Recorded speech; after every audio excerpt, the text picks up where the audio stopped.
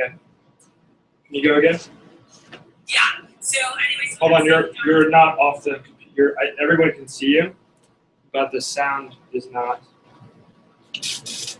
working. It's like really hot in my brother's house. I'm like sweating. So if it looks like you can fry an egg off my forehead, it's just probably can. Miami. Okay. Try it. Talk now. La, la, la. There we go. Cool. Okay. So what I was saying is it's just really, can we turn the computer so I can see everyone's face Yep. and stuff? Yep. So I'm not talking to myself or like the stars on the wall. Yeah, what's up, Catherine? Okay, so yeah, so you always want the parents, you always want to be teammates with the parents. Cool? You never want to like cause ruckus with them. And once that kid came in, sometimes they come in with the parents before, many times they come in by themselves. But I'm like, hey dude, like here's the sheet, if you want to rewrite, and here's my whole thing is I'll pay them for the ones that were legit and get them the hell out of my office, So what I'll do is I'll say, hey, here's a sheet. If you want to rewrite the ones that you did, I'm more than happy to resubmit those. I said they will be verified. I don't want you to put yourself into a bad position. And right now the company has you for possible fraud, Like I don't know if you know that that's like illegal, like insurance, if you fake insurance, right? Like basically it's kind of like insurance. So if you like crash your car into the wall on purpose to get insurance money, you can actually go to jail for that, by the way, because you're falsifying something to get money that's not due to you. I said it's the same thing. So the company takes that very seriously, and I wouldn't want you to get into that, issue. So anything that you did do, I definitely want to make sure you're paid for it, but just know that they will be contacted, they will be verified. I'm like, so if you want to rewrite your sheet, we can do that. And most times they did, because I've had this, I've been here 15 years, and once they filled it out, I said, okay, we're going to pay you for this, and moving forward, I don't know that if you want to keep working here, be like, you're going to have to work, you can work strictly off of sales and commissions. I said, but I don't feel comfortable in my office, having any issues with this or anything that might not be true. We work on an honor system, so if anything makes me question, somebody's integrity or honesty on here, it's really hard for me to be able to work with them. So, I'm cool still having you here, I'm cool with second chances, but it has to be strictly off commission. So you kind of just work for Cutco and you have us as a support. Or, if you want to work elsewhere, we can always provide a letter of recommendation for you. Because I did like X, Y, and Z about you. I can't, because we work on an honor system, like when any situation like this happens, I can't continue to work with someone. And so that's like after I paid them, and it's like, hey dude, like I don't know this is gonna be the best fit for now. You're welcome to reapply later, or you're welcome to work strictly off of commissions and work straight for Cutco, but in my office, I'm very, very particular about that. I had a kid once, and he was like, well, I did these, and I kind of like, why am I getting in trouble? And I like literally looked at him and I was like, hey, like I said, you can rewrite and I'll pay you for what you did, but I don't think that I should be getting attitude when I just want to help you out, dude. I go, fact is, your butt can go to jail right now. That's like going to Nordstrom and like spending money, but then you stole shit. And then when they pull you over for shoplifting, you're like, but I bought stuff. Like, it doesn't matter if you bought stuff. If you stole stuff, you stole stuff, So, and he was just like, oh, whatever. And I was like, dude, I want to give you the benefit of the doubt, but the fact is, you turned in a sheet, it was red flag, they called, this said Pizza Hut, this was like a 15-year-old, this person said they didn't know who you were, So it's very hard for me to try to defend you when they call, this is what we got. So, try to help you out, trying to do the best I can, And he was just like, oh, whatever, this is crap, and he left and I never saw him again. Whatever, that's fine. He knows he was the one being like shady ball. So anyway, but yeah, so nice attempt at it. But you just wanna, your key thing always is partnering up with them and trying to give them the benefit of the doubt. And hey, I wanna help them out. You made it. To get into legal trouble, that's where you wanna come from. We're good? All right, who's next? Adrian, Cool. you in yet? No. You left. Oh, I thought you left it. So would John Austin get a point? Half a point. We can do half a point. Not a whole charger. There we go. That's better. Nice, Jacob. Dude.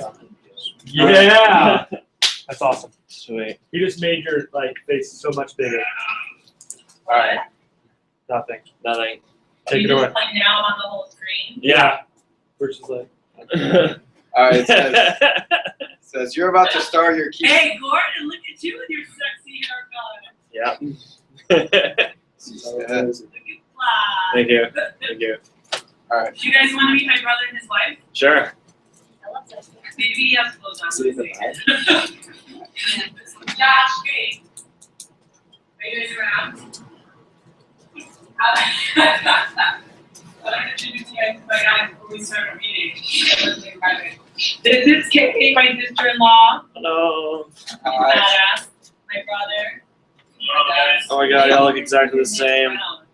Yeah, You're so that's my related. twin brother. Yeah. See that? You can only see his chest. He had it. Really, you look like. So far. Wow.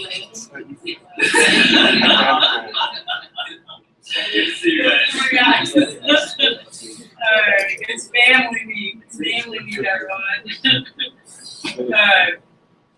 Alright, thanks guys. Thanks for your time. Alright, anyway. So, Adrian, go.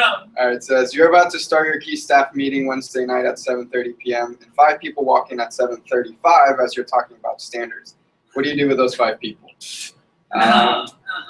Well, my initial thought is to not call them out on the spot, to wait till we get like a little break, and then pull them aside and talk to them. I don't think you should like shame them publicly. I'd agree with that. Cool. Okay, and then what's your conversation with them? Oh, okay.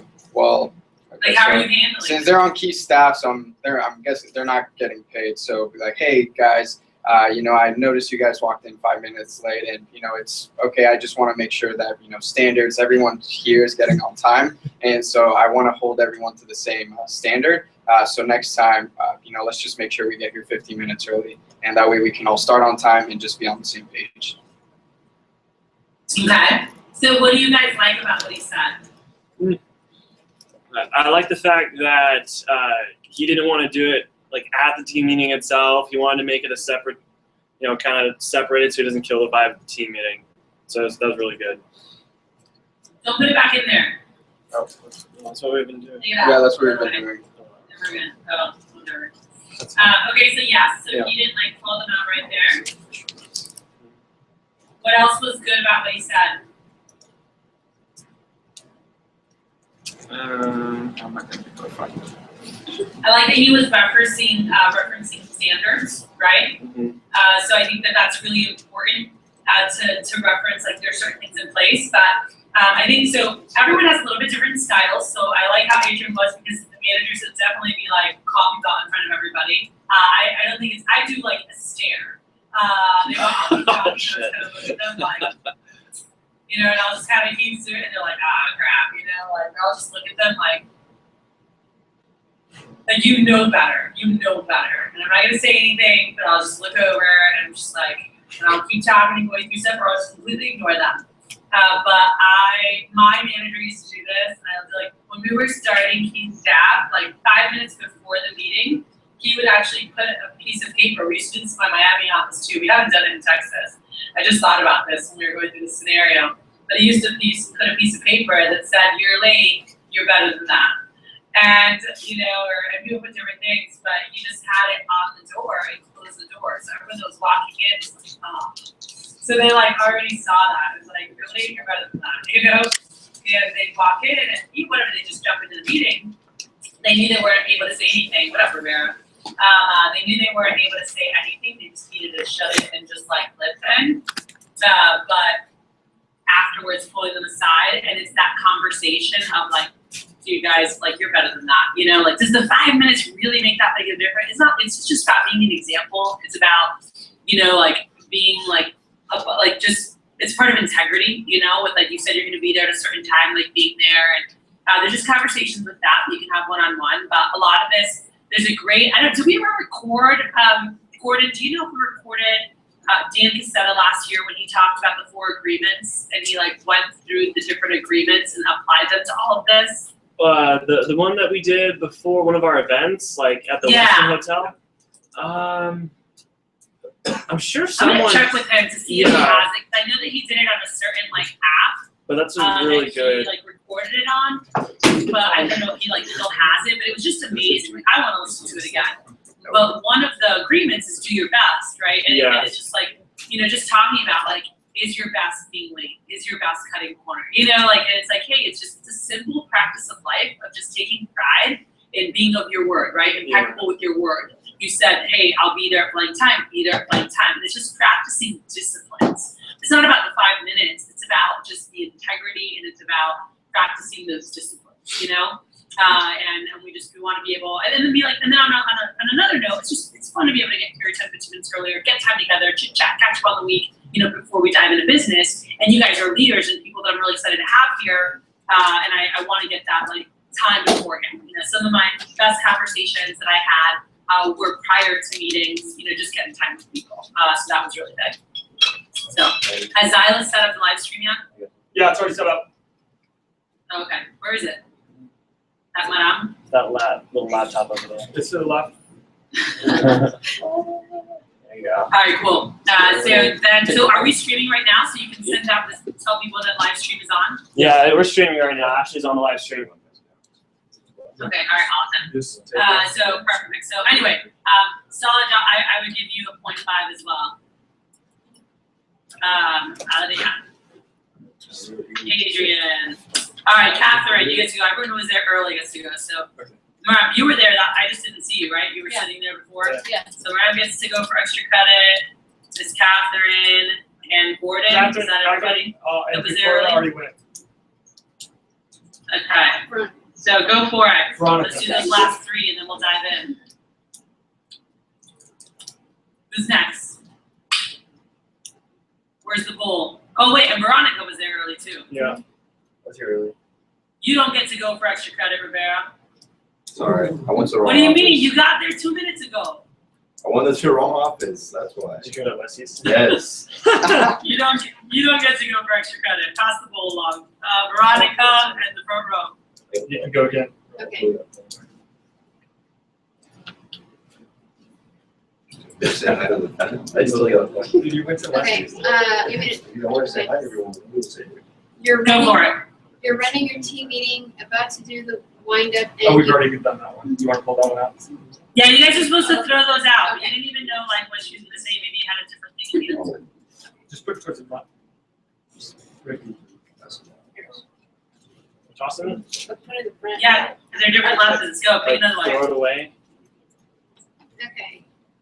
It's the end of May, you have paid the majority of your branch expenses up front, and as you write out your reception paychecks on Monday, you realize you're a little tight on money in your checking account. What do you do today? How do you prevent this in the future?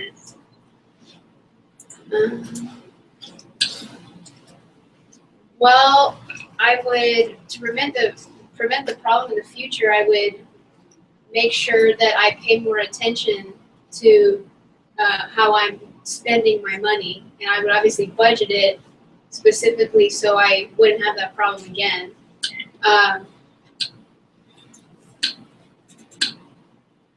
Yeah. Yeah, and by the way, there's not a ton there. Like, once you're at that point, it is just being relaxed and saying, okay, what do I need to do? Like, I'd probably see if I can send out an email to some customers or anybody I can follow up with. Make sure I'm getting some demos done, if things are tighter. But I just make sure that I am, driving sales, personal sales, and sales with my team, for future. But as she said, Veronica's really good with her money. Are you balancing stuff? Do you know where money is, money that needs to get paid, so that you're not overspending? And now, like, with how we have the program, you guys won't be doing a ton of receptionist pay. A lot of it will be paid up front. If you have extra PR help, you might pay for some of that. But a lot of it's prevented. But if you get there, just don't freak out. The worst thing you can do is freak out and be like, oh my gosh, I don't have money or whatever. Just talk to your manager to make sure you get a plan that works well for you so that things are taken care of. And then definitely personally selling solves 90% of your problems during the summer. Just like goes up. go sell some knives and you're fine, you know? And even like, I remember feeling super tight sometimes, like, oh my gosh, I don't have money. And then I sold $5,000 and I made half and I was like, I have $2,500. You know, like it's just, like just don't forget and don't get too emotional, you know, just like, all right, it's part of business. It's okay to be a little bit tighter sometimes. And then just make sure you have a plan so that everything's taken care of moving forward. So cool. So you get a point there. Mr. Gordon.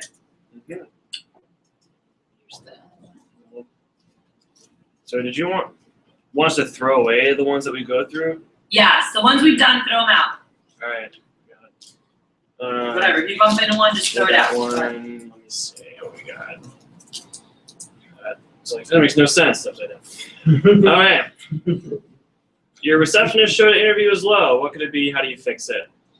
Are we saying call center or PRAs in this case? So, see, we didn't have call center before, So let's just call it PRA, whoever you're working with. okay, let's see. So I mean, it could be a number of things. It could be that they're just not following the scripts. It could be the tonality that they have when they're calling.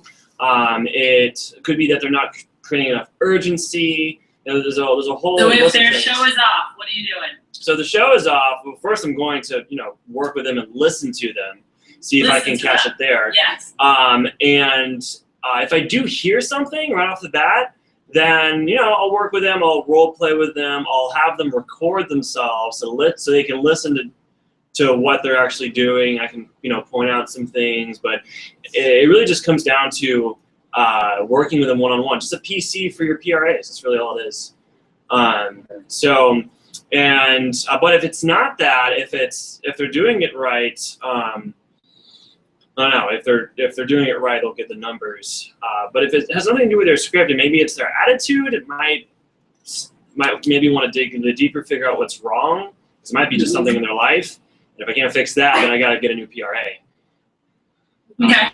Yeah. And by the way, and you get a point, but let me walk you guys through this real quick. So the first thing, if you guys want to make a note, if numbers are off, you want to listen to them, all right? So you want to listen to them. What are you listening for? Anyone? Can I answer? No. Damn. Besides you. All right, cool. First timers, what are you listening for? So if I'm listening to PRA, what am I listening for? John Austin. Ooh, I'm sorry, I was looking out for a second.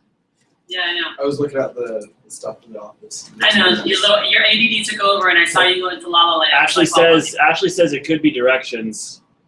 Could be direction, but initially, like I'm sitting down to listen to somebody. What am I listening for? Your approach. Okay, are they following the approach? So you can put that down. So are they following the approach? What else? Tonality. Tonality. Cool. What else? Energy. Yeah, because by the way, that's important because I could follow the approach, John Austin, and be like, hi, the reason I was calling is we had some jobs available and Johnny recommended you and we give scholarships or we do whatever. And I could be reading the approach and be like, and you're like, oh my God. So rapport, jot that down, put stars around it. Are they building rapport? Are they connecting with the person? So, asking questions like, oh, where do you go to school? How do you like it? Like, you want to connect with someone, especially with PRs, guys, but with anybody, like that initial rapport, that connection makes a world of a difference in the results that you have. I mean, you got in your demos. That initial rapport is what gets you more recommendations. It's what gets you more sales because they'd rather give everyone Cutco for Christmas because they like Catherine versus buy stuff from the store because they like what you're up to and they want to support you, So that rapport connects people. So same thing on the phone, when they connect with you, like my vast receptionists who got just ridiculous numbers, if you hear them, they talk, they're like, oh, so what are you doing? Oh my gosh, my friend is studying that. And they really connect with that person where that person wants to come in because they want to meet them. And they'd come in and they'd be like, where's Autumn? Where's Lori? Where's Lorena? And they come in wanting to meet those people because of that connection that they established. So are they building rapport? Do they sound friendly? So that goes with the tonality. But it's like, what's their tone? Are they upbeat? Are they friendly? Do they have energy? Another thing, are they handling questions properly? Okay, and so this is, to me, the directions and questions are a no-brainer always, but if you build really good rapport and you have a great attitude, a lot of times you can even pass that, but because even now we don't really give that many directions, we just give them the address and tell them, hey, when you get to the building, here's where you go, so anyway, There's not a ton with that, but that's what you want to make sure to listen. Like, are they following the approach? How do they sound? Do they sound friendly? Do they sound upbeat? Are they connecting with the person? Are they answering questions properly? Like, these are the things that you guys want to look for when you're fixing. And by the way, and then I would have them listen to you. So you can role play with them. As Gordon said, you want to role play a couple calls and have them listen to you so you can go through there. If they're still struggling, something he said, I did this with Lorena, is I recorded her so she could actually hear herself. And I walked her through, you know, what tweaks we could make to make her better when she was newer receptionist, and that was huge for her skill sets. All right, so awesome. Ms. Catherine, go for it.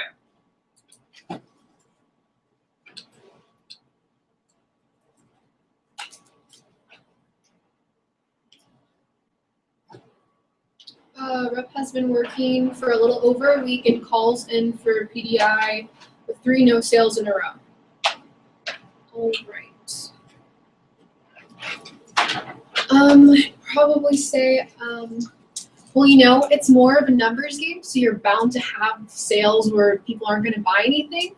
But definitely, if you want to fix that, I'm like totally open with working and seeing how your approach is, and if you do have those 2 closing pages down, that's really important.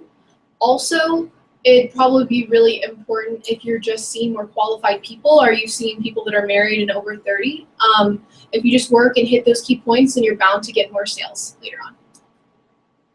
Okay, and so Catherine, by the way, just covered a lot of points that are important. One thing I want you guys to learn, and as we're learning as we're managers, is how to have conversations and just ask questions to find out. So the things you talked about are things you want to ask about. Like, hey, who were you seeing? You know, were they married? Do they have a house? Like, I would ask them that, you know? And sometimes the answer is yes. And so that's going to lead on another path. And sometimes the answer is no. So my first thing when someone has no sales is who were they seeing? That's the first thing. It's just like, oh, hey, dude, and no worries. Like, hey, by the way, people you were seeing, were they Mac customers or were they an exception? Were they in an apartment? Were they single? Or, you know, and it's like, no, they were married. They have a house. I'm like, oh, do they work full time? You know, and if they tell me like, oh, the wife lost her job. Oh, I'm like, oh, dude, that's fine. Don't even worry about it. I'm like, you're just not ready for those yet. Those are a little bit tougher for shots, you know? So you have to think about someone in their first week. An analogy you can all use always when coaching people is sports analogies, right? And so some people, they get it right, but it's a new craft to learn. So very rare is someone just like absolutely ridiculous right off the bat. Now, are some people? Yeah. I'm like, but it's something new to learn. So I always talk to them about, like, I like to use a basketball analogy where when you're seeing people who are married with a house, those are like layup shots, right? Those are really easy shots. So your first week, and you're learning how to do those layups. And then we're going to teach you how to close jump shots. And then we'll teach you 3-point shots. Well, if you're seeing somebody who's dating in an apartment who doesn't work full time, that's a 3-point shot or a half-court shot. Those are hard to make. You're not ready for those yet. So we've got to get those layups down first, so then you can like progressively learn. Because the harder you get away from the basket, the harder of a shot it is. Does that make sense? So that's like an easy analogy you guys can use. So I always said, hey, who were you seeing? You know, were they married? Were they average age? Or did they have any exceptions? And I almost kind of say like it's okay because I just want them to fess up to who they were seeing. I'm like, or did they have any exceptions? I do that also when I'm doing day 2 PC, like when they're in training and I'm seeing who they're going to go see. I'm like, hey, Catherine, who's this? Okay, cool. And hey, do they have any exceptions? Like, are they single? Are they in a house? Or are they like, oh yeah, she's single. And I'm like, oh, okay. And I'm like, well, hey, we probably want to wait on her. You know, like afterwards I'll tell them that, but I really want to know who they're seeing versus them being like, yeah, everybody's married. Like, no, they're not. Most of the time they're not. If they were, I'm like, oh, are they working full time? You know, and they're like, oh, she lost her job or whatever. You know, very rare that they saw 3 people that were married, average age, and own a house, work full time, and sold nothing. But it does happen, but it's very rare. You know, so in that case, it's probably something skill set wise. Or, you know, like they're not doing something right. So that was great. How you said, Catherine, that you were like, hey, I have time, so we can sit down. That would be my next thing, would be I'd set up a PC with them.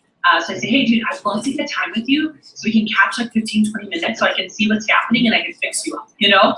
So if they're already in their first week, like when they're in their first weekend, I'm like, hey, play the numbers. Hey, did you chop food up on this demo? Hey, let's review your 8 and 9, have a lot of fun. You know, give them some tips and you'll see them in advanced training. But if it's during their first week, be like, hey, dude, if you can pop by tomorrow morning, my bread and butter for PCs are 7 a.m. PCs. you might not be, willing to do that, but like I love the morning PC, and then I get them on the phone after or 7:30, and like meet, grab a coffee, whatever. And they grab breakfast, and I sit down. I'm like, all right, go. I'm like, close me like I'm your customer. Remember, one of my guys, Ryan Stoffer, Catherine, one of my best reps in my branch office. He went over 6, and I was like, Ryan. I'm like, are they like in apartments? Are they not working? And Ryan was like, no, they're married, they have a house. I'm like, dude, I go, well, hey, I want to see what's happening. Obviously something's off. I said, so I just want to see what's happening so we can fix you up. Like, I bet it's something super simple. And he's like, okay. I'm like, hey, you want to meet me? I have time, whatever. So he came in, and I said, all right, I want you to pretend you're a customer. I'm your customer, and I just want you to do it. He's a guy, anyone who's been to my SLPM, I've talked about him, where he never actually asked for the order. He like did the whole demo, he did the closing, and then he just looked at me and he was like, and I looked at him and I smiled, and he's like, do you want me to show you some of the smaller stats? And I was like, absolutely. So he did, and then he looks at me and he smiles, and then I just smiled back, and then he goes, so do you want me to show you some of the accessories? I was like, absolutely. So he shows me the accessories, and he goes, did you like anything? I go, I loved everything. And he goes, great. And he just looks at me, and I just looked at him back, and he's like, so I get paid every time I show Cotco. And I was like, what? He like asked me for Rex. And I was like, whoa, rewind. What happened to them? Do you want to buy? Do you want to get it? And he was like, well, I mean, I asked you if you liked it. I'm like, of course I liked it. I loved everything. And he was like, well, I waited for you to say something, And I was like, Brian, you can't forget, like, they weren't planning on buying. Like, you didn't call them and say, I'm coming to sell you some knives. You said, hey, I have to do a presentation. I get paid just to do it. There's an obligation. I'm working for some, whatever. Or their friend told them. So like, sure, we'll help this kid out. And then they see it, and they're like, oh, wow. And it's you going, so hey, I wouldn't be doing my job that I asked you. Do you want to try it out? Where they go, I wasn't planning on buying, but man, this stuff is really good. Do I need it? Do I want it? And that creates the buying question where they go, yeah, I want to get that, And I said, ask for the order. And by the way, 2 days later, I had a call come into my office. A lady said, hi, I'm calling. Is this the Cutco office? I said, yeah. She said, I wanted to order some Cutco. And I said, oh, okay, do you have Cutco? Because typically when they call our office, they do. They've had it for a while. And she was like, oh, no. I was like, oh, my gosh. I said, I can have someone come show it to you. Because I'm like, oh, how did you hear about it? She goes, oh, I actually just had a presentation last week. And I was like, what? And I'm thinking, like, if she just had a presentation, how come she didn't buy, right? And I said, oh, okay. I said, what area do you live in? And she goes, oh, I'm right here in the Bradenton area. And I said, I actually run that area. Do you know who came by? She goes, I don't remember his name. She described Brian. She's like, well, it's played based on like Brian stuff. She's like, yes. He was so sweet. Oh my gosh, he did such a great job. The only thing is, he didn't let me know where I could actually buy some. That was literally what she said. She goes, but I found you on Google, and I got your number, and they said I could order from you. I was like, absolutely. She's like, I want to get the Galleria set. I was like, okay, Galleria. So Galleria. Just like, and he said I could get scissors. I was like, sure, I'll take care of you, no problem. So I wrote up the order, and at the team meeting, I was like, yo, I'm like, this customer, I forgot her name, like Brenda or something. And I was like, she ordered a galley +6 with free scissors. And he's like, that's my customer. I was like, no, it's not. That's my customer. And he was like, what? And I was like, yeah, that's my customer. He said, you're going to keep that order? I said, absolutely. I said, you need to ask for the freaking order. Like, you got to just ask. And so sometimes, and by the way, I've seen that with different people. They just never actually ask the customer. They expect the customer to go, yeah, I want to buy it. And they never actually ask, do you want to get it? What's just spoiled my brother's house? Be a shake. So anyway, that's a really big thing. So making sure you look at that. So that goes back to, we're going to talk about this in a little bit, drill for skill. Actually later today, that's the first thing we're going to do here that starts in 10-15 minutes, is we're going to show you guys, and I'm going to test Gordon, and I worked with a couple of the guys last time. I know 2 of my guys are running the office back home, but I'm gonna see. Gordon will be the first one to go. I don't know, has you guys talked to Philippe? Can someone text Philippe? Philippe's butt should be there too, but I want to make sure you guys know how to skills check. And by the way, when you do this, there's 3 parts to the closing. And I talked with the second time Leadership Academy. We spoke about this last prep when I broke out with them while you guys were doing the interview. The second timers, we were going through how to do a skills check because you need to watch. How's their comparison? How's their price presentation? What does their face look like? And then are they asking for the order with confidence? These are all components of them closing sales, along with obviously hitting the checkpoints prior, but you want to see that. And a lot of times, I just remember being scared to close. I remember being scared to ask for the order because it was like big numbers. And once I was taught how to build up the competition and how to go through it, I had a lot more comfort, and that helped me. My average order was $150 in my first 4 days on the job, and my closing was under 50%. And when I learned that and increased my numbers, I ended up having an $8,600 fast start, and ended up being number 19 in the nation that summer. And that was because they coached me, and I had to learn those things, and I had to kind of get out of my head. So anyway, great job. So let's see here. And how do you pronounce your name properly? I don't want to mispronounce it. It's Madam. Madam. All right, go for it. Can I go? Last extra credit point.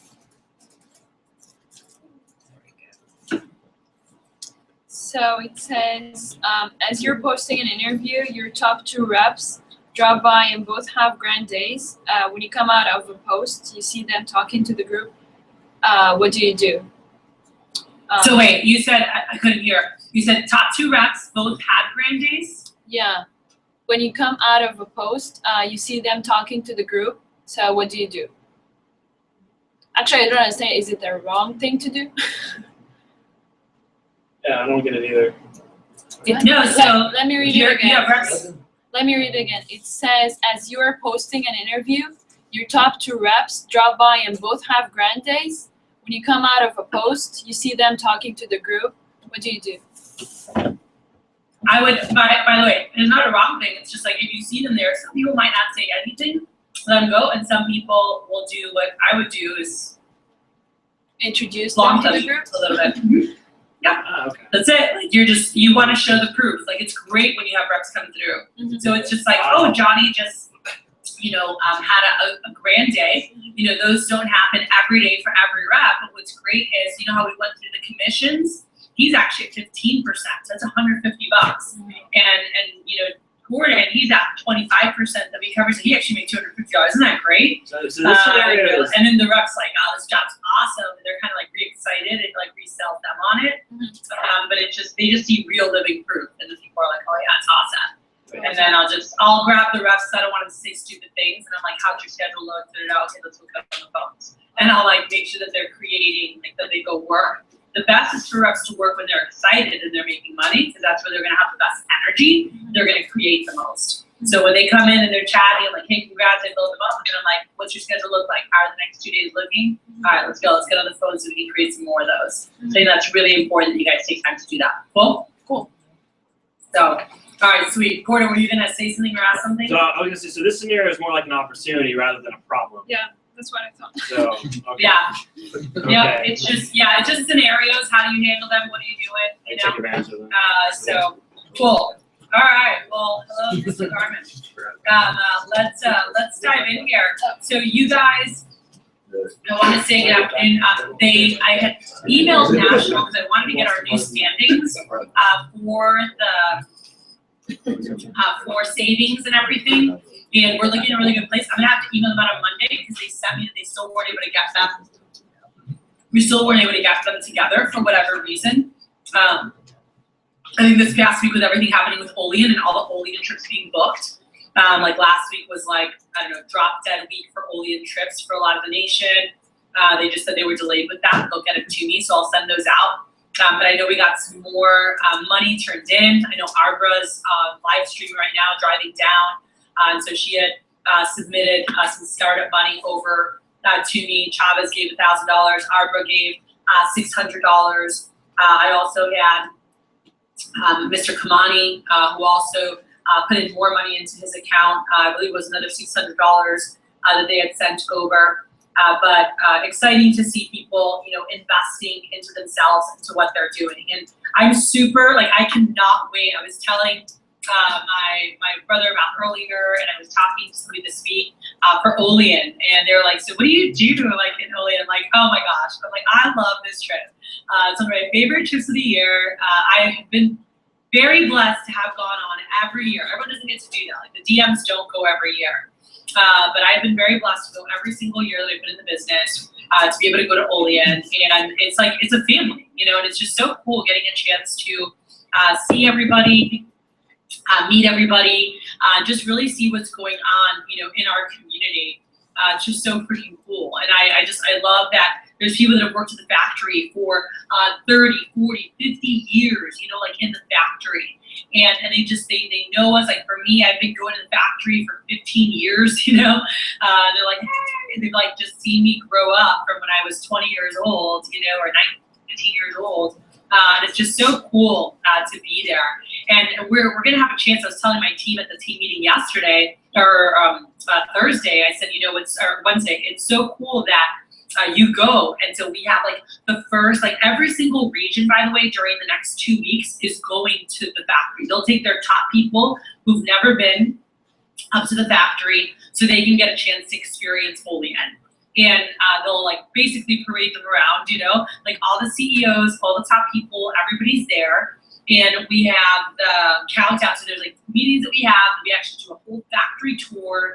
You get a chance to go through like each machine, ask questions. Like they let you touch what, like as long as you ask. You can't just put your hand somewhere, you're gonna get it cut off. But they're really great about explaining how everything works. And if you want to see something or like check it out, like just explaining everything to you. So come with questions. Come ready to take pictures. You know, it's so cool. But you get to go around the whole factory, and then we have a dinner where we have the push countdown. And so every region does this. And this dinner is with all the executives of the company, by the way. So the CEO, the CFO, like everybody who's anything in the Cutco world who's up in Olean, they're all there. And they're at different tables. You know, the top push performers will be with like our CEO for his dinner table, but everyone's all over the room. And we do a push countdown. And so this push countdown, we're all there together, and this is where you really make a name for yourself. And I remember, and by the way, they remember, and I'm just telling you guys from personal experience, I was blown away. I'm like, oh my gosh, how did they like remember this? Like they remember, they take notes. Like Jim, our CEO, is incredible. Like to me, he's like a grandfather. And I remember going as a rep and being a top push performer, and then him keeping tabs on me in the next year. He's like, I saw that you did this, or whatever. He's like, great job with it. And then I went DM, and in 2004, we were smacked up with hurricanes, like really bad. And I remember going, and he's like, how are you? How's your office? How are the hurricanes? I saw Florida was hit. Carol and I were wondering how you were doing. And I'm like, what the heck? You know, and the next year in 2005 was the worst hurricanes on the east side of Florida. We were shut down for like 3 weeks. Our airport was shut down, gasoline stations. Like we had to go up to Orlando to get gas and bring it back. And I ended up flying to California and cross training. And it was literally this time of the year. It was right at the end of October because I spent Halloween over there. And I did my Olean push in California. So my reps were back home doing Olean push with candles. There were no lights in a lot of the areas, no electricity. They were using candles with neighbors, doing demos. They were just finding a way. It was crazy. And I was in California selling. I never even lived in California. I got some pink slips from my buddy Ryan Casey, who ran an office out there. I got recommendations and I serviced them. I booked up like 6 appointments from like servicing some customers in that area, and I got recs from those. I sold like $4,700 that week, ended up with like 80-something recommendations in Fullerton, California, and was one of the top push performers as a DM with my team. My team ended up winning the #2 trophy, but it was so freaking cool, you know, because we beat so many offices and we had no freaking lights. And when we were #2 to my division manager, and it felt so good, you know, and like I remember Jim coming up, and Jim was like, I'm just blown away. He's like, didn't you guys not have lights? Didn't you guys not have it? I'm like, yeah. And he was like, what the heck? And I'm like, we just found a way, because I knew like how big it was for our guys to be standing up there. I know even for myself how proud I was always to be able to represent up on stage, you know, at this event, and just have everyone, like all the executives, they remember these things. We'd always ask them to hear about stuff and what was happening. So know that it's not like they see you up there and they're like, oh, it's just another person. Like our company is so good about like really remembering their people. It's nuts, and I just absolutely love it. I don't know, have you guys seen Wedding Crashers before? It's an old movie, you know, for you guys. So in Wedding Crashers, like one of the things that I'm like, I feel like it's like a wedding crasher before they walk into a wedding, they'll like read up on the people to know about it. And so in my head, I'm like, do they like walk around, or when someone's about to walk up to me, this is about this person, remember this, remember that. You know, like they don't do that, but like they're so good about remembering it. Even if they look at it the day before or the week before, they're really great about that. So we've got the Western region going before us. We've got Northeast goes, Midwest or Western region goes, we go, after us, Eastern region. I think this year they changed the order a little bit, you know, then Midwest goes, but each region goes up there, and it really is a chance for us to step up and really say, you know, one, thank you to them, but also it's a lot of pride, you know, like which region's gonna take down number one. For SLC, where they were all at SLC, the executives, when we were in Arizona 2 weeks ago, we took number 2. So the Western region was number 1.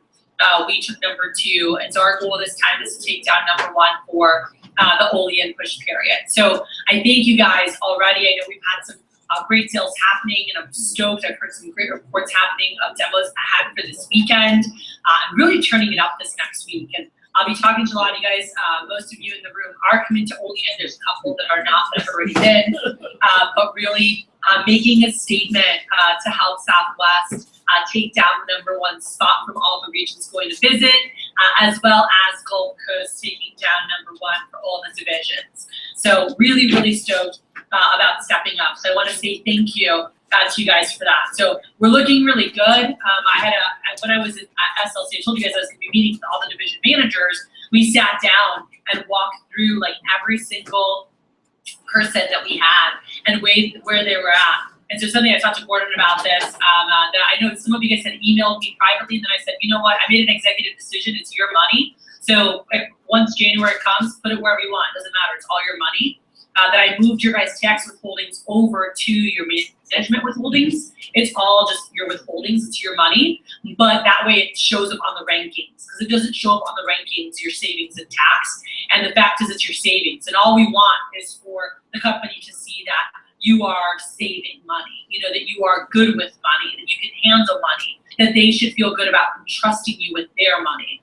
So I moved those over there, just the batch now. I won't move any more for the rest of the year unless you want to put stuff in there. You guys will contribute, and then you can allocate it wherever. It's your money that you have in savings, which you should be using some of that for taxes, some of that for your Roth IRA, and then whatever you want, you know, to put into like extra contests or stuff for your business. But we'll talk about that. I really want you guys to be very frugal. I want you guys to get as much free stuff as possible. So if you didn't get a chance to check the email from last prep, the one I sent after the prep, I attached the forms for the actual literature and furniture that you guys want to collect. So if you look at that, you want to print those out, by the way.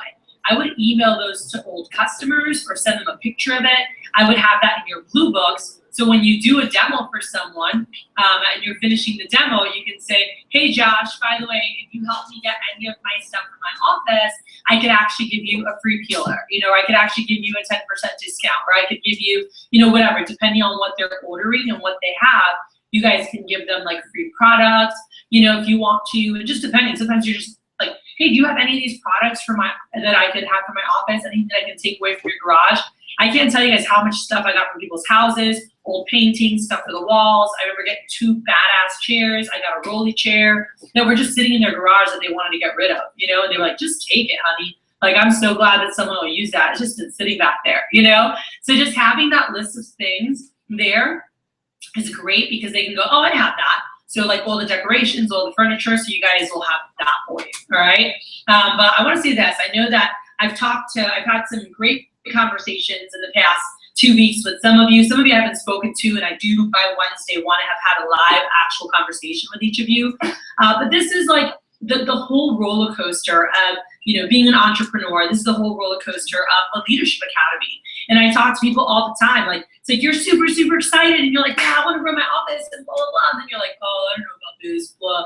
You know, you like go through, and then you go, and you're like, oh, I'm so pumped, I'm so excited. And you go through this roller coaster of emotions. And I just want to remind you guys that that's life, you know? Like I talked to someone yesterday and they were just like, yeah, I just feel, you know, and I just laughed and I said, look, it's okay to sometimes not be as excited. When you get married, you're not always gonna be like, this is just awesome, you know, and like every day is not gonna be like it's gonna, some days are gonna be more exciting than others. Some days are just like blah, so, you know, like it's part of understanding that it's okay for you to go through, but feeling good about the commitment that you made for yourself. And I think about, again, in this scenario and here with Leadership Academy, I was in Denver last weekend, and I was talking to a friend, and I said, and we were talking about Leadership Academy. I was like super excited for today.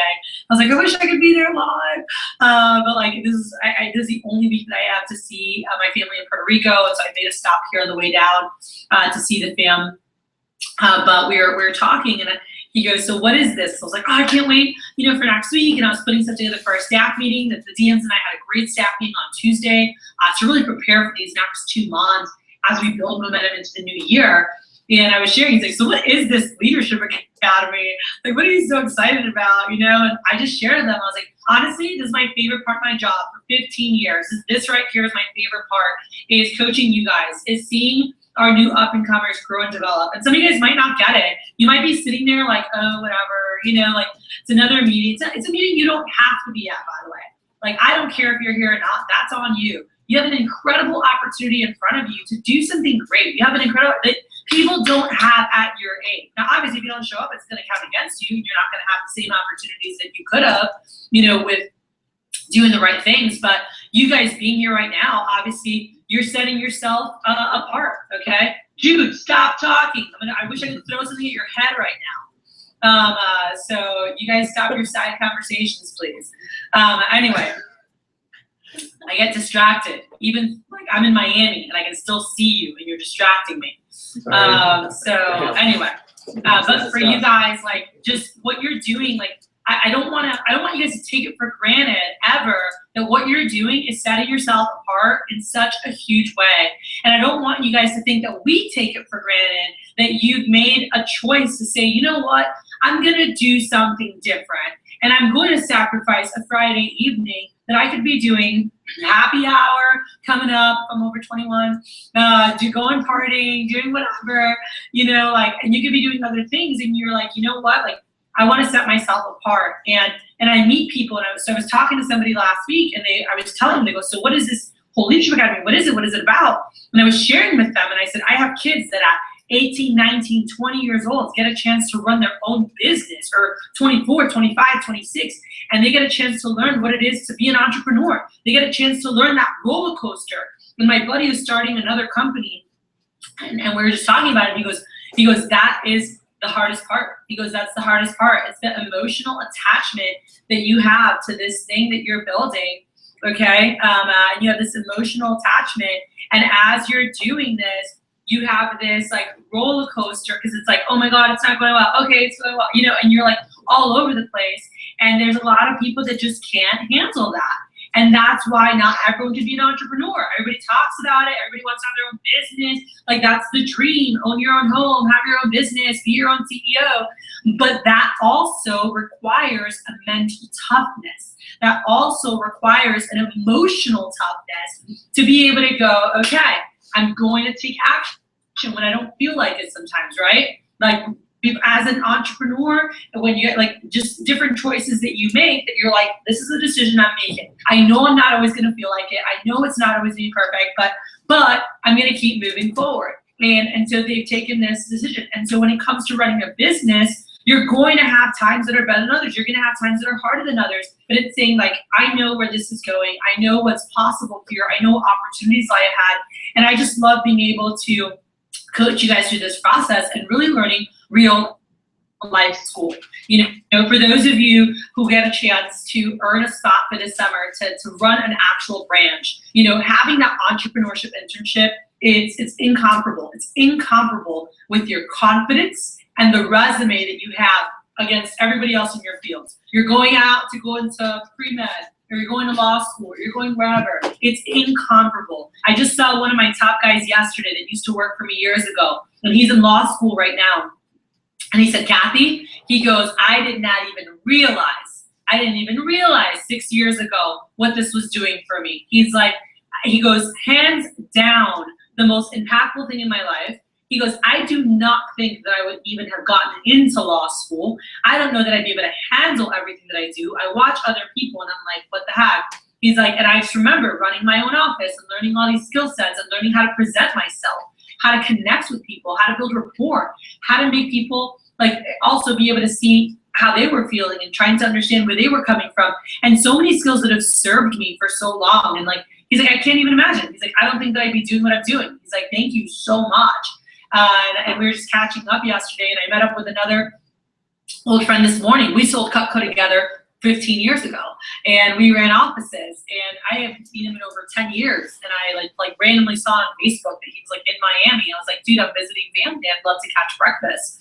And so I saw him early this morning after the gym, and we caught up for like 30, 45 minutes, and we were just going on and on. And he goes, it's so crazy, Kat. He's like, I do this now, and like the people that I meet and what I do. And he's like, I'm so glad you're still in Cutco teaching and coaching people. He's like, I don't know that these kids understand. So he's like, oh, let's hang out later. I was like, I have Leadership Academy. And he's like, you love that. I'm like, I love it.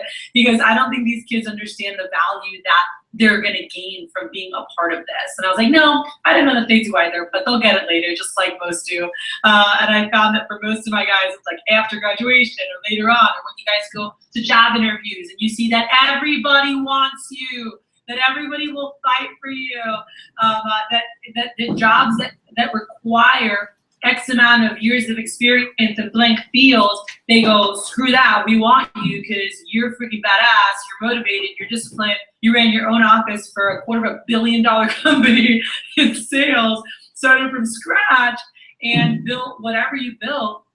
And even if it didn't go how you wanted to, you were resilient, you persevered, you went out and you did something out of the ordinary. And you did something while your other buddies weren't doing jack shit that set you apart and set you up for your future.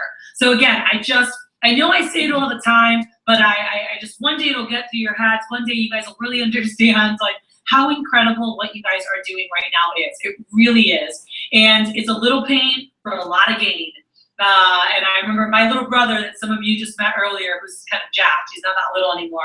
But I remember when he was, I was on him in 2008, he moved in with me. So he was 20 years old at the time. And he was 19 or 20, and he had come in. I was in Miami. I just moved down there to run the Cutco office in 2008. And my brother had gone back. He was doing, fire academy and doing stuff. He wanted to be a firefighter, which he is now. And he had so many, and he could tell you, like, late night studying. He was living in my living room, and he would be studying, he would be doing stuff, and some days he would get so annoyed. And he was like, Kat, I just want to be a normal teenager, college student. I just want to go get wasted or go do whatever drugs or, like his buddies are like getting high all the time, doing this other random stuff, and they get drug tested. And if they get drug tested and he doesn't pass, he can't get into the fire academy, If they have any misdemeanors or, like, he can't be a firefighter. And so, like, they're very strict. And so it was a lot of sacrifice for him to have this, like, dream job that he wanted. And so many times he was like, is this even worth it? Why am I doing this? All this stuff. And I remember grabbing his freaking head one day, and I was just like, listen to me. I was like, what you're doing right now, the discipline you're putting in right now is what's going to set you apart years from now. You're going to set yourself up forever. And I know it hurts right now, and you want to be getting wasted and not remembering what happened the night before with your buddies or whatever the hell you want to do. I get it. I was there, party. But the fact is, like, it is a lot more enjoyable when you're in your late 20s and 30s and you can do whatever the hell you want. And you're a millionaire and you never have to worry about anything in your life. And I told my brother my goal is to help him be a millionaire by the time he's 30. Or I said 35, and he was like, 30. And I was like, we can get it done by 30, but you got some work to do, buddy. But he was like, that's fine, I'll work, But I said that like the hard work now, and then you play later, and it's learning that balance of knowing it's okay. And I'll tell you guys, I have friends in their late, like my high school sweetheart did the, like, let's play around, never disciplined, always like, Kathy, you're working too hard. And guess what? I owned my own business at age 21. I had earned my first $1 million by the time I was 25 years old.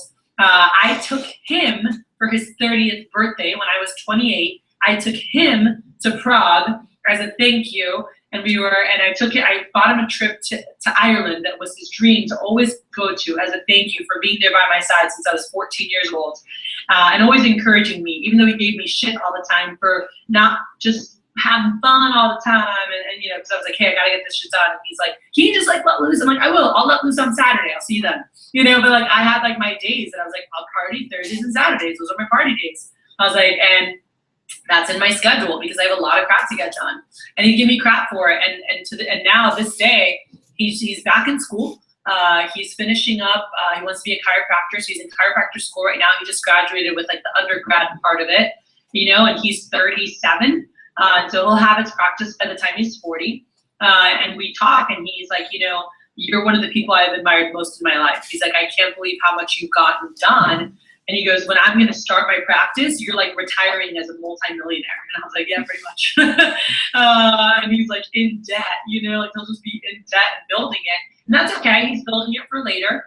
But like, I'm excited that I get to play in my 40s, you know, and late 30s, 40s. And like, even right now, I don't have to work. I work because I want to, not because I have to. And being able to set yourself aside to really do something great and do something that matters, you know? So just know that there's a lot of people, even for him, he was screwing around through college, and in his 20s, like it took him 8 years to get his first undergrad degree. He wasn't doing like anything with his life. And by then I was like making tons of money, doing my thing, traveling the world. And he was always living vicariously through me. Like, God, I wish I could travel. I wish I could do that. I wish I could do that. And in my head, I was like, well, you could have, you know, but I was like, Justin, if you would have just like not been such a dumbass earlier and just a little bit of discipline, doesn't mean you can't have fun. I had so much fun, you know, in college, and I partied and I traveled, but I had organization and I had discipline. I was able to get a lot done. And a lot of that I learned through Cutco is where I really learned it, because I didn't understand time management and organization prior. And this made me, you know, want to be more responsible. And I saw it was out there. And I saw that I was connected to a group of people, and I was in a place where people wanted me to be a better version of myself. People wanted me to grow. People wanted me to develop. And that really excited me. So anyway, I wanted to share that with you guys. I've had a lot of incredible conversations this week with friends, family, old reps, and I was just really excited for today. And by the way, with me traveling, you guys didn't even know this, but I wasn't actually going to run this like opening. Like I was just going to like pop in and say hi. Jordan was going to run all this, and I was like, I want to run it. I'm like, I just don't want to miss this. Like I love being here. So I'm here for these next couple hours, and we'll take over for other drill. So today, and I emailed out the agenda, and then yesterday night I sent out skills check form for you guys on how to skills check someone properly, which we're going to be going over that now. I sent out the end of the interview, which we're going to be drilling that. And so our new agenda was now at 3:45, which was like 20 minutes ago. We're supposed to start drill for skills, so we'll start that now. In a moment, we're going to do grading. And I'm going to actually let you guys role play it first with each other, and then we're going to have Gordon, Philippe, and Chavez are going to get skills checked in front of you guys. Where I'm going to watch them skills check one of you and walk you through the whys of how to skills check someone. So we put together a document for you guys, and we covered this last time when we were in 201. Yeah, you guys should be ready. So I want you guys to, we're going to open up those emails. So you guys are going to role play. So we're going to take a little time for you guys to role play, and then we'll drill it out loud, and we'll go into the interview. So right now it's just the skills check. So it's how to do a skills check form that we're going to do, and then we'll have them do it out loud. So we're going to take like probably like 10 minutes, 10, 15 minutes for you guys to like just kind of go back and forth on it. And the rest of you guys will grade each other, and then I will grade out loud Gordon, Philippe, and Chavez on this. So there's PC, you know, PC number 1, which we're going to talk about. And then there's actually just doing an actual skills check. So those are 2 things that we had talked about. So the documents I sent from last time, I sent you guys everything for PC number 1. That was not the one from last night. That was last meeting. But we're going to go over this right now. So we can put on some music, Jordan. Everyone stand up, grab a partner. If you want to walk through like what this, or Gordon, actually, if you can explain it to everybody, and then we can role play. Yeah, I can do that. And then I'm going to have you do it live in front of everybody. So go ahead. All right, cool. Gordon, go ahead and stand up. So we need What are you doing? You said music in a second, so I'm getting it ready. Oh, got it. All right, cool. Does everyone have one? There we go. All right. So this is Kathy's basis for skill checking a rep's close. So we're gonna go ahead and go through this. You'll see there's two parts to this. There's the primary close, the one where they're closing on knives, and there's the other one, which is more important, closing on recs, right? So if you look at the top half, we'll go ahead. No, you tell them that there's the closing and there's recs. Both the skills Yeah. checks are on that paper, right? Yeah, that's what I said. Okay. Yeah, you guys see both of that? It's all on one page, right? Mhm. Okay, cool. Wait, you make it? No. Oh. She made it, but I didn't like the way it looked, so I made another one. If anyone wants a digital copy of it, I can do it. She emailed it out to everyone. Yeah, but it was a PDF, and I hissed at it. So. Ew. Okay. Anyway. Okay. So we gotta focus. So Catherine, what's the first bullet say? Rep disclose. Okay, so this is really crucial. When we're saying that they're doing their close, we're not saying, hey, go ahead and read pages 8 and 9. No, we're just saying just do your close however you do it, right? Some reps will say, oh, I just read the manual. And then you should, be gleeful, like, yes, read the manual. Right? And by the way, guys, Yeah. this is very important because all your reps, if you just say do your closing or do your 8 and 9, they'll just start doing that, but you're not able to help them at the level that you can if you don't know what they're actually doing. So when I tell someone, like, hey, present your customer, whatever you do with your customer, do the same thing for me. That way I can help you at the highest level. Right, exactly. You want it to be authentic, like whatever they are actually doing. So how do you respond to the, I just read from the manual? I was like, okay, cool, just do that. Great. That's the best answer ever. It It is. rarely happens. Yeah, so, okay, cool. So Adrian, what's the second one? Manager does close. Right, so you do it the right way, okay? You don't comment on what they just did. You do it, and then you compare notes, right? Okay. So, Madan, what's number 3? 3 parts to the close. So the 3 parts, if you're going through the on page 8 or pages 8 through 9, you're starting looking at the looking at everything. You have the comparison, right? Comparing Gustav and Shun to Cutco, right? And also the other lesser brands, but mostly Gustav and Shun. Then price presentation. How do we get the price across? What do we do with it? What order do we do? How do we do it? We have them skills check each other. Yeah. And then, of course, asking for the order at the very end, which is really important because if the rep doesn't do that, it's a crapshoot. Cool. Phil will skip you. Veronica. Wait, what happened? Well, now you're a we'll veteran. walk through and we're not gonna, just so you guys know what it is, you're gonna go through and just practice it with each other. But I do want you guys, so you're gonna actually do this, and I want to partner up. Anyone who's more experienced in the business, and Jordan, you can help partner people up with somebody who's less experienced to go through this. But I actually, we're gonna take a little bit longer with this because I was just talking to Jordan, I don't know if everyone in here has been skills checked, how we go through, and then I'll actually walk through, have these guys go through walking through the whys and then do it for you guys. But right now, I do want to match up where less experienced person go first and do your close, more experienced do it, back for them. So we probably want to get some training manuals out. And I know this might seem a little bit silly, but this is so powerful to make you such a stronger rep and to develop so many strong reps in your business. I talked about this with the division manager team when I was up in Arizona. This is a bread and butter as to how we created so many high-flying reps in our office. And even this summer we did 900 grand, 7 something new, and it's just, I'm constantly with our top people making sure do they know their stuff? And it's really important that you have your skills down. So yeah, I want to partner you guys up. No one in my office should be with anyone from my office. We're gonna throw on music so you guys can do the close back and forth, and then after each of you have done it once, keep going until everyone's done. And Jordan, after you see everyone's done it, then we can go through. We'll stop and have fully do a live one to somebody, so I can watch him go through and explain the whys. So don't worry about explaining the whys. You guys are just gonna do each other's.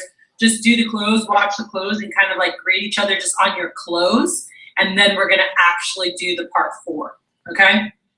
Okay, Cool. cool. So we're just back and forth with the close. All right, so here we go. Everybody grab someone. All right, cool. So grab Yeah, someone, you're just like the switch. manager Okay. skills check. Madam, I got you. Jude and nope, so we won't do y'all 2 together. I'd like you to be with someone. Yeah, that'd be good. Philippe, if you want to pass these out. Yeah. I need these back, please. Josh, if you could be with Zyla.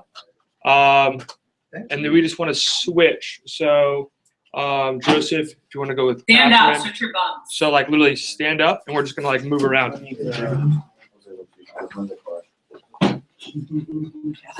I got my more experience. You don't need me. Did I do? Yeah. Did I do one of the guys like have the skills Let's just make like Say that just so they can role play like actually I was just thinking. I'm listening. Can I do a live skills? You want to do that now? Pause everyone. Are done?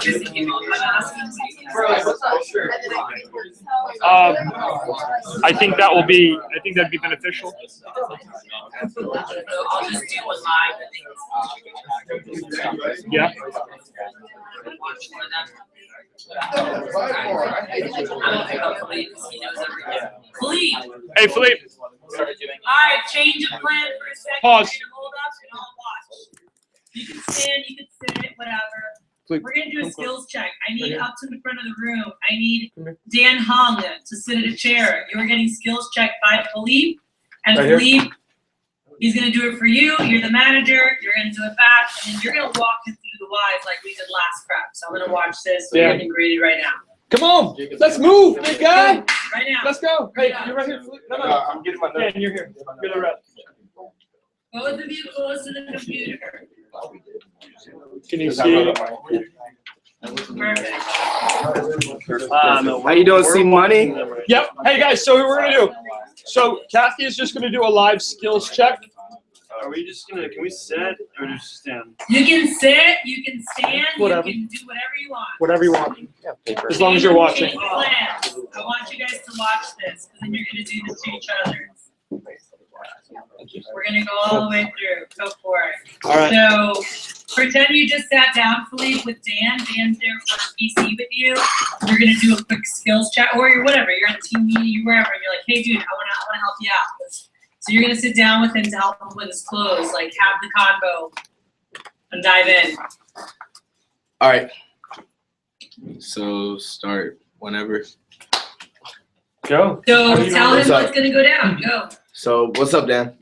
How are you? I'm doing well. Cool. So the reason I brought you here right now is so we could do a skills check. I just want to walk over your clothes and then your recs. Try to help you out a little bit. So you keep advancing with our job, right? So could you walk through? Could you close me? Just like you do during your demos. Okay. Cool. So, Mrs. Jones, let me review why most people choose to invest in Cutco. And hold on, sorry, Dan. I want to tell Philippe something. Philippe, you want to make sure when you're meeting with someone, explain to them a little bit more, because Dan knows what it means, close me, where a rep might not necessarily understand what you're saying. So it's like, hey, dude, so, hey, I wanted to meet with you because I just want to help you take your skills to the next level. So, like, I'm just going off what you said. This would be, like, my next 0.0 version of what you said. Okay. But I just like, hey, I just really want to help you keep improving with us and just take your skills to the next level. Be like, so, dude, what I want you to do is I want you to pretend I'm your customer, cool? And you're about to dive into prices with me.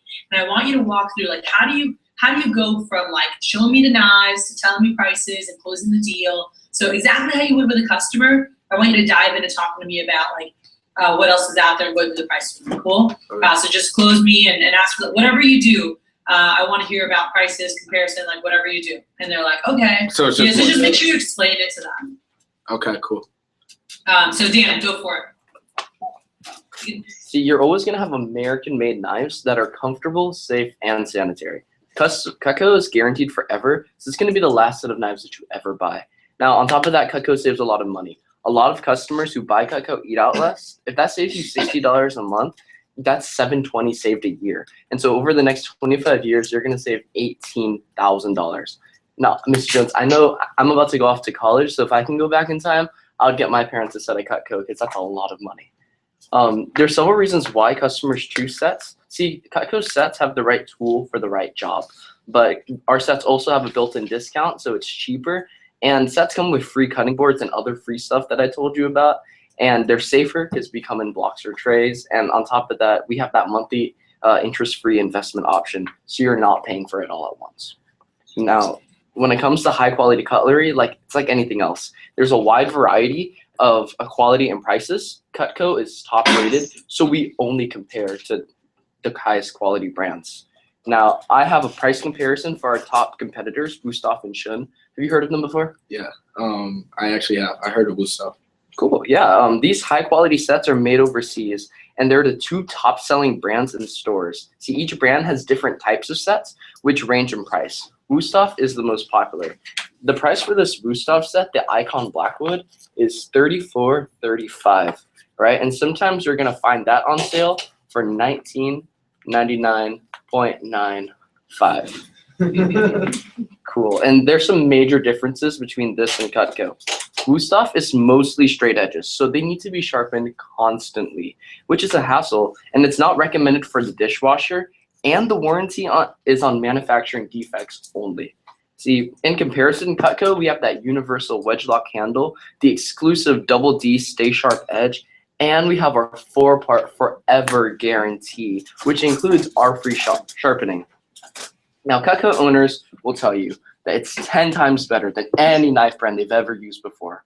But just considering the guarantee unique features, most customers would agree that Cutco is 2 times better than Wusthof, right? And when something offers twice the value, twice the quantity, and and lasts forever, you would expect it to be twice the price. So at that price, we're talking our homemaker set is about $4,000, right? And as I said earlier, the homemaker is our most popular set. It's perfect for families that cook 2 to 4 times a week. And with the 10 basic tools I explained earlier, 8 table knives, a wood block, and a sharpener for straight edges. We also have the homemaker set without table knives. So if you were considering a set at Cutco, would you prefer the set with table knives? I would. Awesome. So that's the homemaker plus 8. And the great thing is the homemaker plus 8 does not cost $4,000. It doesn't cost $34.35 or Wustof's lowest price of $19.99.95.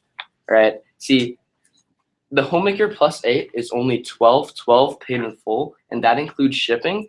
But most of our customers take advantage of the 5-month deposit option, which is only $265 today, and that includes tax. We also have a buy now bonus, where if you buy it now, I can get you the matching kitchen tool set, entertainer pack, super shears, or any of these gift sets because it's Christmas, the most wonderful time of the year, and we can get your gift set up from there too. So, Mrs. Jones, I would not be doing my job if I didn't ask you, would you like to try out our homemaker set today and get all of your free gifts? Sure. Cool. Awesome. Congratulations. You're going to love your Cutco. Thank you. Cool. Thanks for doing that for me. Nice job. Be the first thing that you like. If you're me, like I know what I want to say right away. What would you be saying to him right now, just so I know, or question, comment that you would say to him? Well, first I want to say the good things. Yeah. I just initially, right when he finishes up, what's the first thing that came to mind to you? I don't want to say the wrong. Is there a wrong answer? Just go. I would say I loved your enthusiasm. Good job writing the prices down for me. And it seemed like you followed your manual, so that was good. You read straight from the script. By the way, my first question would have been, hey, by the way, do you always read this? Oh, okay. Why do you think I asked that? Because maybe they would have just read it just because they felt like right, because you're quizzing them. And so even though we told him to do it like they do with the manager, you know, like, but in his case, I mean, we told him like, hey, however you do the class, or whatever you say, go for it. And he did that. My first thing is, hey, by the way, do you always read that? And they're like, yeah. I remember Daniel Lee. He was like, yeah, is that okay? And I was like, absolutely. Everyone did. You know, and actually that was the question I was going to ask you. Do you read it like that? Do you always have it there, Dan? Yes. even Yeah. like, yeah. You sound awesome going through it.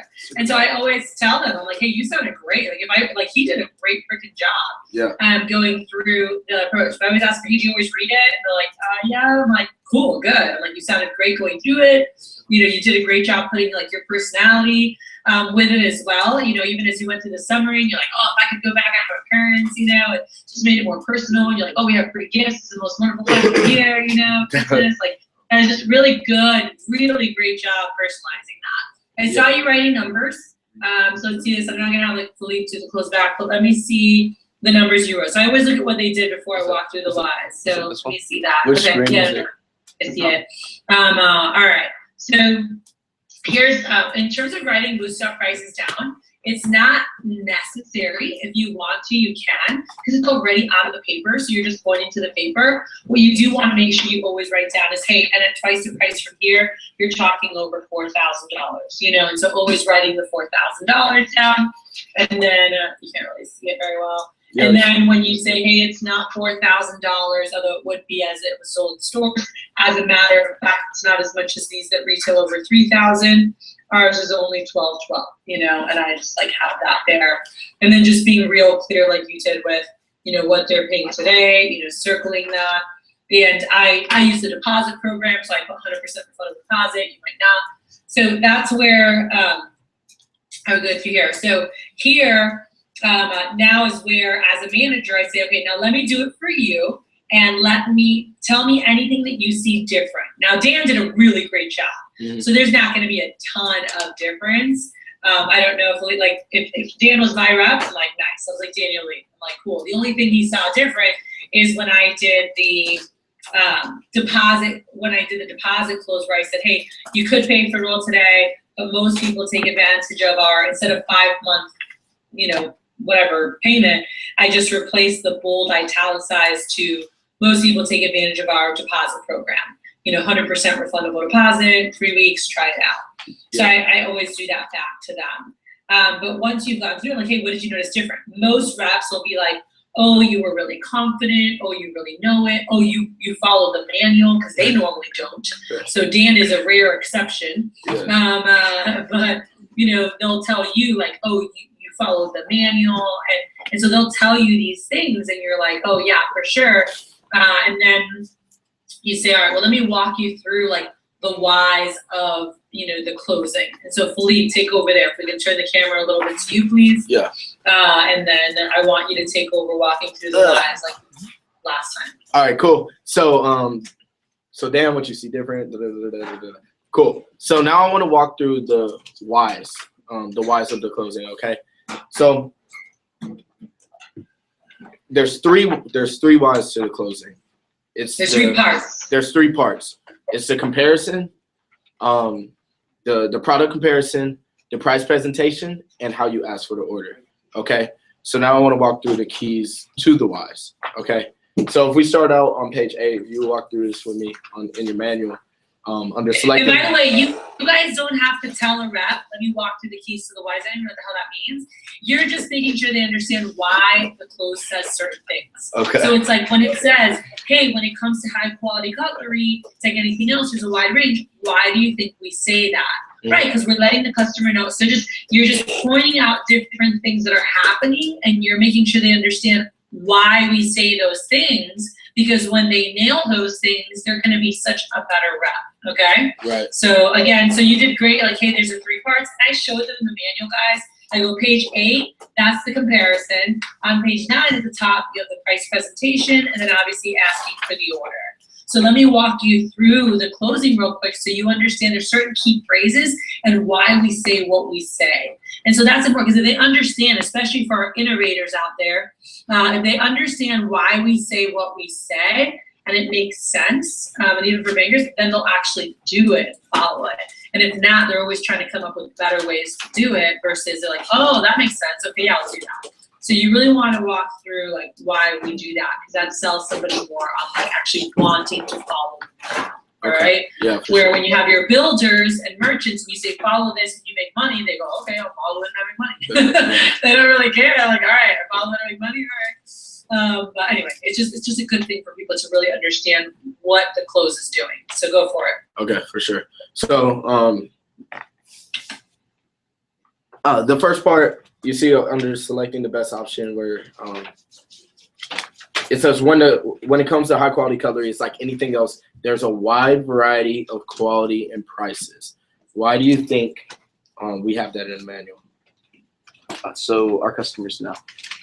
Yeah, well, so they know that there's good stuff and then there's also bad stuff, right? So if we keep going from there, Cutco's top rated, so we only compare to the highest quality brands. Each brand has different sets that range in price, right?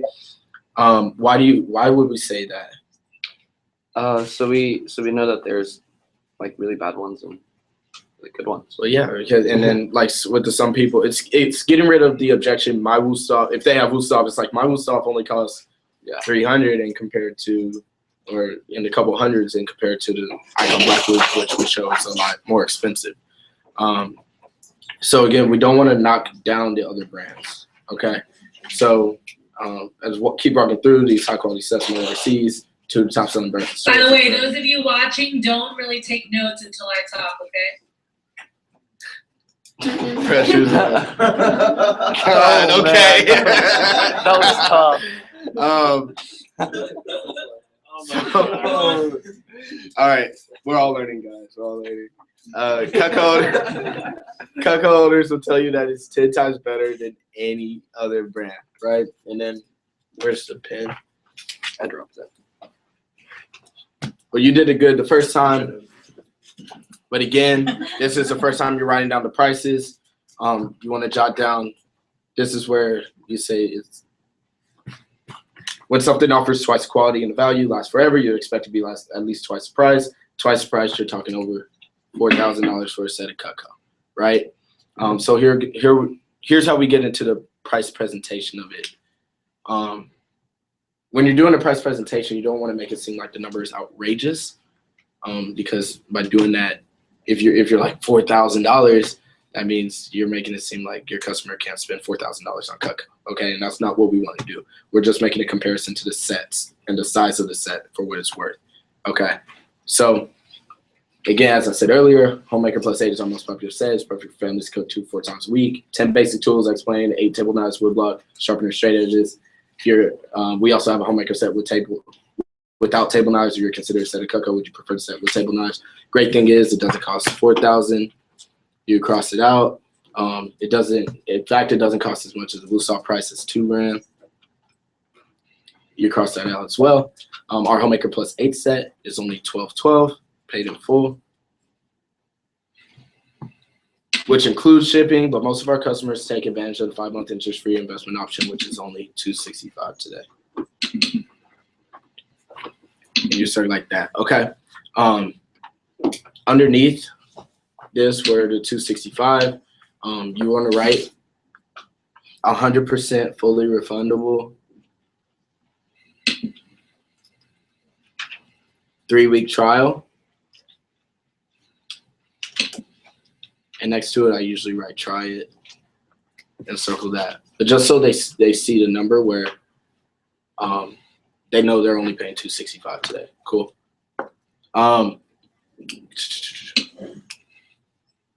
Okay.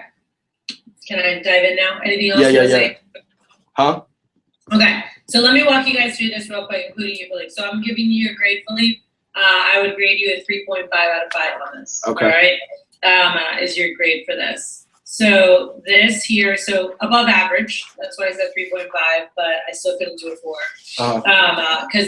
And only because we covered this last time when we were going through, and I want to make sure we're all speaking the same language on this. Okay. Keep it simple. I gave you guys should have gotten a handout, and so it actually even hits the points that we had talked about on our own in the handout. But so when I'm meeting with you, I'm like, all right, Dan, so let me walk you through real quick. So there's 3 parts to the close, all right? First is the comparison, then is the actual price presentation, and then is asking for the order. It's important your nonverbals, match up, and that you really understand what's happening. So let's walk through the comparison first. So when you start off, it says right away, when it comes to high quality cutlery, it's like anything else, there's a wide variety of quality and prices. Cutco's top rated, so we only compare to the highest quality brands. So first off, we tell them when it comes to high quality cutlery, like anything else, there's a wide, so I always underline, there's a wide variety of quality and prices. And that's, okay, so Dan, why do you think we tell Miss Jones there's a wide variety of quality and prices? So she knows that there's bad knives and good knives, and they cost different prices. Well, it's more, Dan, so that she knows that we know that there's a range. Does that make sense? Yeah. Miss Jones knows there's good knives and bad knives. Miss Jones has been to the store, you know? So it's more so that Miss Jones knows that you know that there's different prices, all right? But then you're telling her, Miss Jones Cutco's top rated, so we only compare to the highest quality brands, all right? So again, so in the beginning, so wide range, I'm like, you just want to make sure that you're letting the customer like know that you're aware there is a wide range. So that way they don't say to themselves like, oh, I bought cheaper knives, right?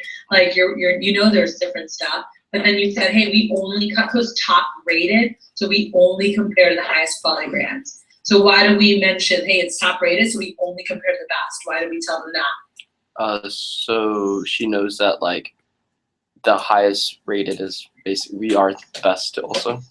We don't want them to go into price shock. Okay. Cool? Yeah. Like we're about to show them a big number and we want to make sure that they know like that it makes sense why, right? If you buy the best house stand, if you buy the best car, if you buy the best anything, doesn't it cost money? Mm-hmm. Yeah. So when we say, hey, Cutco's top rated, so we only compare to the highest quality brands. By the way, I hope you're all taking notes on this so you can regurgitate this. But when you say that, Cutco's top rated, so we only compare to the highest quality brands, what you're doing is you're letting them know about to show it. And people know that when it's the best, it costs money. So it just prepares you so they don't go into price shock because you're about to show them that. Sounds good?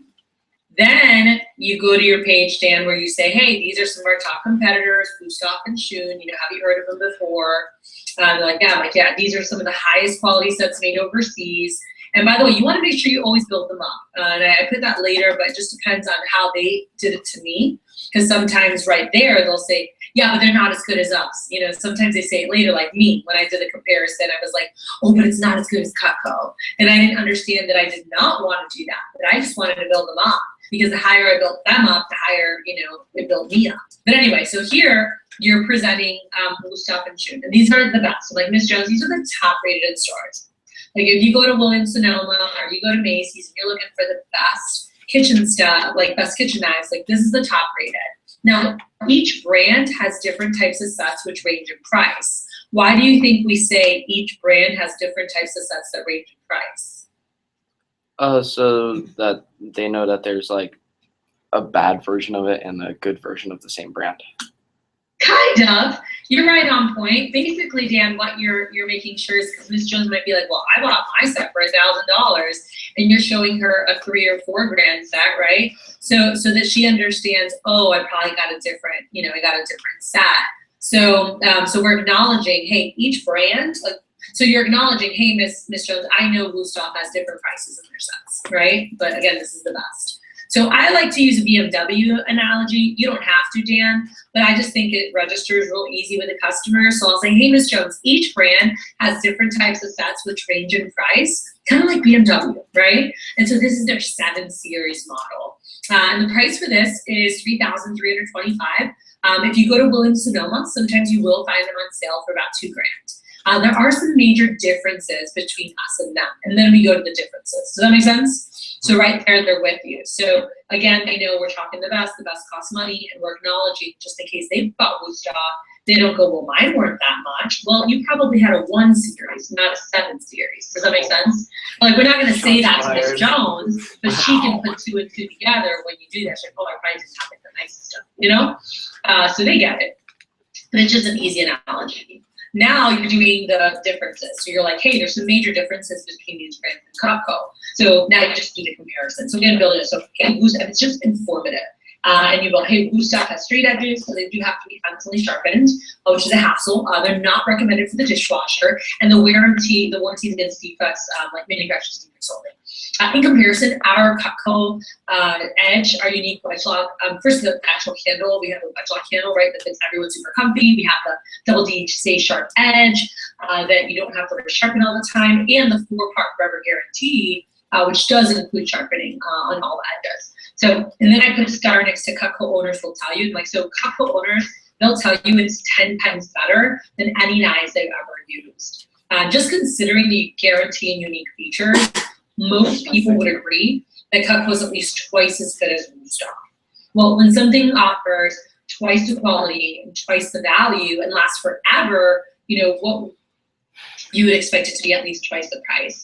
And at twice the price, you know, you're talking over $4,000 for a set of Cutco. So when you do the $4,000, you need to make sure you write it down. And if you guys notice on the handout that you guys have that I emailed out, it says, you know, why not the Woodstock price? Because I never write the Woodstock price. I know Dan did. And if you like to write it, you can. But you don't have to. It's already on the price comparison.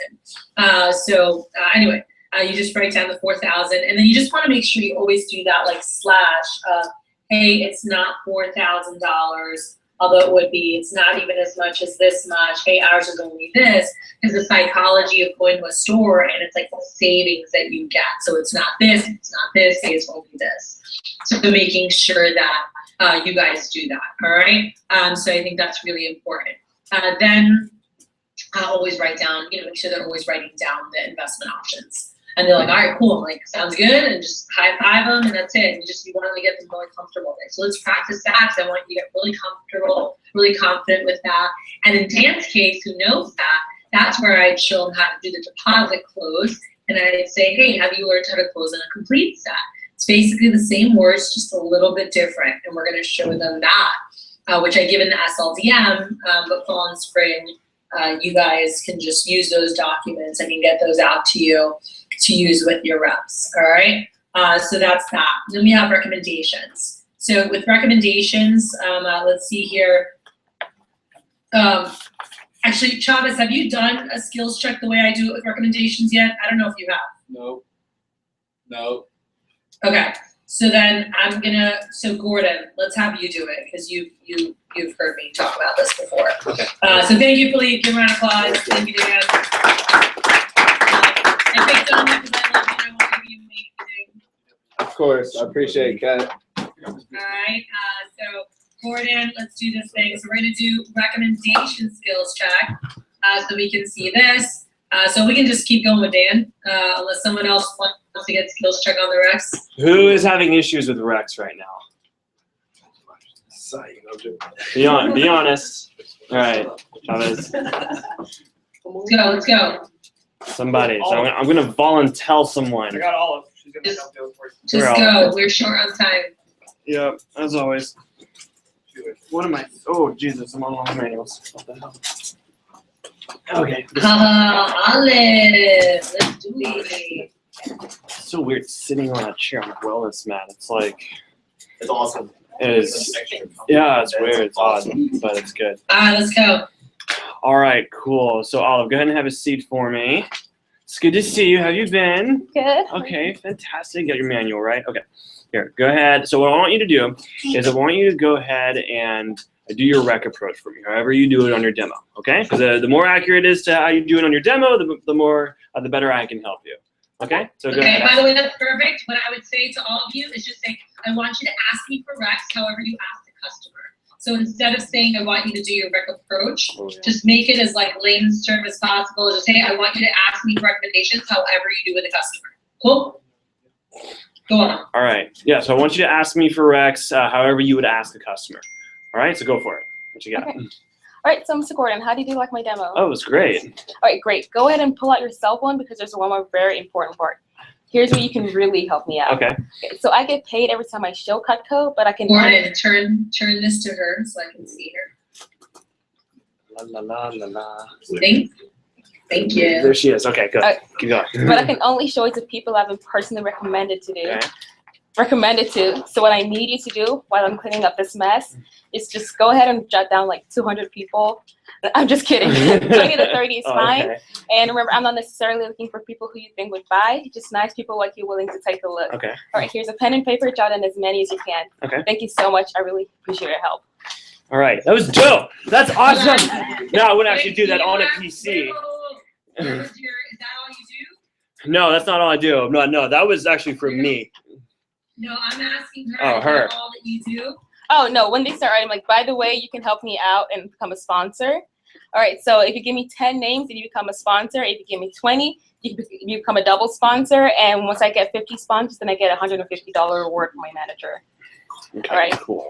And if you know anyone that's out of town, I can also do virtual appointments as well. So just go ahead and put everyone down that you know that's super nice and willing to help me out. Okay, I went like full nerd just now because that was awesome. But if I was like a manager, I'd probably keep my cool and say something else. Yeah, because yeah. even at the end, No, because that never happens when you come across a rep who knows their shit. That's cool. So, let's go to the CSTAT office now.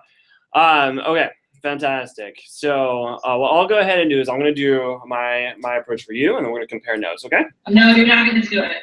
No. That's what I would say. Go on. So now we're gonna walk through. By the way, before you walk through like because she had it down, right? Yeah, she had it down. She had the basics down, but here's Right. what would be your feedback as to why? Like, I didn't get to see. Do you have a recommendation binder, Olive? It's not here, but I do. But I you have have one. one? Cool. Okay. Okay. So I didn't get to see that, but there's some things. Can you turn me so I can see the group a little bit more, Jacob? I like looking at you, but I want to see everything. Okay, so there's a couple. You can look at that, and Jacob got really excited and high fives and whatever. She had the words down. You guys know how much communication is the words? About 10% of it. Yeah. About 10% of it. Yeah. Cool. Very much. So she did have that down, and so I was going to ask you, Gordon, as a manager evaluating Olive, if someone told you Olive's not rocking recommendations, like she's not getting an average of 12 to 15 right now, but she knows her approach, right? I've had some of my guys ask me, like I had Zach, my who's John right now in our office, and Zach said, Kathy, we had our call, and we were talking about something. He goes, I have someone like we skills check them and they have their stuff down, but they're still not getting reps, or they're still not, and I just said, okay. So we walked through, the process of what to look at. So I just want to ask you, because you might have someone, it looks like in this case, where she has her words down. So how do you fix her? Okay. What was wrong? What did you hear? What was the area of opportunity there? There was a couple of areas of opportunity. So big thing, just like when you're doing a close, like when you're doing a close on the knives, you want to take your time. It's not a race. Because we don't want to confuse Mrs. Jones about what it is that we want from her, right? So it's a huge thing. So take your time going through it. Make sure she understands each and every bullet point, because Mrs. Jones might not be as sharp as you. So just keep that in mind, okay? Just saying. Wow. Now, you also, because it's not just what you say, it's how you say it. So while the initial part was you got that down pretty well, you got to make sure everything after that is also good. So make sure you have the thought joggers down, right? Make sure you're giving and feeding Mrs. Jones ideas on who to think of, because if you give her this great rendition, tell her exactly what you need from her, and she gives you 5, and you have nowhere to go from there, then all you ever get is maybe 5 or 10. But with that rec approach, you combine that with some other aspects, right? Having 10, 20 thought joggers that you can give off the top of your head, you'll be able to do 20, 30, 40 recommendations consistently, right? And then you will never be able to phone fast enough, and it'll be a really good problem for you, right? So that's one thing. And I don't know, I mean, Kathy, that's all I would say, honestly. Okay, so here's what I'll tell you guys. I've been doing this for a long time, and I'll tell you, I'll just from seeing you, you could be a little bit nervous about you in front of everybody. One thing that Jacob did mention, which I don't know, I didn't watch your face, and it was a little bit fast, but some people talk fast like I do. You do want to make sure, everybody, that when you are watching people, sometimes they're saying the right words, but they're talking at the customer versus with the customer. Does that make sense? Like, they're not having a conversation. They're just like, versus actually engaging. And like, all of our approaches are made to be very conversational. So you want to look at, are they talking at them, presenting something, or are they having a conversation with them? So that's something you want to watch, okay? Which I didn't see as much, but that's important. But what I saw was that when you went to explain the spot checker, so you said the words, but it was very wishy-washy. It was hoping, it was like if, very weak words. And I put, very shaky when explaining the sponsorship. But you're just like, if you give me 10, if you give me 20, like kind of like, oh, I hope they give me people type of words. And that might not have been what you meant, but that's the words that you're saying and how it comes off. So watch me do it, right? So I'm like, oh, so Ms. Jones, how did you do the presentation? And I did great. I'm like, awesome. Well, here's who can really help me out. So I get paid every time I show Cutco, but I can only call people I've been personally recommended to. So what I need you to do while I'm cleaning up is to jot down 200 to 300 people who might be nice enough to help me out, and they're like, I'm just kidding. 20 or 30 is fine. And I'm not necessarily looking for anything but buy, just anyone nice like you to take a look, all right? So here's how my sponsorship works. And then I dive into the sponsorship. So before I explain the sponsorship, do you notice the difference of me having a conversation with you? Where it's just like, oh, we have this, and, so just like engage them. So your nonverbals are really important, positive is whatever. So then when you go to explain the sponsorship, let them know. So Mrs. Jones, how the sponsorship works that I told you about before is when I get, not if I get. I don't know if you guys heard Olive. Everything was if. Like I hope I get it if. So Olive, you have to use confident words like that. It's going to happen. It's just a matter of one. So Miss Jones. So when I get 50 signatures, I actually get a $150 award. And all you have to do to be a sponsor is jot down 10 names. So the only time it's if is if you fill out a page. So if you fill out a full sheet, you're a triple sponsor. Like you sign 3 times. You get to 20, you sign twice. And even if you only get to 10, and that's how I say it, even if you only get to 10, even if you only get to 10, you're still a sponsor. And again, when I get all 50 of them, I get the $150 award. So here's a couple sheets, jot down as many as you can. Is it cool if I use the sink? And I hand the sheets to her expecting. So you want to make sure, are they always handing 2 sheets to the customer? That's so freaking important, okay? Do they have sheets with marked targets that have like goals on them? That's super important. And I'm saying this, and some of you guys are staring into space, and your reps are going to suck. And if you actually make sure you get this done, they'll actually get recommendations. It's amazing what happens.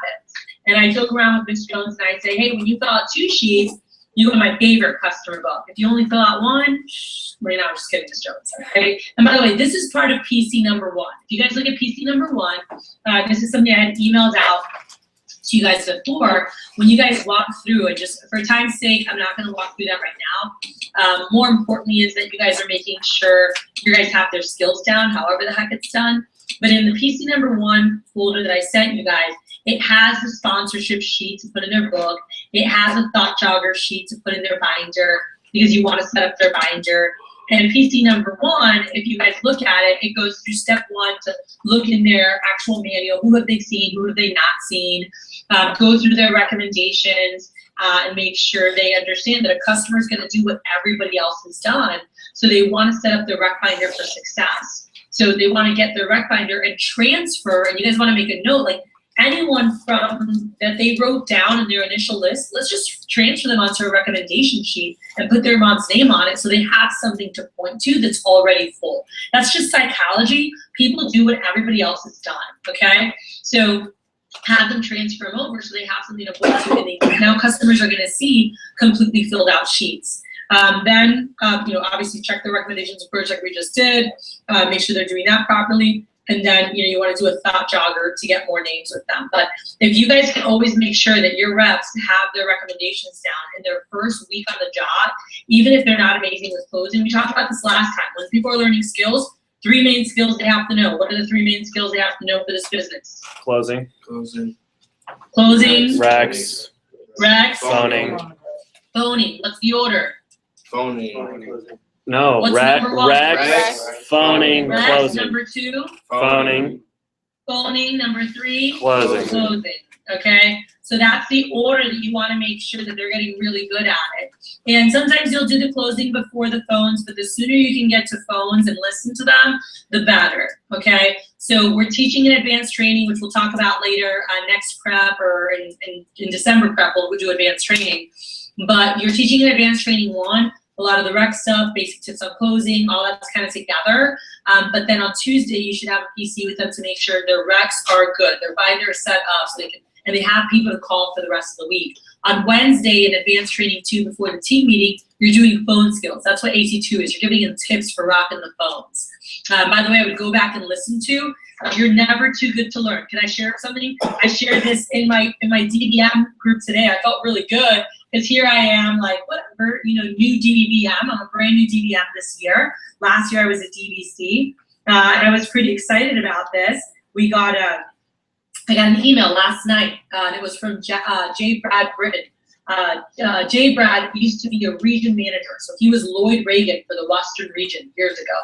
He left the business for a while and came back this past year and came back as a division manager and said he'll work his way back up. But he came down a position back into the business.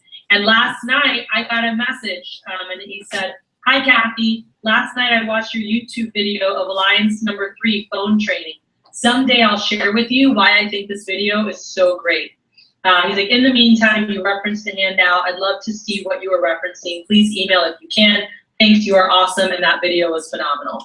And you know, I read that and I was like, "Oh, thanks." You know, I know that it's very basic, and what we teach, I know that it works because I did it as a rep, and I've trained a lot of reps to do it. So you'll do, you know, recommendations, and then the phone stuff is very simple and just teaching the phones and listening to people. You know, do they connect with somebody? Why are they calling? Do they build urgency on the phone properly? Do they firm it up the right way? And that's that whole workshop. If you haven't watched it, watch it. It's on my YouTube channel. It's Alliance number 3 from the summer, and I go through like how to be a freaking phone champion. Get your guys to be phone champions. And it might be good, Jordan, even to play at a team meeting, you know, and everyone take notes. It's a really great workshop. And then, you know, make sure like they keep getting confident with their closing is really huge. So what we're gonna do right now, we're not gonna go through the rec stuff. Actually, let me finish the rec stuff, and then you guys are just gonna, one's gonna do the close and the other one's gonna walk through the whys of the close to each other, and I want you guys to grade each other. So once you can see each other close and what's happening, and then you're getting graded on walking through the why. So hey, there's 3 parts to the close, and like use this just for that part so you can get comfortable walking through that in the manual. So let me finish. If you guys look at your handouts, you can write any notes on here. So everyone should have a pen in their hand. John Austin and everybody else, a little pen. So on that handout, or if you have it in your phone, it says, you know, rep does recs, manager does recs, walk line by line. So again, there's 3 main bullets. All right. So I tell them, like, hey, John Austin, I don't really care how you lead into it, how you lead out of it. You don't have to have every word here memorized. But what you do need to have is these 3 main points. The first one is where it says, I get paid every time I show Cutco, but I can only show people I've been personally recommended to. Why? What is that point? What is it saying? Explain the job. It's the job. It's how the job works. That's it. You're just telling them the job. Hey, Mr. Jones, I get paid every time I show Cutco, and I can only call people I've been personally recommended to. Cool? Number 2, so what I need you to do while I'm cleaning up is to jot down 200 to 300 people who might be nice enough to help me out. And so guys, this is really important that you share with them, like, hey, you know, look at this Olive, when you're doing this, it's a joke. So your nonverbals like need to be fun, like need to be like, oh, Miss Jones, like I'm always like, oh, what I need you to do while I'm cleaning up is to jot down, you know, 200 to 300 people who might be nice enough to help me out. And they're like, I'm just kidding. But it's a joke, all right? But guys, the thing is that you're never asking them if they can do it. You're just telling them what to do. But it's a joke. And so that word needy, it's made to be a joke. So again, your nonverbals need match, but needy can be pushing. I need this. It can be passive, like I need this, like needy, or it can just be an assertive word. You know, where you're just like, oh, I need to do this restroom. Why gotta go do this? And so how you're using the word need is really important. Okay. And then the third bullet is when you're telling them like, hey, I'm not looking for people you think would buy, just people I sent you to take a look. All right. And as you guys can tell, like I can nail this, and I can nail it all day, every day, because I've been doing it for so freaking long. But it doesn't take long. It takes about 15, 20 minutes to learn those 3 bullets word for word. So I get paid every time I show Cutco. I can only call people I've personally recommended. So what I need you to do while cleaning up is jot down 200 to 300 people who might be nice enough to help me out. I'm not looking for people you think would buy, just people I said you know, would be willing to take a look. So making sure you guys get those down personally so you can say those to reps is very, very important to their confidence too in the programs, and then listening to what you're teaching. So do they have that down? Do they know how to explain the sponsorship properly? And I'm gonna post, while you guys are role playing now, I'm gonna post how to explain the sponsorship in our group so you have that again. Do they have the rec binder set up? Again, making sure they have sheets with full pages so they have things to point to. Do they have signatures on their sponsorship sheet? And then lastly, the rec sheet handback, whenever they do get recommendations, always handing that back to the customer and saying, okay, hey, who else do you know?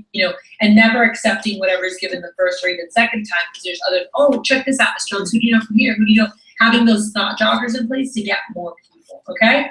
So we'll do more on this. This is PC number 1. We'll do more on this at a future prep, but you guys, you want to be implementing this now because this really makes a really big impact. This is more for 201. You guys need to master this right now. So next prep, when I see you guys in November, I do want to see PC number 1 done, okay? So let's do this, and then you guys can have that. So now we're gonna match up. You guys are actually going to do the closing, okay? And actually, Philippe and Chavez, you guys can go together and just, you guys are gonna do the actual closing for each other. I just want you guys to walk through 3 parts of the close and walking through the whys. Do it real quick for each other, and then you're gonna do it for me on the screen while everybody else is role playing, all right? So you guys are partnering in front of me to explain the whys to each other, and then doing it for me. Actually, Philippe, you just did that part for me. So Gordon, I probably want to hear you go through that, so you guys can partner up. So yeah, let's put on the music, let's role play. I'm gonna use the restroom real quick. Awesome. And then we'll Let's move role on to play. the next topic. So we're role playing the whys. The second part. Yeah, I actually, those guys are, everybody else is partnering up, and first doing their clothes, and the other person walking the whys, just because I want them to do their clothes, and the other person can grade Okay. on their clothes. Cool. So do close as well. All right. Hey, Yeah. Gray, choose, Close and whys. switch. Grab someone else. Right? Saito, you're not with Gray either. Gray, you're like the popular kid, man. Everybody just wants to hang out with you. I'm sorry. No, I'm with Chavez. Yeah. That one's fine. Chavez. We're right here. Philippe, why don't you work with Mata? I was working with her before. Okay. Sure. Saito! Come on, man. You don't show up late and then So you start digging around. All right. What's up? So basically, we're gonna bring you back. So cool. Yeah, we'll do both. I just haven't completed everything. I can read that. Yeah. Well, yeah, because when you're selling, it's just completely. Yeah. See, that's why this is very important for you, because you're gonna be like, oh, just do this, just sell. Like They're gonna be like, yeah. You can start bleeding from the nose. I know, right? That you're teaching them. No, you gotta keep it very little. Or they go sell kitchen stuff. Yeah. Okay. Who knows, man? No. How did you start? Like, Kitchen. yeah. Okay. Yeah, it's super crucial. I've actually only sold one kitchen. Really? I've helped the rest of the kitchen. Okay. That's the only kitchen I've sold. I've done multiple like flatware, cookware, Oh, yeah. knives, 2/3 of it, yeah. basically. I'm like, please just get the other half. Alright, so I just Yeah, so you're basically no. Our thing is just like what we're explaining to it. It's like right here. Number 3. Go to the 3 parts. Yeah. Right. Oh yeah. So Travis, there's 3 parts of it. Really important 3 parts. So the first one's the comparison, where we're comparing first Cutco to everyone else at the really low end, where that is in the spectrum, and then also to the really high end too. So you know how to compare that. That's one. Second thing is price presentation as well. Knowing where Cutco is priced relative to everyone else, and how to put that across. And then, of course, last but not least, asking for the order. That's the most important part, right? So, we want to go through and figure out like why do we say each. All of them are they're all important. That's why they're in the so the first thing when it comes to high quality coloring, it's like anything else. So why do you prices? Why do you think we take the time to say that? So let them know that there is there is other stuff out there that's not as expensive as Keko, that's not as expensive as stuff in Shun, but like Keko's only the best, so we only compare it to the best. Right. Well, here's the thing. It's not that they know that. They've been in the store. They know that there's going to be really cheap stuff and the really good stuff that they never bother to look at. Right. But we want them to know that we're aware of that. Right. Because we know that they know, but we want to make sure they don't say to themselves, "Oh, well, it's nice."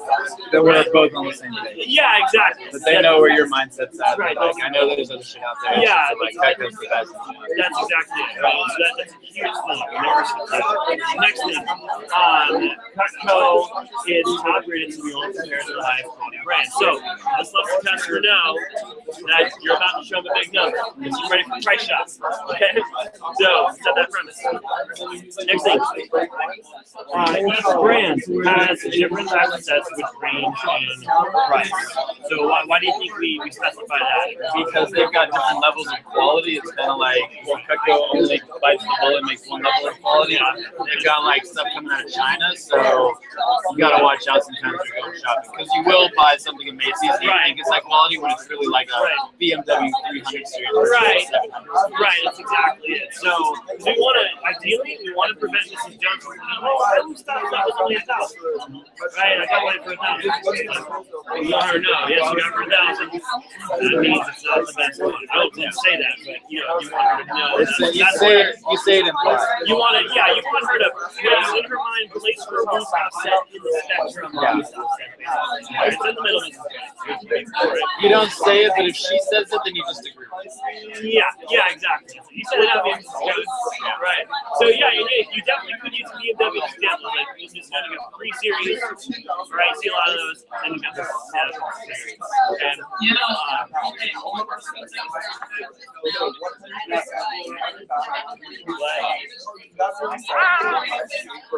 I can't hear you, Mr.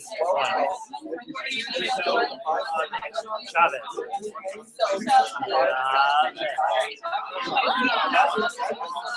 Shit, I can't hear you. What?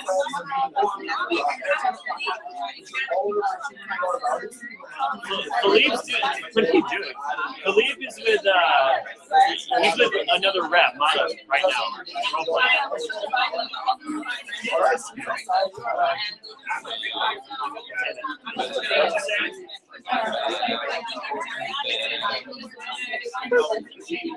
It's so fucking loud. Text me. What are you doing? Just play with the camera. It's gonna be on YouTube.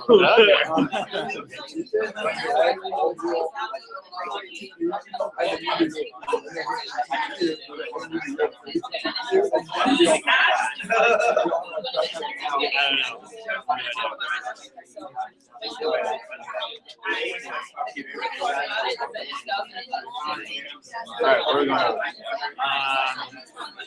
We do the comparison and we're presenting the prices.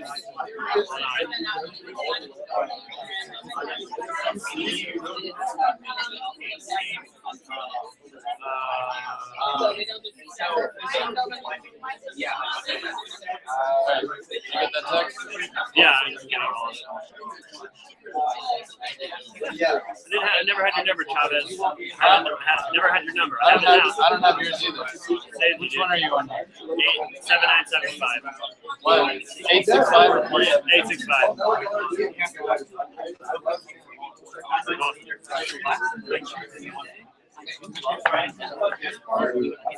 Jordan, right? Yeah. Are those campaigns for this campaign? Let's say what's the brand? Justin.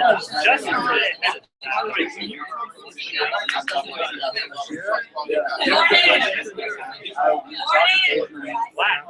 not like consistently. Jordan. Check your message. Yeah, I can talk to her. I don't know how good. How She's much good supposed that's to be gonna here. do. Let me talk to her. She's like, am I A? No, I was like, hey, she's like, oh, something came up that's personal. She's canceling early. Why? Did she already pay for it? Part of it. She was bummed out that they're like, we're not refunding your flight. So,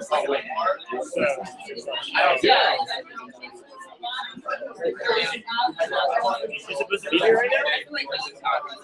but she literally texted me after I was like, hey, is it okay? She's like, oh, something important came up. She's like, no.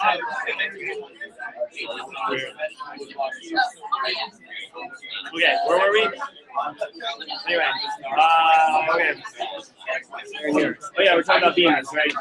Okay, so yeah, so you have your, well, one explain you can use the BMW now, the Ever 3 Series, Mrs. Jones, the Ever 7 Series, but of course, they're both from BMW, but they have a different one. Another one I like to use, it just depends on who you're seeing. You're seeing someone in the city, use a Beamer. You're seeing someone out in the country, use a Ford, okay? So Ford, you got your Ford Ranger, and then you got your Ford Raptor. Okay, so there's a huge difference. So it's both Ford, but there's different quality, different prices, different same thing. So that's you know. You want to be sure when you're talking about Gustav and Shun, you never want to tear them down from their pedestal. Okay? Now, why do you think that is? Because we only rate to the top, so we keep sending those nights of crap, and why would they spend like $3,000 on Kakko? Right, exactly. Right. We want to compare ourselves relative to champions, not to basically. Because it doesn't matter how high you build up Gustav and Shun, we're still better. And that's the coolest part about it, right? So how you build them up, the more you build up Kakko. All right, so now this part right here. When something offers twice the quantity and value and lasts twice as long, you'd expect it to be at least twice the price. Why do you think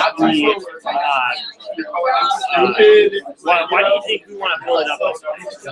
Because if Kakko were saving stores, it would cost us twice as much because it goes through all the different layers of it's a logical buildup, right? So when we get to that 4,000 number, right? What do they think? That makes sense that it would be $4,000. Exactly. So now, with this said, you want to make sure that when you're presenting the price, the first one that you put down is the biggest one. Yeah. You don't want to go all over the place, right? Like that. You start with this one, just like it's OG trend, right? That's why I said right down here, the little side note that says start writing. Yeah, that's where you start writing. That's really important. This is the first thing. Because you want to keep in mind, because like the Gustav price that we said earlier, where is that already? Below that. Yeah. Well, yeah, it goes below that, but what we mentioned earlier, though, right here, why don't we write that down? Because it's not the highest number. It's not the highest number, A, and B, it's already in the rule book. Yeah, it's already on the visual, right? So it doesn't need to be written again. It's kind of redundant, right? So that's there. Of course, when we get over here, we're saying, it doesn't cost $4,000, right? And we physically cross through it, and it doesn't cost $3,435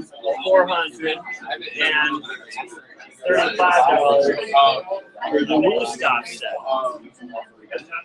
Right, the homemaker plus side set is only $12.12. Look at the difference here. Dollar sign comma, nothing. Really simple, right? The price here is more affordable, it's simpler, it's more straightforward, it's not as fluffy. Yeah. So then that's the cool thing. So it's a lot more appealing visually. It's linear too, instead of step by step. That's a huge thing. So you got to be sure that you absolutely slash those store prices, right? Because what does that do? What does that make it look like? That makes it look more appealing to the eye. Right, it's more enticing. Exactly. So, but yeah, write those down, and then of course, last but not least, write down those investment options. say them, write them down, box that 5K, and also put a note of what this is, homemade for postage. So that in case you drop down, you draw a line, go to the galley, and so on and so on. Right? So there's only 4 prices on there. It just gets smaller and smaller and smaller. So, cool. Thank you. I'll give you like 3.5 or 4. I thought I did better than that. You thought you did better than that? Yeah. It seemed a little blocky. I guess maybe it's because of just role playing. It seemed like a little stopping and going, and yeah, just blocking. I don't know. Okay, here, let me see how you do it. Cool. Well, I'm not gonna say I'm gonna do it better. No, but maybe yours won't be blocking. I'll see the difference. Cool. So when role playing, I guess we skip over the red close. Yeah, we've already done that. So I go over it. Close. So when it comes to high quality color, it's like anything else. There's a wide variety of quality and prices. Cutco's top rated, so we only compare to the highest quality of brands. And that line is kind of like super important when it comes to the clothes. That's why we start out with it. Why do you feel like? Why do you think we say that? Probably so that Mrs. Jones knows most of the stuff out there. Yeah, for sure. Why else? So they know there's a spectrum. There's like a wide. Yeah. So it's not. There's more than just Cutco. Exactly. Yeah. We want to make sure Miss Jones knows that she doesn't like think about all the other knives that she got, and there was like cheaper stuff. Like she got her stuff for $1,000. Like there are different levels of quality. And then now I have a price comparison for our competitors, Gustav and Shun. Have you heard of these before? These are the highest sets made overseas and are 2 of the top-selling brands in stores. Each brand has different types of sets which range in price. Gustav is the most popular. When you break that down, each brand has different types of sets. There's like a vending machine over there.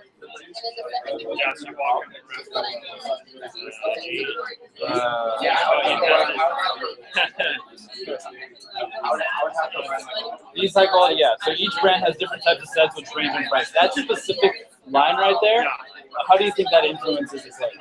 Well, I mean, it shows that there's a gamut within a gamut. Right? There's going to be different kinds of wood stuff. Yeah. Right? So I guess in this case, they maybe have the cheaper wood stuff. And I'm saying, well, I have wood stuff. It wasn't that much. Right? Yeah. Just, yeah, they've got like different levels of quality. Right. Now, the price for this Gustav set is about $4,000. And sometimes you can find it on sale for about 2,000. Huh? 2,000. It's like 3,435. Yeah, and then 2,000. Yeah. Now there's some major differences between these brands and Cutco's. Gustav mainly has a straight edge to be sharpened constantly, which is a hassle. They're not recommended for dishwashing, warranties on manufacturing defects only. In comparison, Cutco has an exclusive double D stay sharp edge, and we have our 4-part forever guarantee, including free sharpening and 15-day trial. Now I know that we've already said this in the demo, like previously, but why do you think we reiterate it?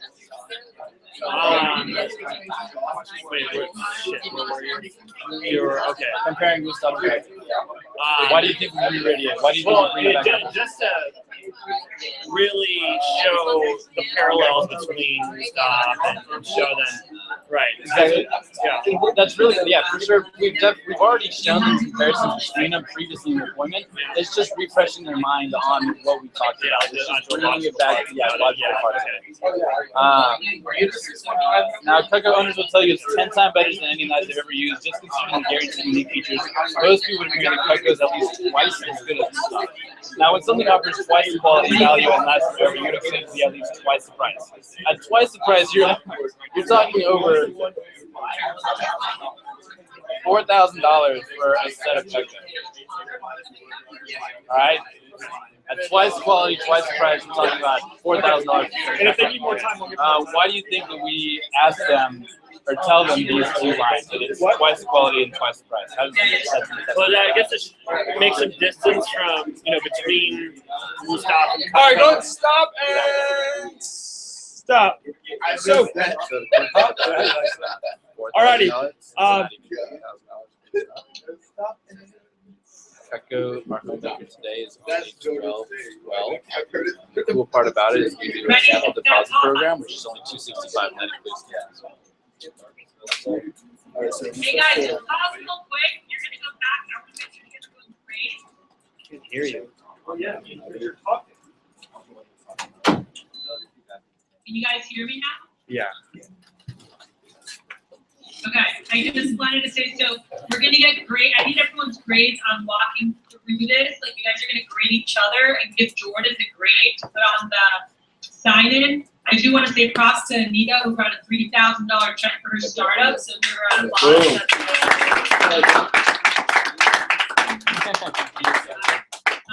But yeah, I want to make sure we get this graded real quick.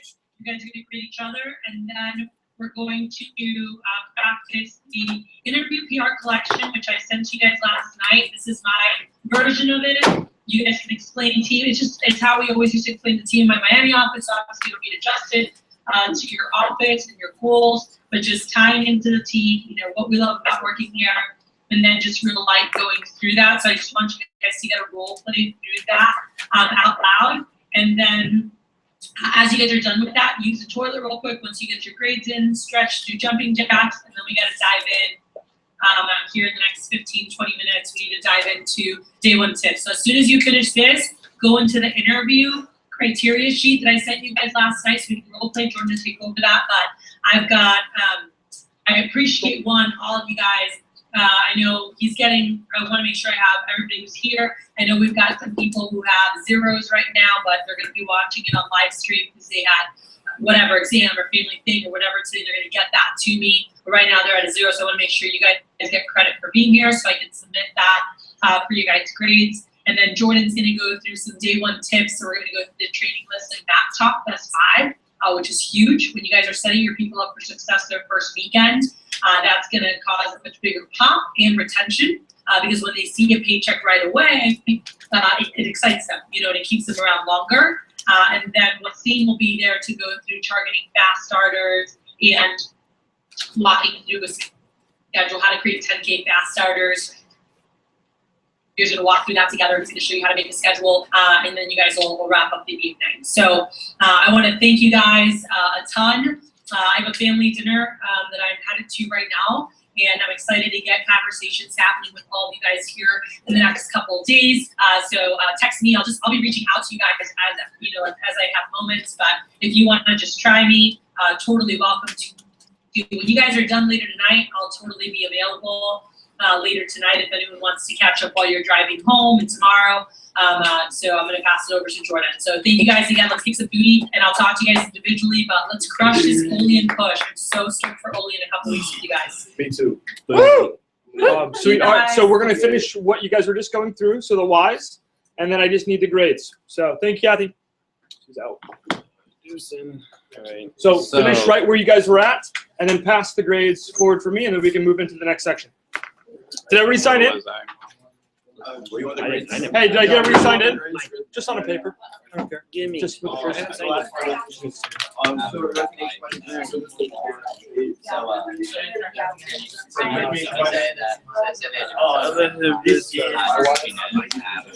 Did you sign in?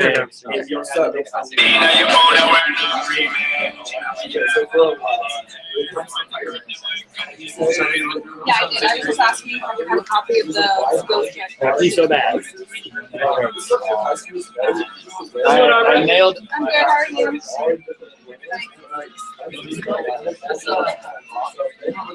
Thank you. You need to have enough started for a district, right? Huh? You need to have enough started for a district. That's very good. Not including tax withholding. Like separate.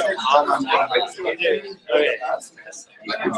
So I actually pinpointed while I was going through it what it was that made it seem kind of blocky. Yeah. Asking the question, just in my own head, I felt like I kept asking, like, why do you think we do this? Why do you think we do this? Why do you think we do this? I feel like it goes more smoothly and more like the rep.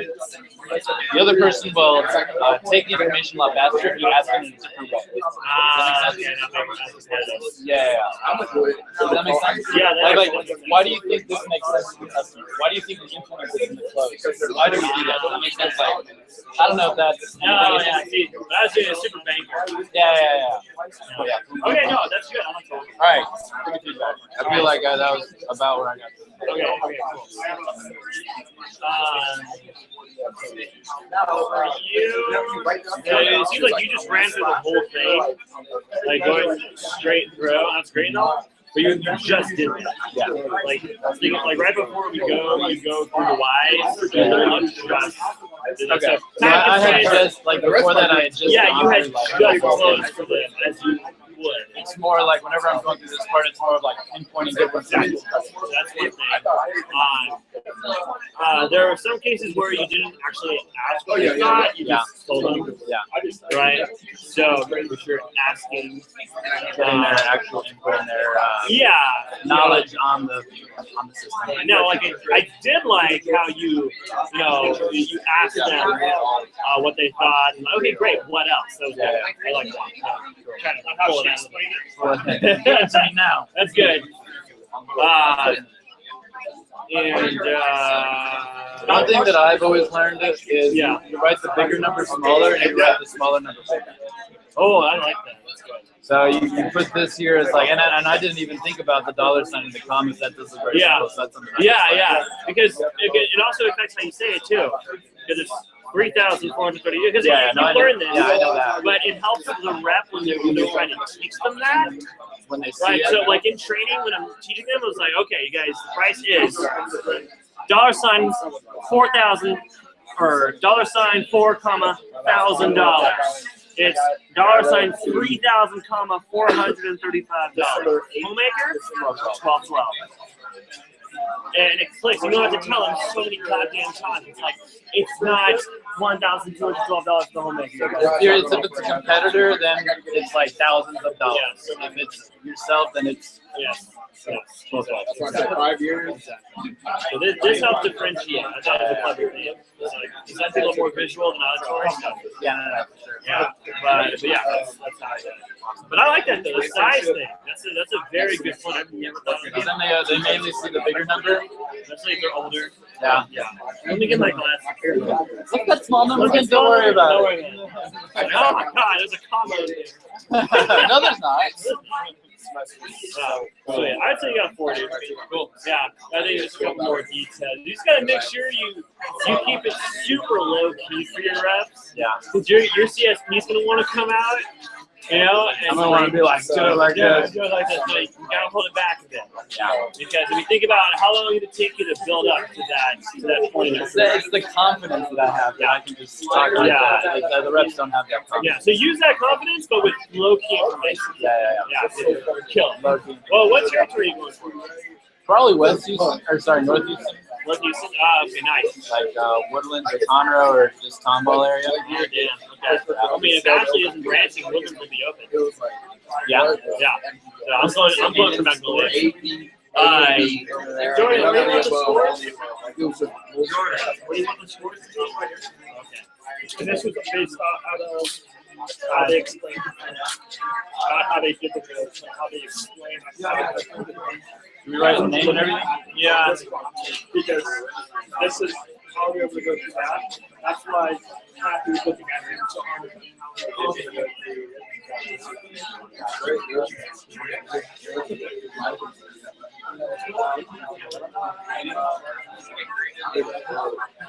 So why did you choose to go branch? I want to see if I enjoy managing people as much as I enjoy sales. Just to know. Yeah, I guess if you're like Schmitz or James, you never know. Like, I have no clue. I feel like, well, I want to own a company in the future. I want to be an entrepreneur. As a salesperson, you could just have multiple streams of revenue as an entrepreneur. But I'd like to learn if I actually enjoy managing people. So if I do enjoy managing people, then I will open a company. Were you ever considered going DM? That's not Oh, you're going DM. I thought you were branching. I'm DMC right now. Oh, you're DM DMC. Okay, I didn't know that. I thought you were just If I did branch, I'd probably take like West Georgia since I did it, but I'm probably DM. Northeast is probably going DM. I don't know if Gentry's in the last episode. No idea. Jordan Gentry? Yeah, no, Gentry's left. Gentry's left, yeah. I can't put a picture of his. I'm so bad with names. I need to get better at that. You mean Joseph? Yeah, I'm thinking about Joseph.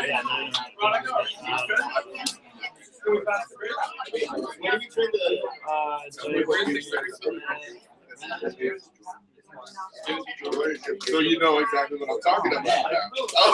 Oh, terrible. No. But that's not what I'm talking about. Yeah, no photos. Hi, I guess I'm stranded, right? Did you sign it?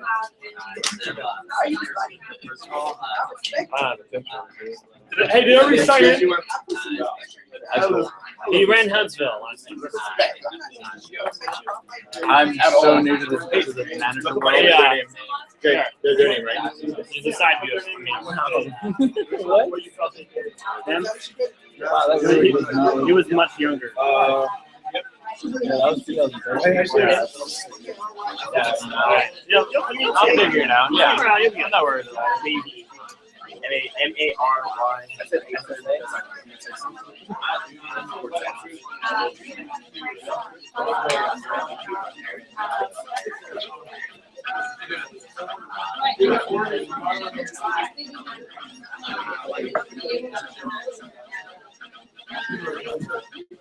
By the way, next summer.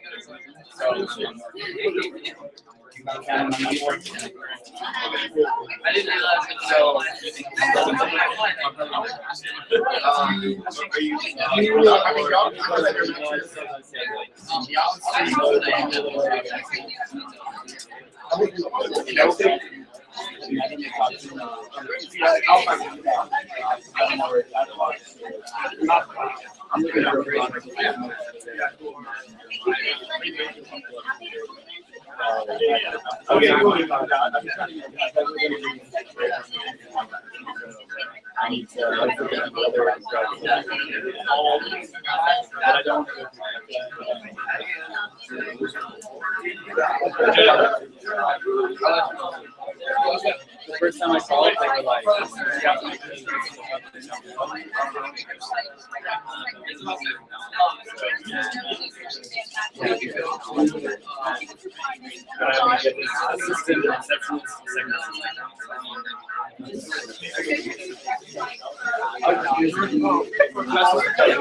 Dude, I had your number.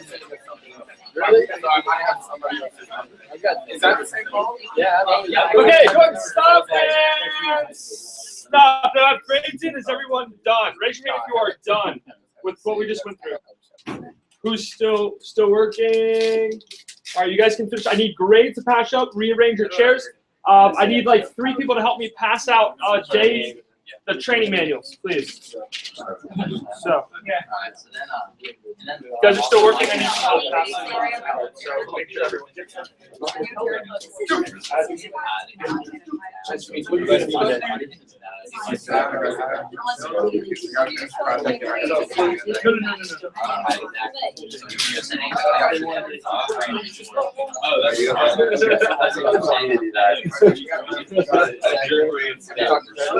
Thank you.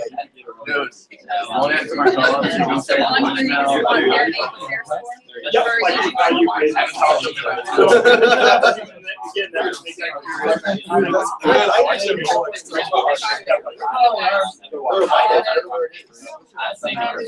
It is a personal problem. They're figuring it out. And like slashing it down. Kind of how like you get like slide where it's not like you slash I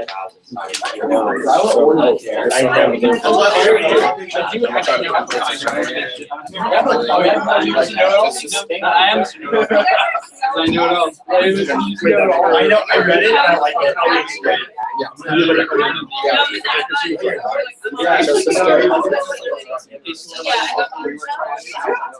This one down. Okay.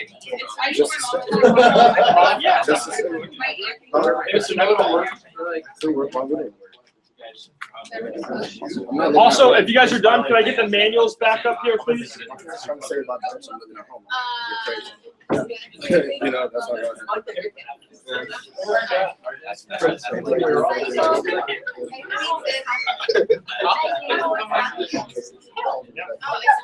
Did everyone, by the way, the whole page, just, hey, off.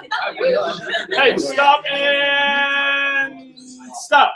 Cool. So the page that just I passed out was all the training manuals. So you need to get a binder to put that in. So it's your leader's guide for the training. So don't necessarily flip through it. They're all numbered except for the first page. We're going to jump into that. Before we do, we need to take a quick, and what I mean by quick is very, very quickly. We're running way behind schedule because people showed up late. So, thank you, sir. So we can take a quick 5-minute break, stretch, move around, use the restrooms. There's one here, there's one at the very end of the hall, and then there's one in the very front of the building as well. So 5:30, we'll pick up at 5:35 fast. Make sure before, though, all of you have a training leader's guide. So, training leader's guide. All right, 5-minute break. For food? No, but you can order Jimmy John's. It's only $7 and they'll deliver here with it. What? There's no food. Hey, if you want a protein shake, that'll help. Yeah, I have one. I don't know if I have any water left. I don't like soccer. So, but you just look.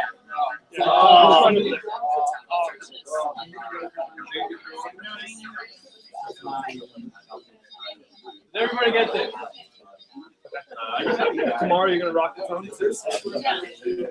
Can I give you the key because Jackie Valle is gonna be here.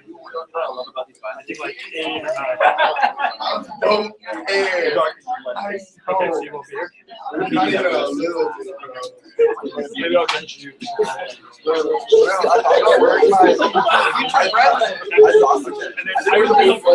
I think Sunday 4 hours. That's straight red.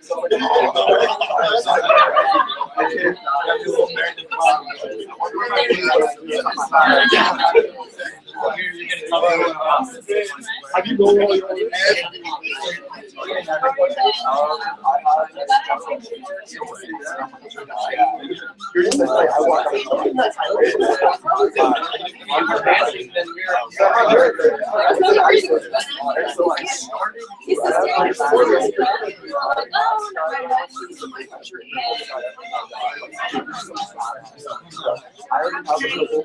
I would try to say that.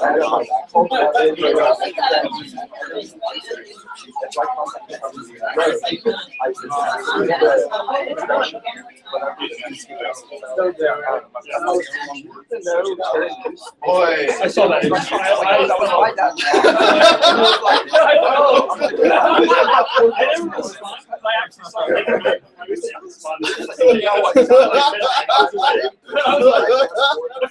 Chelsea. I didn't show Chelsea. She's so late. Show Chelsea. I'm gonna kill it tonight. This is Saito. That's Saito. I love it. Sleeping sloth. Saito the sleeping sloth. There you go. Saito the sleeping sloth.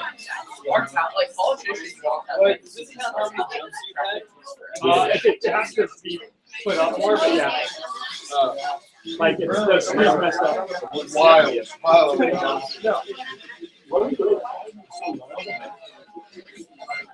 Wow.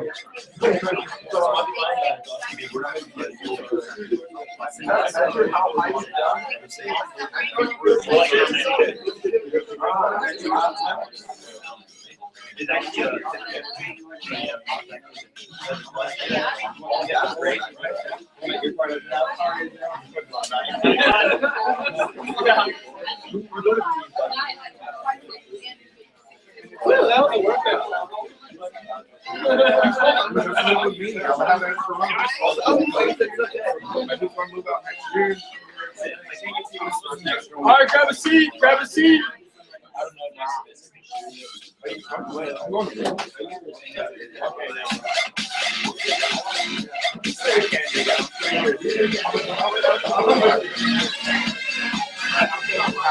You want to look at the name on it? It's a night party. Oh. That's fine. That's the name of the brand. I know. All right, grab a seat. Let's get rolling. All right. So next on the agenda, what I get to cover with you are. We are back. All right. Okay. I gotta find out. Knife and dirty. Is that knife and dirty? Yeah. That's so funny.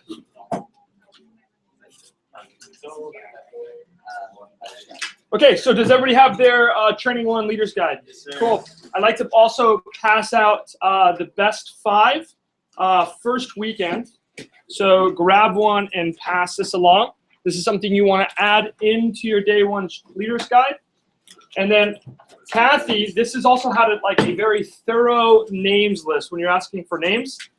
Well, let me rephrase. Let me jump back to that. When you're not asking for names, when you're actually having them do a brainstorm, that's what I'm going to pass out right now.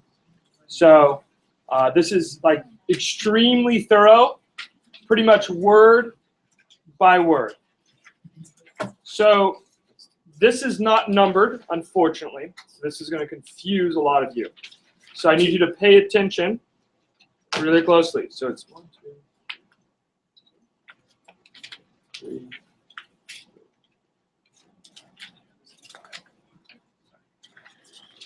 So it's 8 pages. It starts with the first page is OK at the top left. That's page 1. Okay. And the last page is who's your role model. Okay. You don't need to answer the question. I know some of you are thinking that question. Doesn't matter, right? So, yep. So, how many pages? 8. And the first one is called, how do you know it's the first page? And the last page is? Yeah, wow, that was really impressive. All righty, so I'm going to pass this. Jacob, you get the easy one because you probably have the highest QA. Thank you.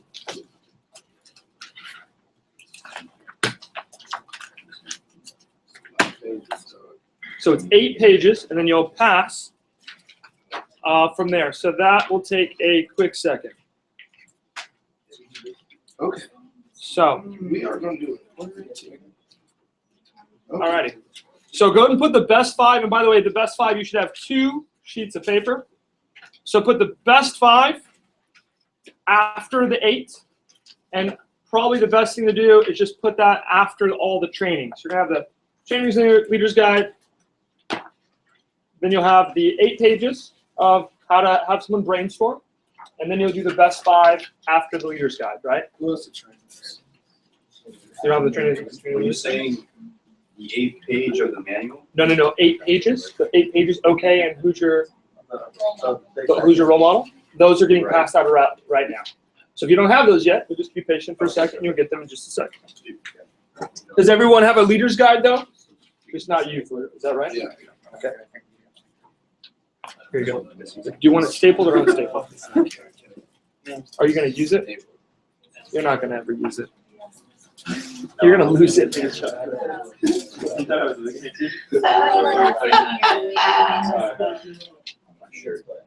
have this one digitally too.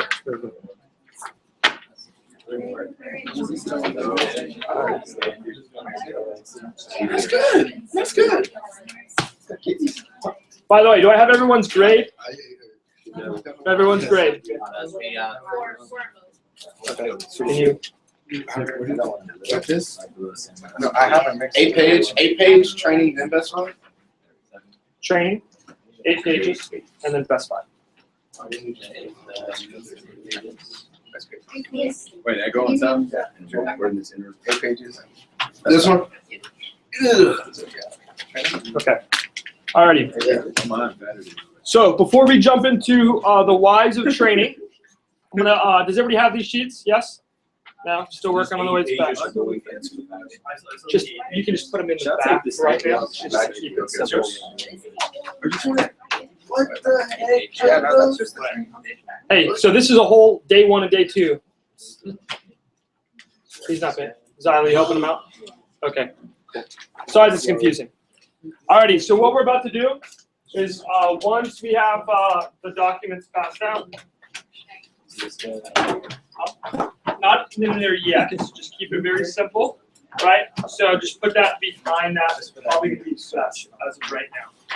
The reason being is, number one reason is none of you actually have a binder, so I put on your number 1 to-do list. If you want to keep this very simple and be one of the top performers, so probably only 20% of you will actually do this, is get a binder. So get a management binder, and that will be your separate thing. So How many inches? probably 3 inches, or whatever that is, 2 inches. Very good question. 2-inch binder would probably be best. You can start off with 1, and then you get to 1, then you can upgrade. I like upgrade. Oh, I like upgrade. upgrade. anything that needs extra. 2-inch binder. All right, guys. Here we go. I gotta go down. So, They say to win. where we at on the 8 pages that are passed around on the brainstorming? Uncharted? Okay. So I'm going to grab this. Hey, the one I'm passing out right now, make sure you put this in front. We're about to role play this and go through this right now. So, there you go. Hey, can I pay you? Yeah. Organize my Your entire life. He didn't even have My- it. He didn't even have it. Yeah. Just the cannot Like pay you just- for yeah. it. Yes. Just one more, dude. Actually, no. How much? Could you do it for free? No. Okay. No. If That's you, not I even should have fair. started low. If I would have started low. How much would you? It depends. It's a lot. It's a lot. I mean, I'd have to How about we go through it and then. Okay. I mean, after a team, yeah. So, alrighty. We can do it later. Does everybody have this sheet? Somewhere.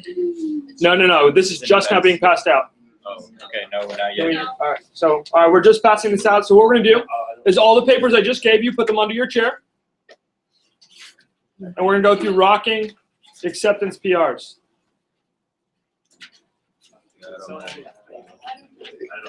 We're just now passing it out. The okay one? That one, you should have got that one already. Chavez had it last.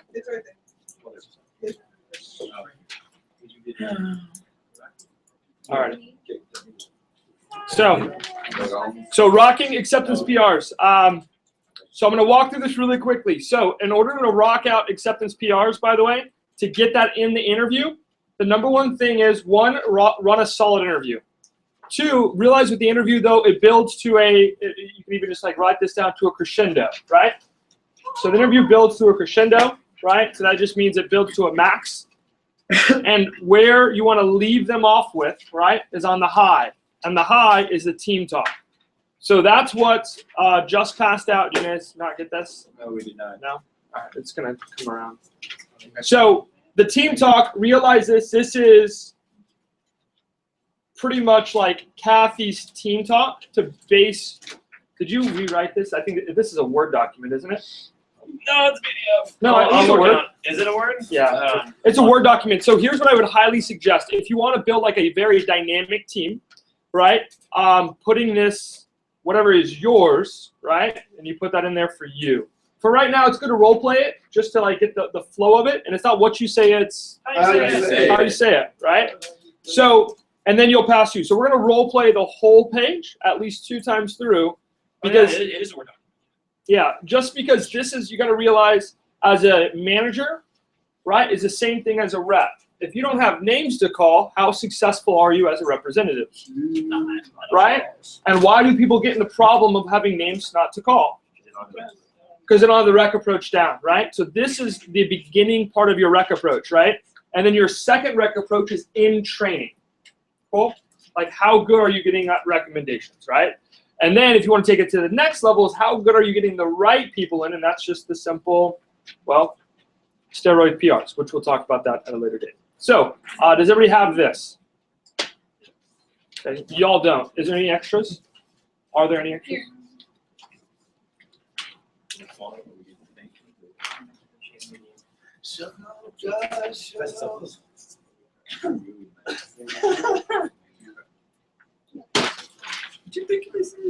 Oh, no. Do you need one? You let him disrespect you like the.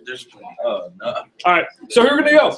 So it's a really simple talk, so we're just going to go through it 2 times each really quick. So go ahead and stand up, grab a different partner. I'm looking at Arbra and Catherine. Do not make sure you guys are together. Someone different else, someone you haven't worked with before, period.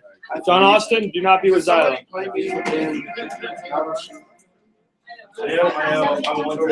I'm playing the night party. So have you all? We have a roll call. 2 times each. 2 times each. I love working with you.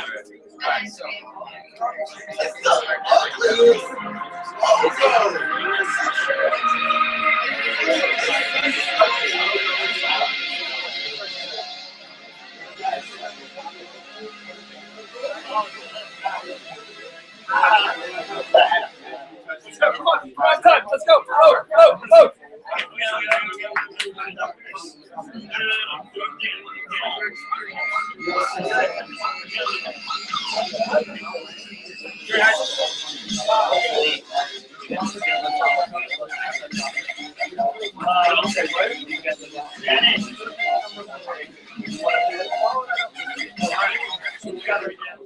I'm going to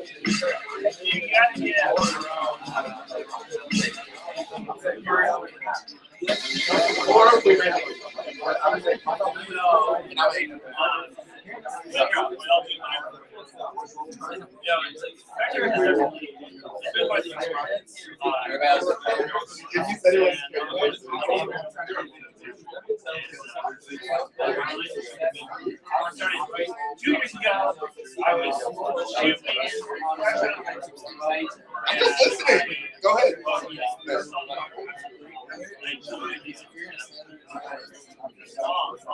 What? No, what did you say?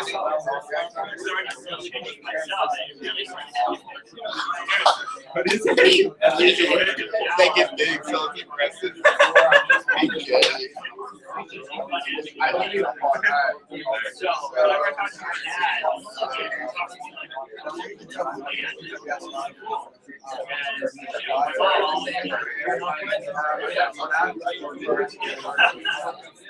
we know when it's time to go down.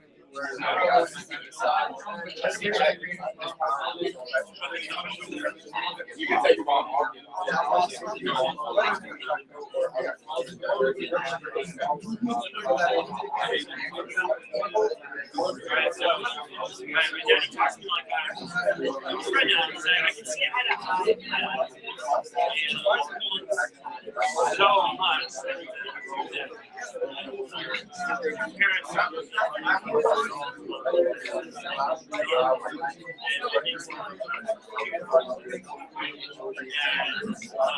So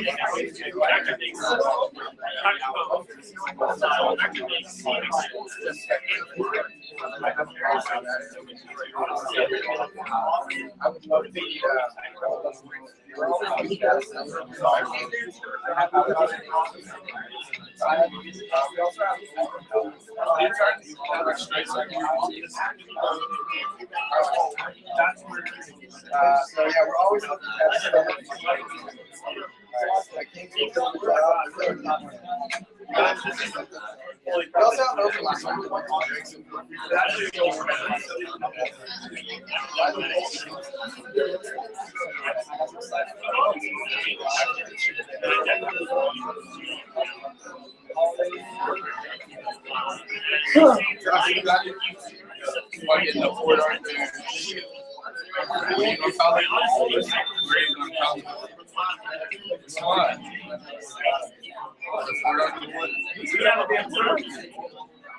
Yes, I think it's going to be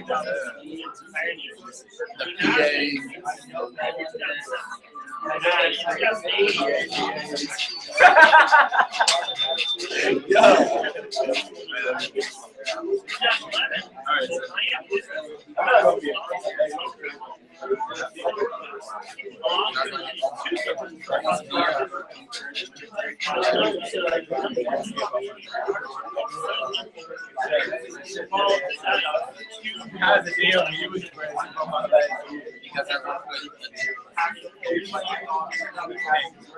you guys go through it twice. You can't even say that.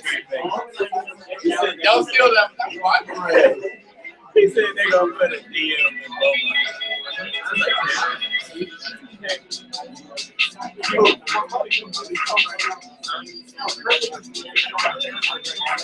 Captain's having trouble like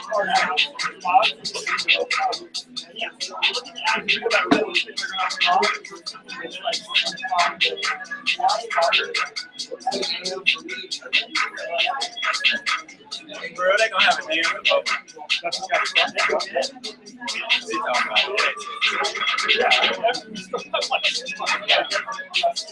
But do you want to go to Beaumont? You want to go?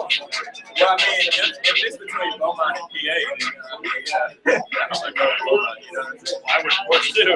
Yeah, that's what I'm saying. He was like, if you go to Port Arthur, then you need to like recruit from Beaumont in like the small town. I would. You don't even put your office in Port Arthur. Like you put it in a small town like 30 minutes outside of Port Arthur. That's where you're because that's where all the awesome funny ass people are. Coordination, growth. Or Biter.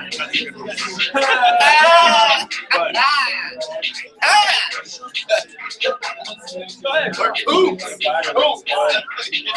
Get you some coots. Hey, this is the time I can go to.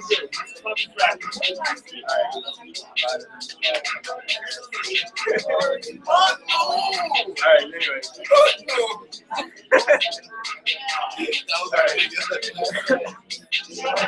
Alright, with all the experience I gained with Baker, I definitely would be in this I am now. They say in life, if you surround yourself with the right people, you push in the right direction. Honestly, I've never met one positive, exciting people. We have a phenomenal team. We were the #1 district office in the entire nation. We have been since the year 2007. In the year 2008, the office actually held 3 records at the company held in the 61-year company history. In 2011, the Miami District World Office were taking home 4 silver cups along with 2 silver cups for our district office. The #1 new office came from our district team. Saturday, that was really good year. We followed that up with 2 more national championships. 2012, 2013, having the biggest district office in our company. Our goal is to break all-time summer company records and win another 2 championships. But it's not easy. Our team is excited to be part of something big. We're excited about overcoming our mistakes. And I know the excitement is a really good succeed on the office level.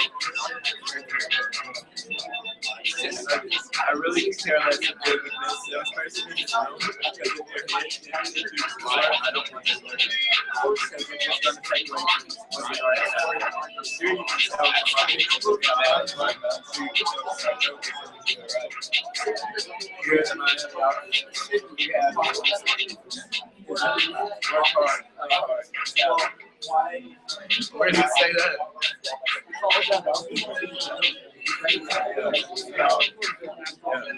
You know what mine is. Play hard, play hard. Play hard, play harder. We know when it's time to get action. And we know when it's time to celebrate. We're committed to creating a powerful personal individuals we have while working in this office. Whether it's with Cutco or the people that we're pretty good at.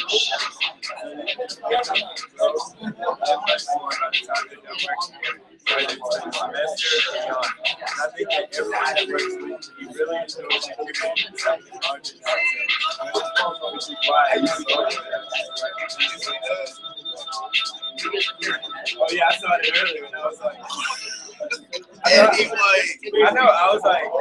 I was like, should I say something? No, choose the right people for the team so that we can work together as a team to achieve those results.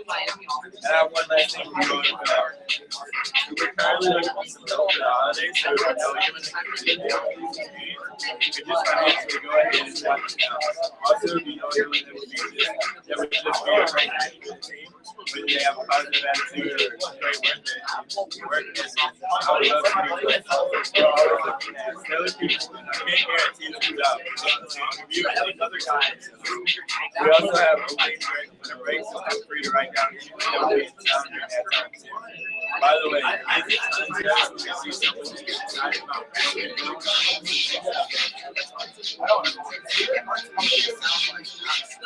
yeah, because it's so much.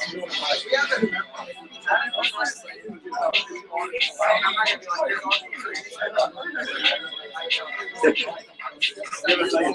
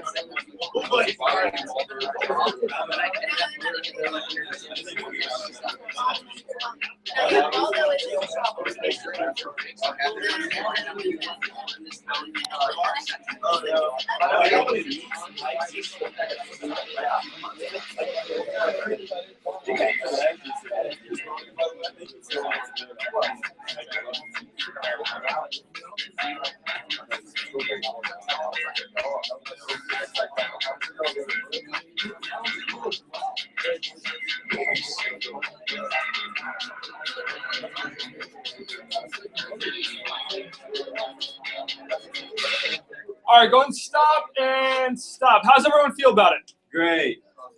Swell. Stupendous. Perfect. All right, so high five your friend and go, you're awesome. You're awesome. You're awesome. So I had some. So as we move into this next section, by the way, I had some people asking like questions about the team, right? So when you go through it, I like the second 2 paragraphs a lot. The first paragraph is more just accolades and what you're going through. So if you're like, well, how would I do this for my office personally? Hey, with all the experience I've gained, I'd read all that. And they say in life, I'd read that. I like that. And honestly, I've never met more positive, motivating, exciting people than ones that worked here with me. Now, if you don't actually believe that, then leave that out, right?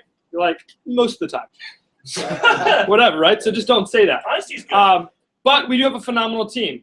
And then you would just everything else is all accolades. So you just go, hey, we're one of the top offices in the division, one of the top in our region, and also one of the top in the region or in the nation, right? Skip everything else because you don't have the specifics, right? And our goal, and just know the goal for the office. Goal is to break, X record this year, but next year even bigger, and it's not going to be easy, right? And then you can go from there. So make sure you take a picture of this on your phone.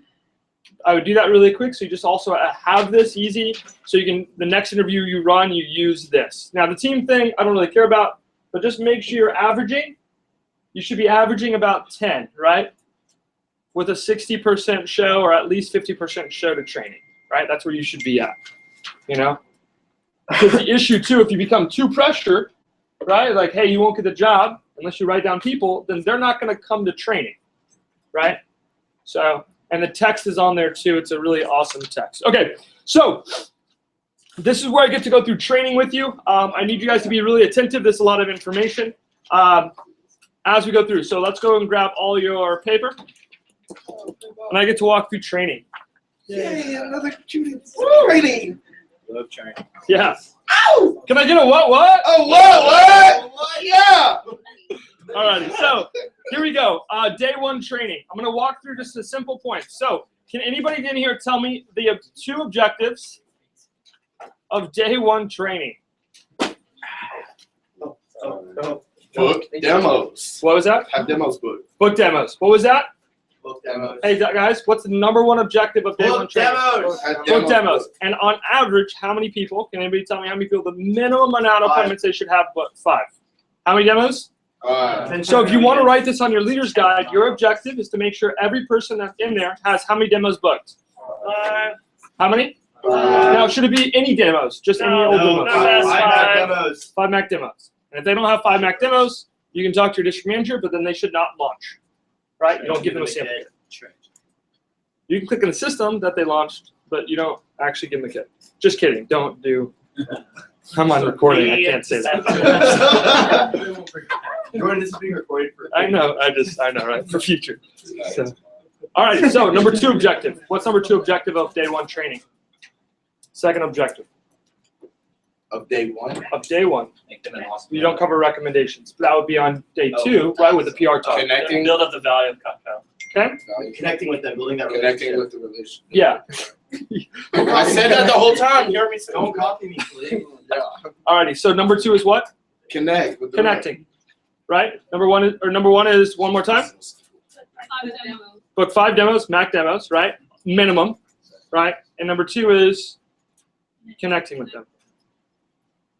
Those are the 2 simple, most basic things for day one training. That's what you do, right? Now, Jacob, you were right. That is a key component. I'm going to walk through that, right, of building value. So that aspect, though, is going to be more of getting them to sell, right? But if they don't have demos and you don't connect with them, they don't come to day 2. Yeah, that's true. Right? And then it's also very hard for them to, listen to you afterwards if they do launch on day 2 or when they do. So those are the 2 basic things, right?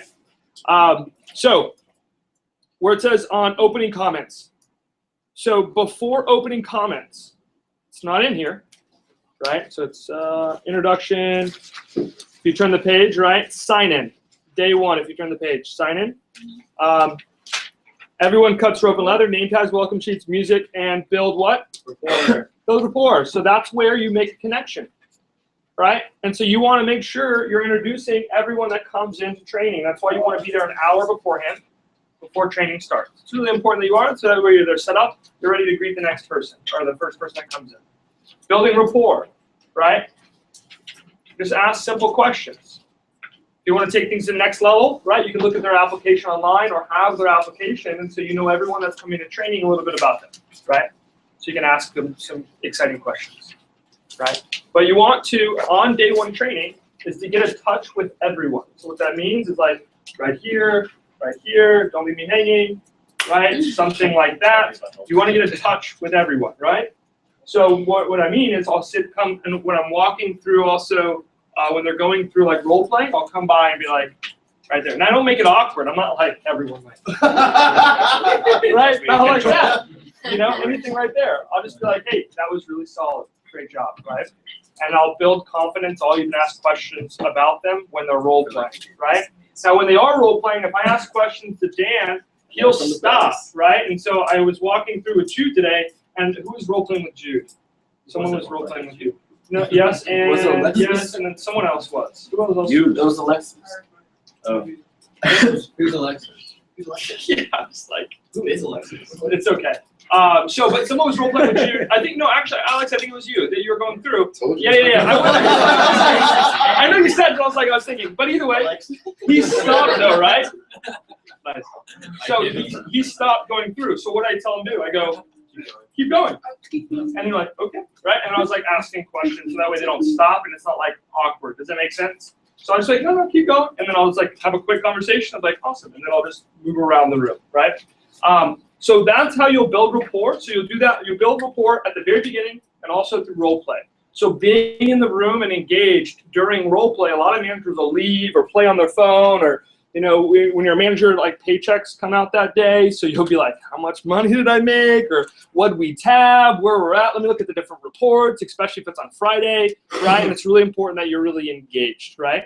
Or when I was a new DM, I won an iPad. So I was like playing my iPad during role play, right? Like it was just like, this is awesome. I just won this, you know. So don't do that, right? That's also why I didn't have a high percentage of launch. A lot of people fell off and didn't get the demos that they needed to because of lack of connection. So those are the two objectives. So I'm going to walk through each one. So turn back to the very first page, right? I'm going to fly through this really quickly. Opening comments. Couple tips, pop fear bubbles. So what does that mean? You're popping all the things that they're afraid of, right? I'm not going to get enough recommendations. My parents said I wasn't going to be good at it. And all you're doing is popping those fear bubbles. That's the whole point of opening comments, right? If you follow, it goes to the demo, right? So the demo, that's where they role play. And you want to keep it very simple. And you'll walk through essentially why you're covering each thing. And you're doing the demo for them, right? Now, during the demo, just realize this. I call on each person. So I'm like, hey, read that first paragraph, right? And I'll hop through and be like, nice job, right? And we'll go through, and then they'll role play, right? 1 or 2 times each, depending on time. The break, what do you do during the break? Yeah, you work the break, right? That's like money. That's where you like, that 10 minutes right there is huge, you know? Competitive cutlery, this is what Jacob talked. This is where you're building value in Cutco. You're building what? Value. Building value in Cutco. So that right here, so competitive cutlery, the value, the close, right? And you can even write down that right before the break, or right after the break, 1 of 2. When you're covering names and uses, that's where you'll increase your average order. Now I say your average order, I mean your office average order across the board. If you want people to sell homemakers, ultimate, signature sets, or just sets, it's done on the names and uses, right? And the value and close, right? On how you go through there. So it's important that you hit that on point.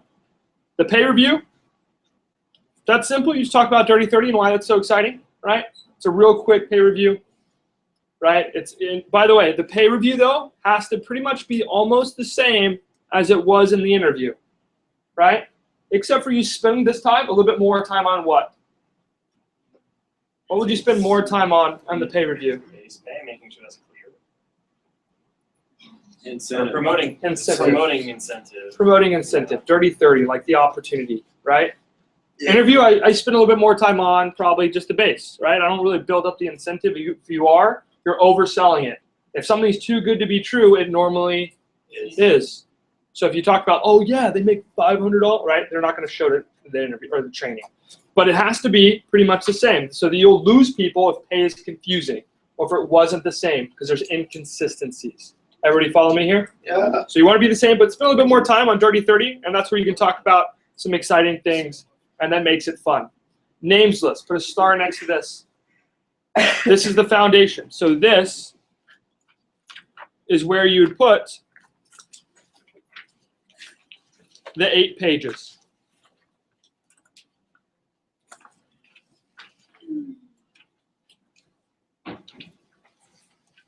Right? Okay. So this is where you put the 8 pages.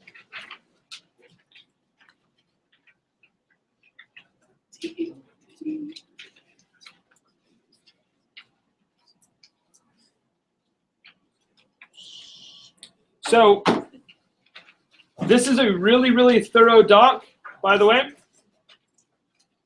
If you want to look on the names list on where it should be, if you're wondering, since some of you are already doing that now, I'll just tell you. So put 8 pages per names list.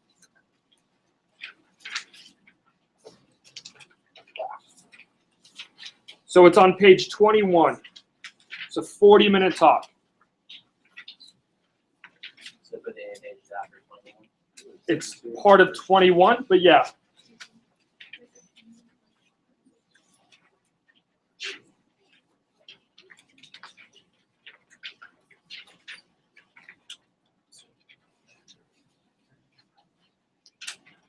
So 21, and that's where the 8 pages would go, right? Just because page 21. Also, this is where you would have your best 5 stump speech as well. So you do 21, you're pretty much going to jump right into the best 5. Put it behind her. Doesn't matter.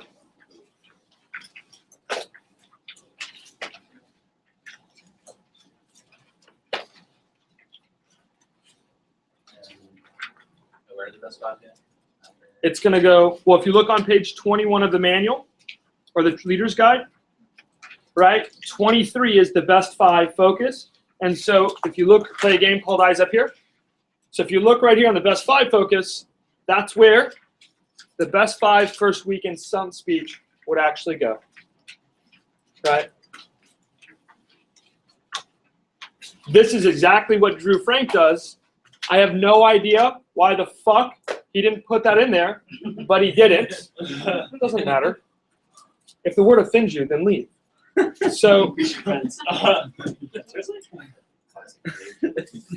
right? So, but it doesn't make sense. But that way, if you want to retype it, you can. But that sounds like a job for Chico. not really. Not at all. So you just put that in there, essentially. Cool. So I don't know why I didn't have that in there. That's him just holding back all his goods, saying, I taught you everything. And then he doesn't tell everyone everything. That's right there. So that's the best 5. That would go there, right? Guaranteed first sale. And then you go into schedules and goals. So does everybody have that in there? Now, again, this is why I highly suggest you get a 2-inch binder or just a binder in general so you can have this all in there, right? I don't like having it on the computer. I know you like computer, but the problem with the computer is you're always looking down. Right here, I can look up and just here. It just makes it easier to go through. That way I'm able to connect with people. Or if your computer crashes, then you're fucked. So that's why I like having this. Does everybody have that in there? Everybody there? All right, cool. So I'm about to go through this really quickly. We just don't have the time to go through line by line and go through across the board, but I would like to go through this with y'all because it will take it to the next level. But I want to finish the wrap up with training. So real quick reviews. So schedules and goals, right? So schedules and goals are really simple. The idea is to give them an all-out schedule. To give them a what? Give them an all-out schedule, right? So you'll do it on the board. If you have a PowerPoint, that's great too. And you'll pull it up on the TV and you'll just walk them through their schedule, right? And then you'll also, this is a big key point, is tell them at the bottom of their manual, just put their goals down. That's something that I learned that's not actually in the leader's guide. I just go, hey, put your goals on how many appointments you would like to do, right? Phone tips and approach. So they need to role play this like 4 to 5 times each, right? Why do you think they want to role play the phone, not the phone tips, but the approach? Probably 4 times. They're about to have fun. They're about to make calls. Yeah. But why else? What was that? They get used to saying it, which will create confidence, right? And you want them to be really confident. Do you remember when you made your first phone call? Oh, stuff. Yeah. Right? I was terrified. Yeah, I was like absolutely terrified. And so that's why you want them to go through it. Also, it sucks. They go, when can you see me? Can I do the demo? They'll do all those things. But if you're able to have them role play that 4 or 5 times each, right, it will really help through there. And the key, though, with the phone tips is to have them star, and you can write this down, star like the top 3 phone tips, right? So have them star the top 3 phone tips. So what are the top 3 phone tips? Read the script. Smile. Have your schedule. So it's on page 23 in the current manual that we have right now. The ones that I always find, stress the fact it's not a question of buying or selling.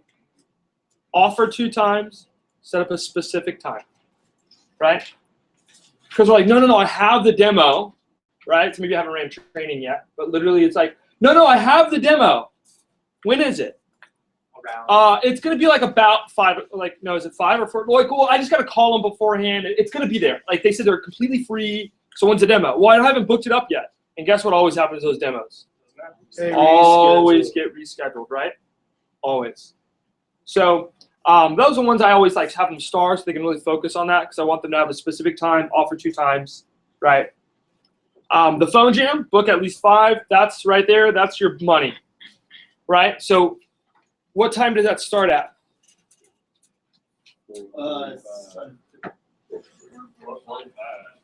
Right? This is if training starts at 10 a.m., correct? So what's the most important part of today? Booking demos. That part. So wherever you're at in training, my biggest tip for you, right, is don't because you need to finish a thought or finish what you're talking about. If you're running behind, catch up, pay attention to the time, right? 1. And 2, whatever time you're supposed to be phoning at, you stop immediately and you just hop on the phone, right? That's it. You just done, phone time. Like, we're gonna hop on the phone. Like, just jump right onto it. Why? Because that is the most important part, and cutting time away from that, right, is where they're gonna make their money, right? Also, office sales as well. So I literally I cut everything I'm going through. But also in my mind, the phone tips, right, and phone jam like that, like role playing, that is really important. So I'll cut down on my pay review or my competitive cutlery if I have to, right? Because what's the most important part of today? Booking demos. Nothing else matters, right? They have to get 5, right? Now, it says 4:45 here, so it's a good hour of phoning. So typically if you're running, what time did training start today? 2 o'clock. So what time is phone time? We do it around 6:30. So I would say like 6:45 and have a specific time, but pretty much it's a hard stop at what? 7 o'clock, right? Like ideally 6:30 because of more time. But if you're not there, it's like if you're at 7:01, it's like we're done. We're moving into phone time, right? So that's the idea. So if it's later in the day, like it is currently like now in the fall and spring, then pretty much a hard stop is at 7. Why is 7 so important right now? Part of the day. It's part of the day. Gives people time to get off work, right? Also, it's 7 o'clock, so it's perfect phone time, right? And training ends at what time? 9. So it gives them like what, an hour and a half? Yeah, to phone, and you wrap up with the last 30 minutes. Cool. Wrap up in assignments. So notice we'll try to get 3 more during that time, right? And so during the phone jam with the hour, I'd write this down here. That's when you run your day 1 PCs. Bless you. Day 1 what? PCs. So you'll go through and you'll just meet with everyone there, right? Focus on your top what though? 5. Your top 20%. Yeah. Something like that, right? So top 20%. I'd write that down. Top 20% is where you really want to dive in your time. So what I would highly suggest, whether you're a branch or a new DM, whichever one you're looking to do, the biggest key here, by the way, is people are going to steal your time. So one person that's freaking out about phoning and he's not in your top 20%, I'm the merchant in me, by the way, I made this mistake so many times where I spent a good 30 minutes trying to save this one rep that was complaining about phoning, and I threw away, right? Like people that are super talented, they're going to do so much for the organization. So much, right? For this one rep. And guess what? Almost every time, that whole 30 or hour I spent with him or her, They don't even show the dates. they don't even come next day. Not once. I haven't been able to save one motherfucking person, right? Don't save. So don't save them. Don't save them. So here's the thing. Just think about it. Now, you're like, oh my gosh, I see you, right? Catherine, you're like, what? Right? I see you. I'm massively merchant, by the way. So it's easy for me to say right now, just don't save them. In the moment, I want to save them every time. Like I want to pour my heart and soul. I just spent like 8 hours with them, right? Like I'm there with you. But the problem is, if you look at it from a business standpoint, or even just a personal standpoint, think about it this way. If they're freaking out and they're taking more than 5 minutes from you, right, have an assistant manager. And they will be your saving grace every time, right? So get an assistant manager ASAP, then you can save everyone, right? But if it's just you, right, grab your number 1 person, right? Think about it from there. Who would you rather spend more time with, a millionaire or someone that's barely making it by? Where would you rather spend your time in general if you want to like learn about finances and be successful in that aspect? The Millionaire. But you're telling me right now, some of you are looking at me and go, well, no, Jordan, everyone matters. Everyone does matter. However, you just told me you would spend all your time with a person barely making it by to learn something from. And I'm just speaking from there. Learn what not to do. Just don't spend time. Spend time with your top people. And who's going to really generate the most? Your 10K fasters, your top 20%, right? Now, the great thing is, hey, if you only have 2 people in training, then yes, I will spend the time with that person, right? Absolutely. There's only 2 people in training, right? But if there's a larger number, your time just it's going to be cut thin. So during that phone jam, you want to spend time with the people that are really going to get the results, right? Now, the great thing is your top people will typically be phoning. So you don't really have to catch too much time. They're like, then if you're spending too much time, they're like, stop talking to me. Like, I need to book demos. Like, your top people will probably, they're like, can I do phone time right now? Like, you stop? I got this. You know what I mean? And that's what's great about it, So, but my point is, you want to be driving that, and you need to be in the room. So notice you're like, man, where do I take a break? Use the restroom beforehand. Right? Oh, shit, dude. So your endurance level will increase. My God. Now here's the thing. You can use breaks and go, like, if you need to use the restroom. Andreas Socorro was like a solid trainer, and for him, he just had a weak bladder. So he would like have multiple breaks all the time. But his PPR was fantastic, right? So if that's you, that's cool too. But I'm just letting you know the greats, by the way, they have a huge thing of water, and they're just like fully engaged, But you just want to be fully engaged because this is your bread and butter. You worked all week for this, right? As a manager, you worked all week for the people in front of you. Give your absolute best, right?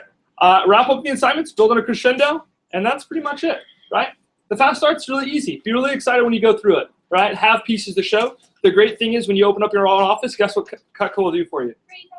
They're going to give you all the fast start prizes.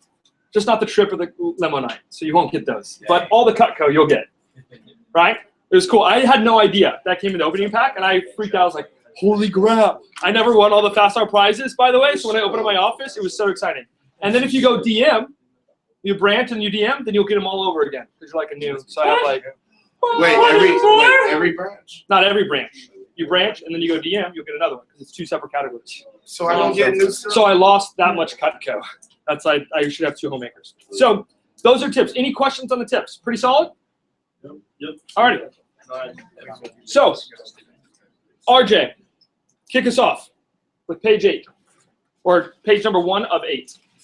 Okay, so we're going to do a really important activity right now.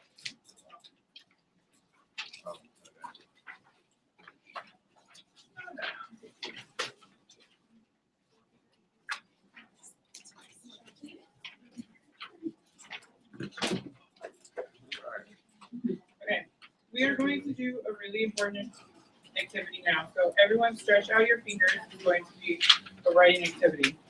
There's a place for it in your training manual, and I'm going to tell you where it is in just a second. Don't flip there just yet. Just put your pens down because I don't want anyone to cheat because it's going to be a contest too. Ricky. Anyone here excited about hitting some promotion? Pick this up right there. Yes. Oh, sorry. It's Carlos. That's Carlos. Carlos. Sorry, why did I say that then? They're the same thing. Yeah, I was like, There is a Ricky, though. All right. Anyone here excited about hitting some promotion right away? Both good-looking Hispanic guys. It's good. Go ahead. Yeah. Hey! The more people you see, the better you'll do. It's just a numbers game. So we're going to do a little brainstorming activity. I want you guys to pretend for a moment that you were opening a furniture store. So who would you invite to the grand opening of your brand new furniture store? Who else? Who else? Someone says everybody. Okay, yeah. Okay. So now, do you guys remember from the interview who the best prospects are? You remember? So you would actually go through that, right? Do So I? you'd want to say when someone says everyone, then you go right into I'm with you. Okay. So. Yep. I'm with you. I would want everyone to know flyers, commercials, Facebook ads, etc. Whether they could buy or not. I want them to know about my furniture store. So your kid is like your furniture store, and that's open for business Saturday. Now, do you guys remember from the last interview who the best prospects are? Do you guys remember what makes an employment qualified? Whatever, 30. Saito, pick up from there. Yeah. Thank you, Carlos. Go. 30 full-time job and 101 Well, most of you in here are 17 to 25 years of age, and I assume that for the majority here, most of your friends are between 17 and 25 years of age. So although they are not qualified, who is? Their parents, exactly. So every time you think of one of your friends, write their family's name down or just their mom's. Now, all the people you've ever been connected to fall into 4 categories. First is the people who you know really well: parents, aunts, grandparents, best friends' parents, parents' best friends, neighbors, etc. That's who you'll focus on this weekend, whether live or virtually. Second are acquaintances, people you sort of know. They know you, but you don't talk to them regularly. Maybe you just see them a couple times a year. It'd be kind of weird calling them, just calling them out of the blue with the initial approach, but we'll show you that. We'll show that to you on Monday. Third gear are associations, people from the same high school, same club, same church, or neighborhood as you. You haven't necessarily met them. And lastly is the 4th year people that you don't know at all. Never met in your life. That might be some of your friends you meet this semester at school, or your school's parents or recommendations that you'll get later on. So we're going to do a brainstorming exercise. Josh. Instead of thinking about it like a brainstorm, I want you to think about it like a brain dump. You're just going to dump like everyone you think of. So I want you to think about anyone you've ever met in your entire life, and we're just going to like dump them. And I know there's... Thank you. I just want you to think anyone you've ever met in your entire life, and we're just going to like dump them. And I know there's going to be a lot. So your hands are going to hurt, but you want to write them all down. Even if you're like, I'd never see that person for an appointment, like an ex-girlfriend's mom, doesn't matter, put her down anyway, because when you put them down, it'll help you think of some people you might not have thought of otherwise. Philippe. So, if you put your ex-girlfriend's mom and think, I'd never see her, but she has a friend Susan, she would be good. So just think about it as a grand dump. You want to get everyone on the paper, and then we can narrow it down and figure out who you actually want to see. We're going to start off by narrowing it down. Anyone over 30 that has a full-time job. So don't worry about the married, homeowner part right now. Just anyone over 30 with a full-time job. Anita. And as we go through this, you just want to write down anyone that comes to mind. And if you can't remember their name, just write down how you know them. If you were talking about your neighbors then and you could remember her name, just write down the lady in the blue house. I think that's going to help you because this list for you, it's for you to think of everyone that you can. Now, as we're doing it, I'm going to go through categories. Maybe I'll say a category that's big for you. Maybe I say family, and you're like, oh, I have so much family. We have a huge family, reunions, cousins everywhere. And you write all those people down. Maybe I can make another category before you're finished with family. That's fine. That's fine. Just keep working on family. The whole point is in me naming out these categories to help you think of extra people that help you brainstorm. As I go through, if I say a category that doesn't apply to you, don't worry. Let's say I say church, and you don't go to church. You don't need to be like, I don't go to church. What am I going to do? Don't freak out. Just chill, breathe. Don't be that person. Don't distract everyone else in the group. Just think of, all right, who else do I know? Just look at your list and think, all right, who else do these people know? The average person, according to Forbes magazine, knows about 1,000 people. I mean, think about all your Facebook friends. Zyla. So don't worry about getting stuck. Just keep going. It's not a popularity contest. It's just a fast writing contest, really. You're not going to call all these people for this weekend, but what you'll notice is that sometimes when you write a name, other ones pop up. Also, do you think that in a couple of weeks, when you've knocked out several promotions and you're feeling really confident with your job, you might want to go see them? Yeah, you'll want to go see everyone. And the more names you have down, the more selective you can be. Now, every line will be a different household, so don't write your aunt and uncle on separate lines if they are married. The other thing you want to realize is that seeing people like friends and family when you start off any business venture is really normal. So let's say you were going to start out a furniture store and you had a huge grand opening. Who would you invite? Everybody, your friends, family. Come check out my furniture. John Austin. So you just want to, maybe you want furniture, maybe you don't. If you don't, then maybe at least you'll tell someone who does want furniture. So you just want to get the word out there. Think about if you had a grand opening for a restaurant, who would you want to come to it? Friends, family, everyone. And it's not just in the business with sales, it's really anything. Think about if you were like a general practice doctor. Who do you think some of your patients would B, friends, family, relatives, people like that. What if you were a lawyer? Some of your first cases you represent are probably going to be from people that you know. If you were a real estate agent, probably some of the first homes you show are people that you know. So you can see it's a really common way to get started, and it's a really common way to do business with your family. Think about it. Imagine if my dad was a dentist. Who would I go to get my teeth cleaned? My dad. I wouldn't be like, Dad, that's weird.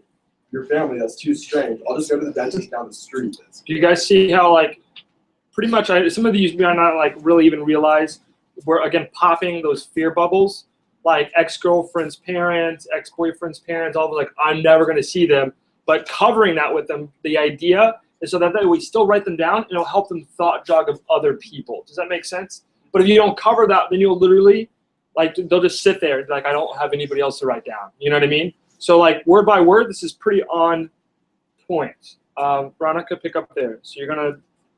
Wait, oh. So you're going to be like the kitchen cutlery expert, so people are going to want to come to you. Mhm. So we just want to brainstorm anyone you've ever thought of over 30 with a job, as long as you've met them before, write them down. You might think of some people that aren't over 30 and they're like your friends. Well, what do they have that's over 30? Parents. I'm totally fine if you write down John's mom, Tom's mom, Sally's mom. Everyone has a mom because they were born, so you can definitely write so and so's mom for anyone you've ever met. And they can be anywhere in the world, so you don't let that limit you, especially since we have the virtual appointment, which can be done anywhere else. So don't worry about whether or not you want to do an appointment for them or if they'd be good. Just write anyone you ever met and we'll narrow it down to this. Great. So everyone go ahead and flip to page 23. Don't start writing yet because there's a contest. So just open it up, turn to page 23, and don't start writing. So you can see here it's broken down into different types of columns. Don't worry about the phone numbers, just worry about the names. On the back of this, for some reason, it's not numbered, but keep it names and then leave the numbers column blank. You just want to write as fast as you can. Don't let anything jump up. Plus, we're going to add a little contest to it. So way back before, we used to have just the table knives. They're really popular. People really love them. People would start asking if you would make something more like a traditional steak knife. So we also came up with these steak knives. So in between coming up with steak knives and table knives, we came up with a couple different sample versions. We actually have some here in the office.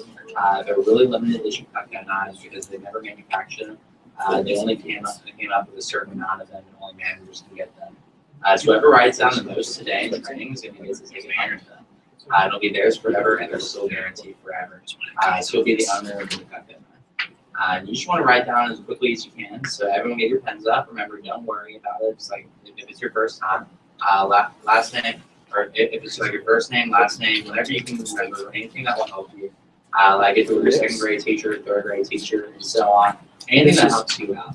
And we're just going to start off with no categories at all. Anyone who's over 30 with the job that you have. On your mark, get set, and And so from there, you'll literally, just thought jog. So if you look at the next page, right, this has like an abundance amount of thought jogs for them, right? And you'll name this category, right? So you'll literally spend this right after this is about an hour or 45 minutes long. They'll spend writing, right? And you'll just aunts and uncles, pause, like let them like think. You'll pause, you just go through. Another great category is your friends' parents.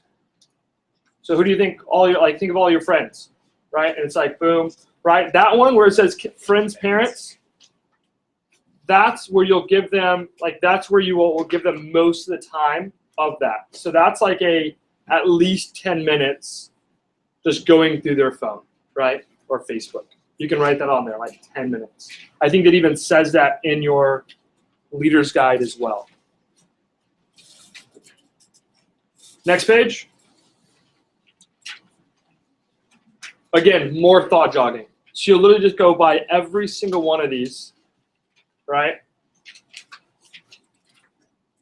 Next page, more thought jogging. Next page, more thought jogging. Oh, Okay. Next page, who's your role model? More thought jogging, right? And the last page, we'll finish it up. You'll do a countdown of names. So why this is so important, why do reps quit? Why does some quit the job? They don't have people to call. They don't have people to call. That's the biggest reason, right? Think about it. Why else would a rep quit? They don't have people to call. They don't have people to call. But the reason why they're not making sales is because they don't have what? People to call. You know? But here's the thing. If they're not making sales, but they have people to call, didn't we just cover how to fix that? They're golden, right? So why does a rep sell, right? They feel good, they have people to call, and they have a schedule, right? Yeah. So that's why in training, this right here will save you so much time of like heartache and pain of helping someone redo this list. But guess what we'll redo on advanced training? The list. We'll help them think of more people. How many of you came up with more names a couple days later after you, like in training? I know I did, right? I had like 50 more after my first 3, right? Some of you didn't raise your hand. You're fucking lying, right? So, or you're not paying attention, one of the two.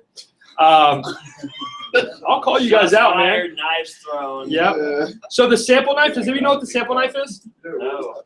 I've kind of seen it. So the sample knife is, it's a table knife, but instead of a rounded tip, it comes straight to a point. It's $5. You can buy them for $5. Sounds like it's cool. It has a double D edge. It. You've seen it, right? I've never No, seen it has a it. table knife. It has a table knife Huh? handle, but it's Yeah, they're $5. The idea, it's called a sample knife. They're like $5 each. They're pretty cool things. Ask your manager if they don't know, then I will. Jordan. Next, and Olean I'll have. No, I won't have one. Ask Olean to show you. They'll have one there. So, but then I'll wrap up, and that's really it. And that's the names talk, by the way. So this is like a crucial part to getting people to write down a lot of people, and you'll spend a good amount of time going through that, right? The biggest issue with the current manual right now, or the leader's guide, is that if you were to watch the videos, I know, Zyla, you've watched the videos quite a few times with Drew Frank and stuff. He spends how long going through this? Right? But in the manual, it doesn't actually have that. So there's a lot of things that, like, if you were to watch his training, there's not, I mean, if you look at the leader's guide right now and you're like, wow, there's a lot of pages. There'd be so many more pages, right? But that's why we're adding this in there, just because this is more thorough, better on point, you know, so that way we can all be on the same verbiage, really helping our people grow to that next level. So this is phenomenal, by the way. I know it's a lot of information. I want to walk through it with you guys. I wish I had this. Like, this is so money. It's fantastic. So the next document, we're going to go through, you're going to need like a sheet of paper, a separate sheet of paper. Wasim's going to go through his MAC talk and his best five talk. So you want to grab the best 5. It's a 2-page document, right? Best 5. Okay. You're not? Okay. Well, then I'll run this. No, I got it.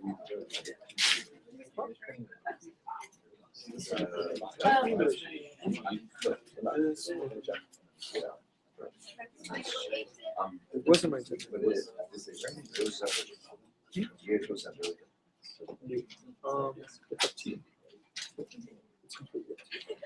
So, alrighty. So Wasim's going to go through the best 5 on how to really focus on the best 5, and have those people. You can. I'm just skipping. Huh? Yeah, man, you can do that. That's fine. I don't think that's yeah. So Wasim's going to go through his best 5, his MAC talk. Wasim has people in his organization that just constantly go out and crush it first weekend. Sometimes even better than me, like training you. I was like, just do your MAC talk and your phone approach, and like everyone would just crush it all the time. You're $1 million? Yeah. Over $1 million in career sales.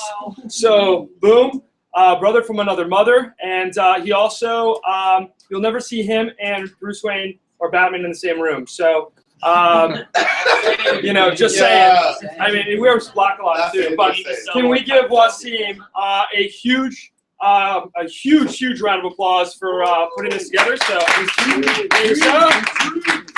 Take it away, Sarah.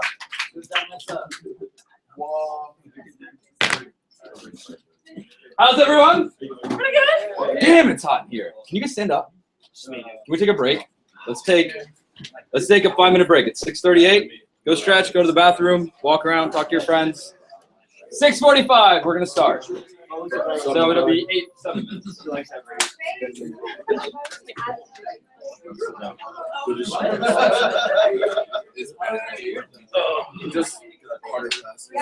you guys not? All right, Jordan. I know you got some snacks. I don't have any snacks. It's beautiful. Third year.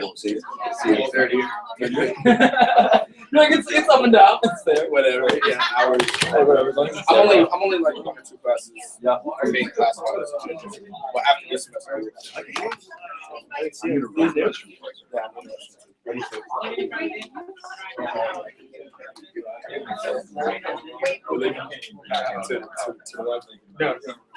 How long y'all been married now? 5 years?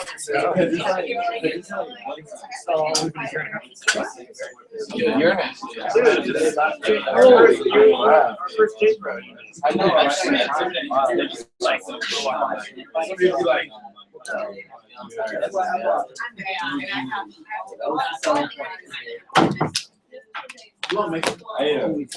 Assist.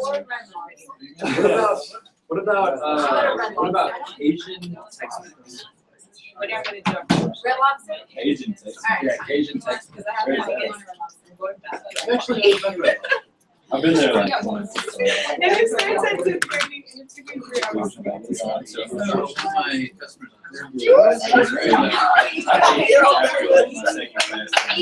That was when you change high quality Asian Mexican. It's like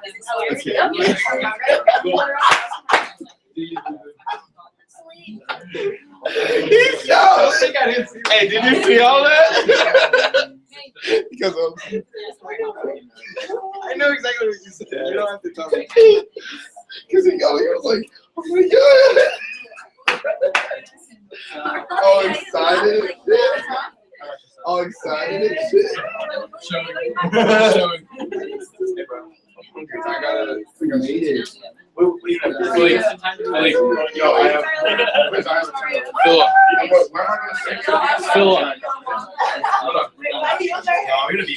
There's beer? You know we gotta go.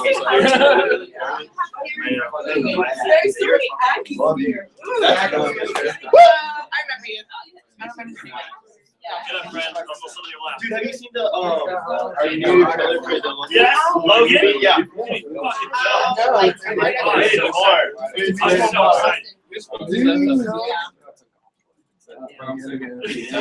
Hair looks different. Have you seen it though? It just looks. Oh, I had a test that day and I couldn't make it. Yeah, I didn't think of You want to be like. I'll be really comfortable. I mean, I like it. Yeah, I live like an hour and a half. That's awesome. You I mean, it's better than Austin. I drove to Austin. Oh yeah. Yeah, I woke up at 3 in the morning and drove there, like, because I didn't live there the first day I woke up. Alabama, Auburn, like, around 3 in the morning. Come on. When they won over, they won. It's good. Wait, where's that? If it's good, I'm not like, because like, there's so much like,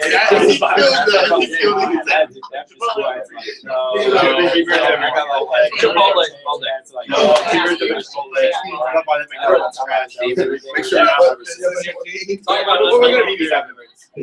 Regardless, we're gonna be I got a job like you didn't have to Rich is in there. Rich is in there. Believe. Yeah, I was thinking I should have been because I just go for it. Sure. Oh yeah, the talent show was so great. Oh, you know Mahara? Wait, yeah, no. Okay, yeah. So she was talent show.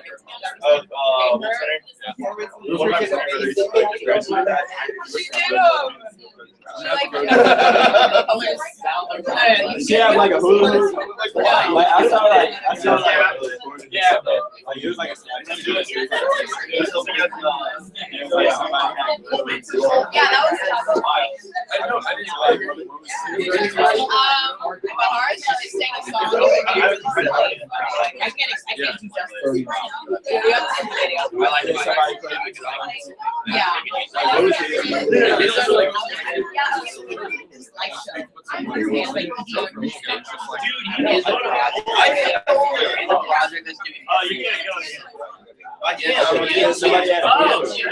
Yeah, that was another guy.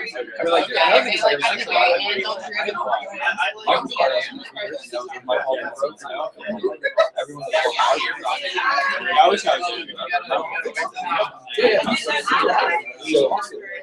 Yeah, he called me right after we got on the field. Hey, you're for bud. He's like, that was so recording. We stayed out there.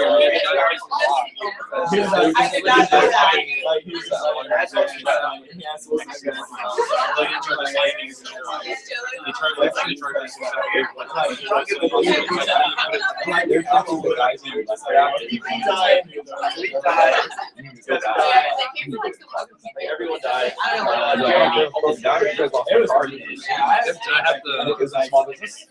Yeah.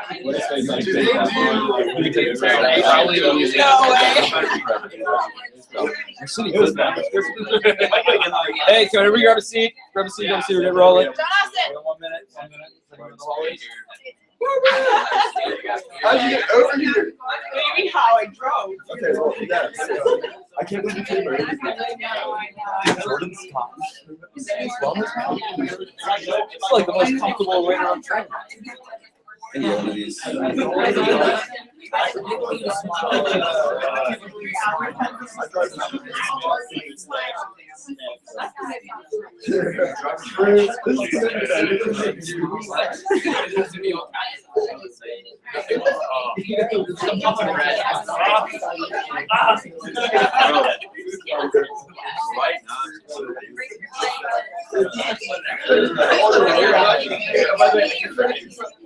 Alrighty.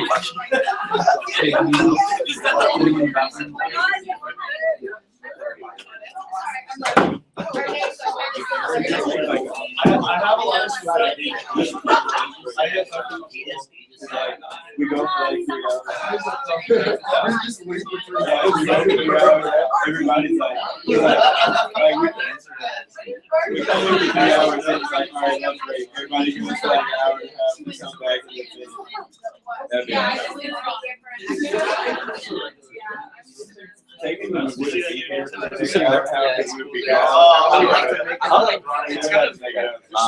Different ways of. Zyla or Marissa, can you go knock on the girls' restroom and see if anyone's in there, please? Go grab them.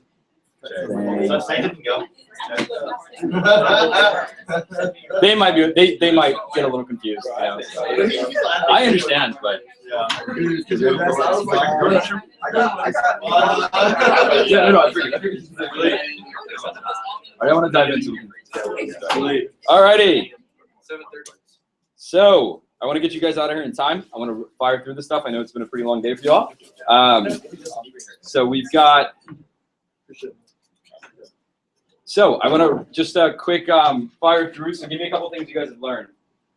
Give me a couple things you guys picked up. Skill check sounds really good. Cool. Skill check. What specifically?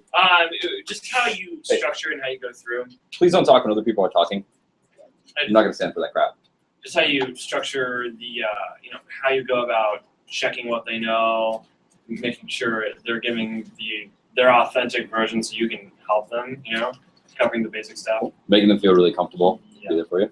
In the beginning, when we all came in early, Kathy was talking about when you're calling out a new rep for having like 20 Mac demos or whatever, and you call it one of the numbers for Pizza Hut or something like that. Right. Instead of saying, being aggressive about it, just say, hey, the company red flagged you, and then that's how you kind of explain it with your parents. Just work together, let's figure it out, and you're more than happy to rewrite it, and then just put them, don't put them today.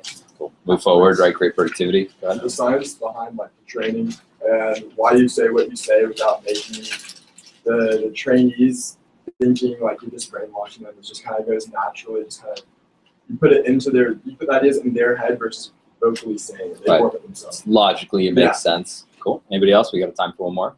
Go ahead, Greg. Like why you explain, like in the skills check, like explaining why the lines are in there, and like kind of expanding on that, so they kind of understand why the stuff's in there and not skipping over it when they read through it, like actually understanding why the stuff's in there. Cool. Anybody when I guess Jordan or Kathy were going through skill check, anybody like it's like, oh my god, I don't know that stuff. Right? Oh, even now. So one of the biggest things is like as a manager, having the fundamentals down, the representative fundamentals down is very important. Because it's very hard to coach your representatives at a higher level if you don't know like your close, right? You don't know your rec approach. You don't know, because it's hypocrisy. Like how are you going to tell your training class to memorize things when you can't do it for them, right? So it's very, very important as a representative to get that down before you go out. Now, let's dive in. So what you guys are going to need is you're probably going to want notes because I'm going to go through my Mac talk. I'm going to go through top 5. Now, here's the thing. Jordan already covered initial names list, right? So I'm not going to repeat because my Mac talk is together with my initial names list. So it's going to be not according to what's in the script, only because Jordan already did initial names, and I don't want to repeat what he said. I don't want you guys to hear the same thing twice. So let's dive into, so you're probably going to want notes. You can follow along in the script if you'd like, but let's dive into talking about Macs. Cool? I'm going to pretend y'all are my training class. I need you guys responding. Cool? We'll get through this pretty quickly. So, alrighty. So here, guys, I'm going to teach you a business principle that they usually take like a whole semester in college and business school to teach. But I'm going to teach you in like 5 minutes. You cool with that? Yeah. Alrighty. So if you were out there showing people golf clubs, let's say you were working for a company that sold golf clubs, who would you probably go see? Golfers, right? You were showing tennis rackets, you would probably go see people who play tennis, right? So we sell stuff for the kitchen, right? Well, who likes to spend a ton of time in the kitchen? Moms do. So we have a qualified customer as well. Our target market customer is, guess what?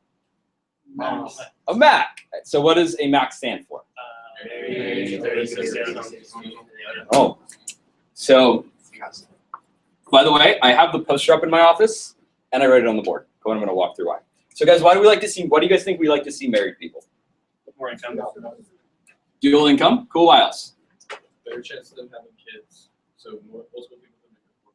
Kids? Cool. Why else? Homework because it's cheap. Cook. Affordable. Affordable to live. Cool. What else? They're also looking to invest, most likely. They are used to investing. Used to investing. Because they invest in school, right? They invested into you. They're paying for your college or even buying you, helping with your car, whatever. They're investing in your future. Now, the A, as you guys know, stands for age between 30 and 60. Now, I'm sure some of you guys have like cousins or, you know, brothers and sisters that like do really well for themselves and they're like 27, 26, and they probably eat at home because they do well and they're healthy, right? But here's the thing. The reason you don't want to see them right away is, would you guys agree you're a brand new rep? Yes or yes? Yes. You think they're going to give you a little bit more hard of a time than a mom might? Yes. For sure. So I want you just doing layups and just seeing moms. Here's the thing. You could do the worst demo in the world. You could drop a knife on their dog, and as long as they're a Mac, they're going to go, oh my God, that's sharp, and they're going to buy an average order from you. Now, you could go out there and do the best demo ever. You could do Francisco's demo. You could do, you know, you could do Josh Muller's demo for someone, and they're not a qualified customer. They're not going to buy anything from you. Why do you guys think that is? They just don't have price and same perspective. Yeah, they're just not in the market for what we're showing, right? And so that's why we want to focus on people between 30 and 60. Now, why else do you guys think we want to see people between 30 and 60? Target demographic. Excuse me? Target demographic. But why specifically? Why do you guys think Financially that's? established. Financially stable. Used to investing. Yeah. Right. Why else? They can take advantage of the forever guarantee. Yeah, they're thinking more forever, right? They probably have a house, which we're going to get to next. Too old. It gets more. Yeah, like, here's the thing. Like, not that I don't want you to see your grandma, but anybody ever go eat at Chelsea's Deli at lunch?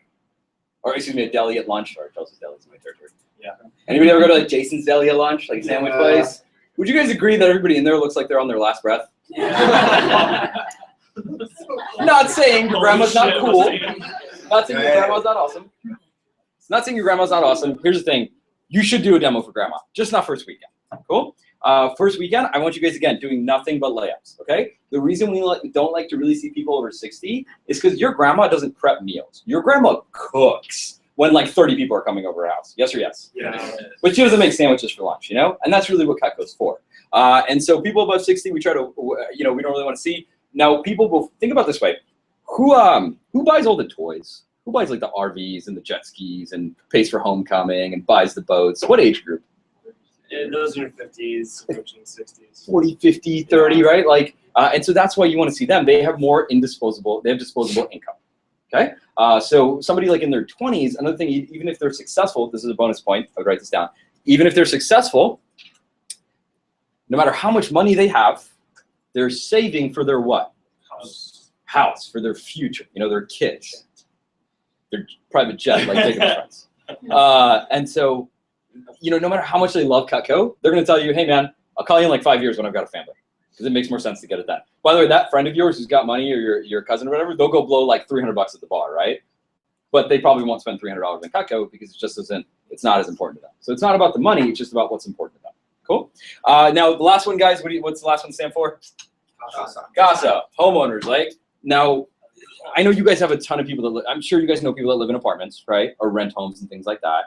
Now, here's the thing, guys. How long is like a lease, like a rental lease? 6 years. 6 months to a year, right? How long is a mortgage? 30 years, 15 to 30 years. What's a little more forever? Mortgage, right? You see how that ties into a forever guarantee? Another thing, guys, I've moved like 7 times in my life, and I can tell you I have lost a couple things. Anybody ever lose something when they move? Yes. That's why when you see somebody who's renting, they'll be really, really excited about getting a homemaker from you, but they'll tell you, hey, I want to get this when I get my house because I don't want to lose anything, you know? And the amount of customers that I've seen that bought stuff, like I remember seeing like even homeowners that have lost table knives. Anybody ever? Oh no, you guys never mind. You've never done a demos. I've seen customers who lost table knives and they lived in homes. You know, imagine what somebody lives in an apartment could lose. And another thing, if someone's if someone like Jacob, if your parents' AC breaks down in their house, what are they probably going to do? They're going to fix the whole AC, right? Now, if somebody lives in an apartment, John, at your apartment with your roommate, if your AC breaks down, what are you going to do? And they're going to take care of it, right? Versus spending 10 grand on AC. You guys see how like people who are homeowners like to invest more in their homes, and that's why we like to see them. Cool? Does that make sense, guys? Yes, definitely. Alrighty. So now here's the thing. This weekend, again, I'm sure you guys have people that you'd like to see that don't fall in this category. I'm okay with you seeing them during your fast start. My only challenge is that this weekend I want you doing nothing but layups. Cool? Imagine if Michael Jordan, when he started playing basketball, his mentor coach, his dad, was like, you can only shoot 3-pointers. And he missed every single one. Screw you, Dad. You think Michael Jordan would have had the confidence to keep playing basketball? Probably not, right? So you got to learn how to shoot layups, and you got to learn how to dribble before you can start taking those 3-point and those half-court shots. Everybody got it? Cool. Now, if you've got some friends who want like a fisherman solution, cool. Hit them up, call them on the phone, close it on the phone. Why go spend an hour and a half at your friend's house to go sell them a fisherman solution? Does that make any sense? Probably not, right? Cool. That's my Mac talk. Any questions? Thanks. I hope that was compliment. So what are some key things as I'm going through the Mac talk? What did you guys pick up? Conversation. Conversation for sure. Plugging stories in. Stories for sure. Yes. What are the key points? Do you guys see how like I'm painting a picture of the customer? Yeah. Of their lifestyle, right? Who they want to see. And then if you guys want to write this line down, I'm not sure if it's in, I don't think it is. I got this from Jonathan Whitman. Oh no, this is it. So it just ties in top 5, excuse me. So next I'm gonna move on to my top 5. Cool. So guys, what I want you to understand is our best representatives are the ones who get this concept the most. There's 2 ways to make more money here. There's 2 ways to make more money here.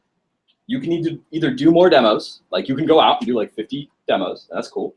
Or you can just, and that's working hard, right? Or you can just work smart and hard. Because here's the thing, seeing 5 Mac customers is more worth your time than going out and doing 20 non-Mac appointments. Why do you guys think that is? Yeah, you think they'll be a little more excited about buying Cutco? Yeah. Yeah, and so you'll actually earn more income, even though the base pay, you'll still earn more income. You'll get better referrals, because here's the thing, you guys are what, 18, 20 years old? So most of your friends are what? Anybody have a single parent? Or know someone who's single, right? That went through a divorce? Would you agree that they only hang out with single people? Right? Anybody know somebody who's married? They hang out with other what? And you want to get referred to who? Married people, right? So that's one of the biggest reasons you want to see Max. Now, here's the thing. This weekend, there's something called our best 5 focus. Please write that down. And so I have the training class write down best 5 focus. Cool? I want you guys to pull out your initial names list. Then you're pulling them out. Now, what I'm going to walk you guys through something what I like to call our Vegas. Okay? Now, what I want you to imagine is I'm going to send you to Vegas this weekend. I'm going to pay for the flights, and I'm going to pay for 5 people to go with you. Cool? Now, here's the thing. I'm only going to buy the flight there and back. These 5 people are going to pay for the rest of your weekend. Cool?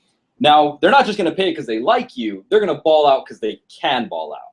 Everybody get the point? Yes or yes? Yes. So I want you to grab your list, and I want you to pick your 5 people that you want to take to Vegas. Go ahead and walk through it real quick. Now, here's the thing. Guess what they all should be, guys? Max. Okay? And I would think about, and then I give them ideas. And I would think about who owns their own business, who has lots of kids. And so just like the thought jogger process that Jordan went through earlier, I do the same thing, but I get a little more specific. Because now I want them to find their best customers. Cool? Now, here's the thing, guys. Would you agree there's some people in training, and maybe you did this when you were new, maybe you do this now, where you were like, well, I want to wait to see these people until I'm really good at the job. Yeah. Or a rep tell you that? Yeah. Now, here's the thing. It logically kind of makes sense, right? But how does a rep actually get better at the job? By seeing the best people. By seeing the best people, because that builds their what? Confidence. You got to explain that to them. Cool? And so now here's the thing. Some of you guys in here are thinking, my aunt, who's a lawyer and is balling and loves to cook, I really want to wait till next week to see her. Well, I'll see her like my second weekend because I want to like get the manual memorized. Now, here's the thing, man. You go out there and she buys a signature set from you. How much is that going to raise your confidence? A ton, right? And then you think you might sell another set after that one? Another set after that one? Another set after that one? And not to mention the referral she's going to give you is probably going to help you have an even bigger second weekend, right? That's why you want to see them right away because it's all a progression, okay? Now, everybody got their top 5? Yeah. Now, here's the thing. Why it's important to see your top 5. The focus is always top 5. The focus is always who is your next best 5 customers. This is not just for training guys. Please write this down. This is not just for training guys. This is for your career. Our top reps do this. And then I'll name drop a couple top reps, right? Our top reps do this because, again, it's all about seeing the most qualified customers. Cool? You know what makes Alabama a great football team, guys? Nothing. Not necessarily. Not necessarily their trick plays. Not necessarily how hard they work in the gym. It's because Nick Saban knows how to recruit the right people. Just like when you see the best customers, you're going to get the best results. Yes, does that make sense to everyone? Cool. That's top 5 talk. Any questions on that? What are some? I ran a million trainings. What are some things you guys got out of that? The progression, like really tying it into like painting a picture. Not it's all just for this weekend. It's for your entire career. So it's like tying them into something longer than just like pay cash for the weekend and then I'm out. Absolutely. So that's awesome. That's good. I'm glad you realized that. Go ahead. Explicitly specifying that you see your best people first because you'll get to more, other better people sooner. If you save them off, then you're just delaying your success. Absolutely. Yeah. Well, what else? I just like how you made it logical. Not just you have to do it this way because we tell you yeah, it's gonna help you if you do it. This particular. What's in it for you to do it? What's in it for you to listen to me, right? Well, anything else? We got time for one more. I like the story about Vegas because it kind of helps them put it in perspective. It's like, who do I want to bring with me? And then it just helps with thought jogging. By the way, guys, in Vegas, you can spend $200,000 and get showered with stuff. So, I'll say that in training, kind of like a joke, and I'll be like, who would spend $200,000 on you? I'm just kidding. You probably don't know anyone. But think about but what that does is the shark kid in training who does have that kind of clientele goes, okay, and then they start thinking of the really exciting people that they want to go see, right? And by the way, all it is, guys, it's just making them feel, and I would write this down, it's all about making them feel comfortable about seeing these customers. It's all about making them feel comfortable. Not, hey, you need to listen to me, I'm the manager, you're gonna make money if you do this. That doesn't motivate someone, that doesn't get them excited, right? And remember, you're working with, number one, you're working with millennials, which is a completely different structure than working with, different generations, but also you're working with 18, 19, 17-year-olds, and so it's, our age. And just remember how you feel, right? And so it's just about making, and this is what I'll tell you guys, when you're on this side of the desk, it's and especially when you're running your office, it's very easy to fall into this place of, I'm older, I know what I'm talking about, listen to me. When your parents do that, how do you respond?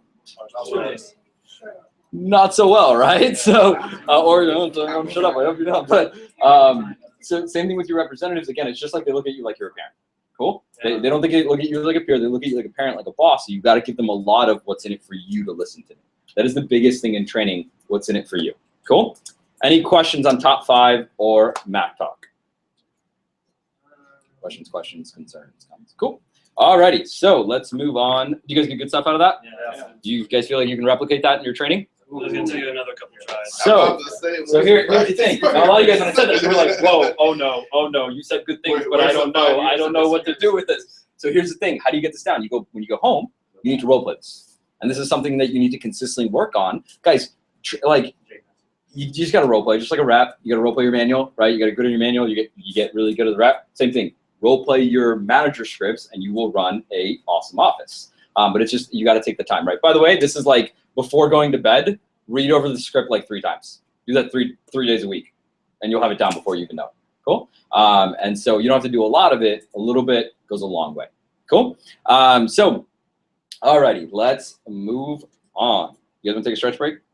I give a lot of breaks. You like it? No? Okay, no break. Cool. I wanted a break, but that's cool.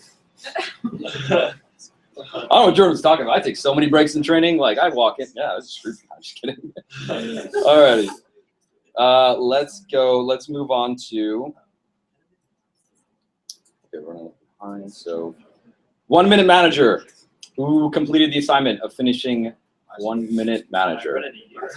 No one read. Oh, thank you so much, Reed. Can we give her a huge round of applause for reading the book and doing the assignment?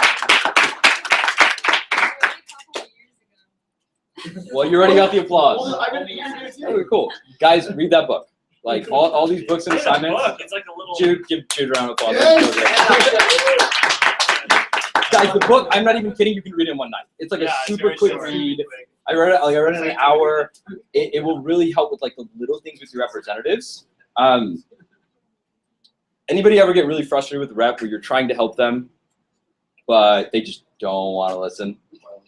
Right? Read 1 Minute Manager. You won't deal with it anymore. Cool? It'll help you with those little things. So, all right, and by the way, just like bonus thing, guys, like these assignments and stuff that Kathy gives you, like the books and stuff, I know you guys have a lot going on. I understand that. But it's the little things, these assignments is really what separates someone when they go out between the good and the great, the mediocre and the good. You know, it's the little things, not just these meetings, you know, because here's the thing, everybody comes to these meetings, right? But not everybody hits the trip. And so, and for you guys who are branches in here, you're like, yeah, absolutely. Like you ran branches. You're like, yeah, you definitely. Would you guys agree that you Oh my God, yeah. do things outside of the meetings? They're both like, but that's more to it. That's super important that you're following through on the assignments, and that even if you're taking a little bit of time, it is important. Okay.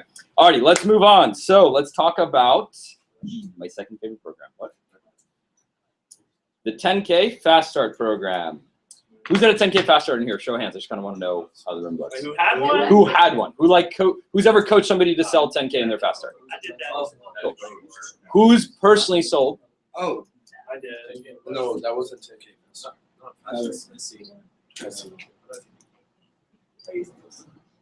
So, who's personally sold 10K in their Fast Start and in a push before? Raise your hands. Cool. So most of you. If you haven't, by the way, it's okay. Cool. Put your hands up. Who's never sold 10K, never coached somebody 10K before? Show your hands. It's okay. No. In a push or a Fast Start, you've never sold 10K or never coached someone at 10K. Cool. By the way, for you guys, I want you to understand that's okay.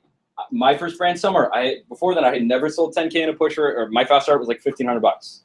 But I had multiple 10K Fast Starters my first branch summer because I was sharing this at dinner a couple nights ago. When you transition into running an office, you stop, and this is important. This is where my talk starts. Stop looking at the job like a representative, and you start looking at it as a manager. Does that make sense? So, as a rep, a question reps ask a lot is like, what's the secret to selling Cutco, right? What's the extra? And you guys too, you want to learn like big closes and kitchen. Of course you do, because it's gonna help you somewhere. But here's the thing, it's all about keeping it simple so it's replicable so you can teach everyone. Cool? I would rather personally, as a manager, I would rather have 30 people go sell $1,000 than 2 people both sell 20K. And I know that's less in sales, but out of those 30, I'm probably going to get a lot more development. And I'm probably going to get a lot more CPO in the long term too. And I'm going to build better relationships, and I'm going to enjoy my job a lot more, right? And so that's why when you're teaching and you're speaking, understand you're teaching everybody. Now, are you going to get some kids that are super high level that you can teach high level stuff to? Yeah.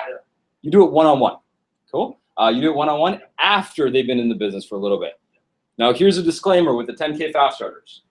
No matter what they sell in their fast start, please write this down. No matter what they sell in their fast start, I don't care if it's $75,000, they are not a good rep. No matter what they sell in their fast start, they are not a good rep. They have not mastered the fundamentals of the position yet, and they do not understand what consistency, hard work, and discipline and how all that ties together. They think it's going to be like that all the time. Cool? When I was a new manager, somebody saw 10K, I'd be like, they're good, I never need to PC them again. And then they would quit in like a week. I'd be like, you make $2,000! And they'd be like, but I don't know how to do anything. Because here's the thing, for most of them, they don't have confidence in the job, they just know they had good connections and that's why they hit their goals. Cool? And so even if somebody does the 30, 40 demos, they still don't have the confidence in the job yet, you still gotta keep working and developing them, okay? So let's dive into the program itself. I'm gonna give you guys, I have it on my phone, I'm not texting, I promise. So I'm gonna walk through 5 keys of the 10K Fast Start program, then I'm gonna walk through the timeline of a 10K Fast Start from the beginning to the very end, okay? So you're gonna want notes for this section, okay? Alrighty, so diving in, here are my 5 keys. Well, let me ask you this. What do you guys think? By the way, safe place, okay, if you answer the question wrong, right? Why do you guys think someone sells 10K in a fast start and a push? There's somebody who hasn't ran offices before, like newer guys. Newer guys. Go ahead, John. The set number of demos. Set number of demos. Cool, what else? They see the right people. They see the right people. No? Following the manual. No, you were in the car with me when I wrote this. Go ahead. You were writing it and writing? He was writing it, I was speaking. I don't write things, man. Marissa's like, I did 10K. What? Because you're excited about Lemonite? Cool. Ready? This is why reps sell. Simple as this. Ready? They have a plan. You guys have all heard this before. They have a plan, they have people to call, and they feel good, and that's it. Please write that down. They have a plan, they have people to call, and they feel good. That is the reason why someone sells 1K, 10K, 20K, 30K.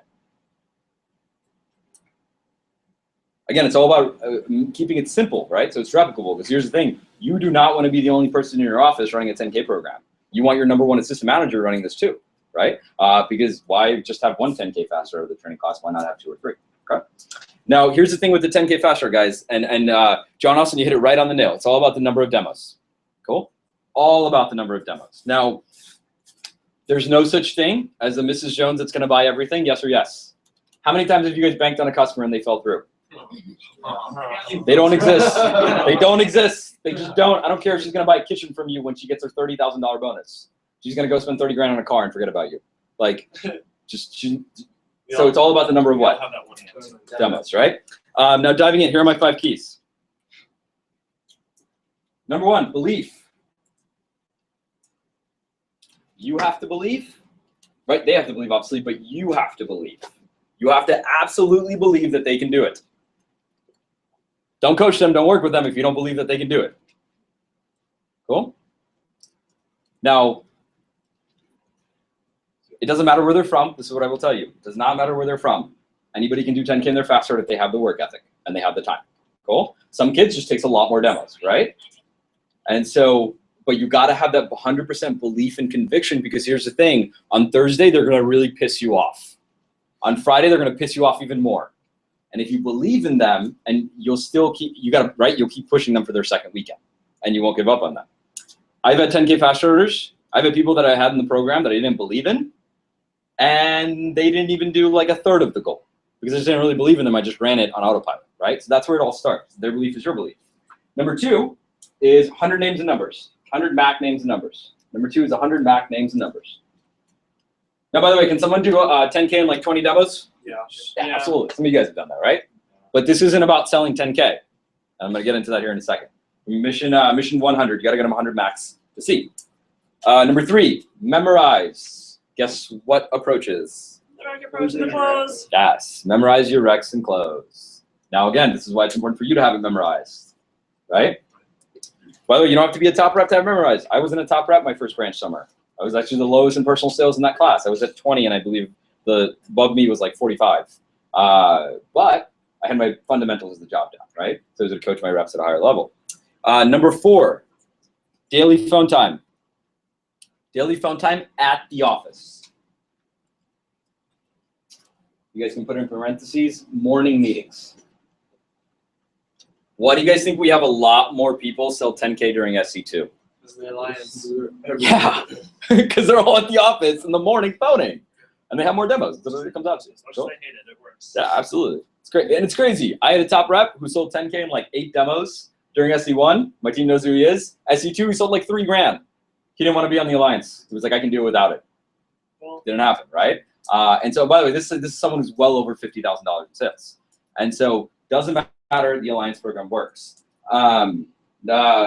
So it's number 4, right? And then number 5 is daily PDI and accountability. Keyword being daily. Daily PDI and accountability.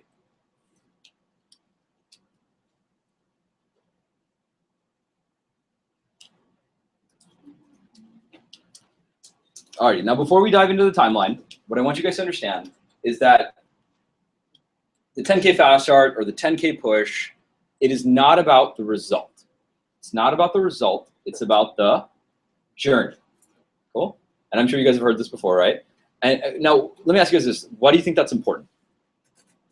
Why is it important? Go ahead, Jacob. Because if you keep focusing on the result, you're just going to be focused on the number, and you're going to lose track of what you're really supposed to be focusing on. Cool. So if your customer is having fun and doing the best. Yeah, absolutely. Go ahead, in the back. Even if they don't reach their goal, they'll still be proud of like how much they grew throughout the process.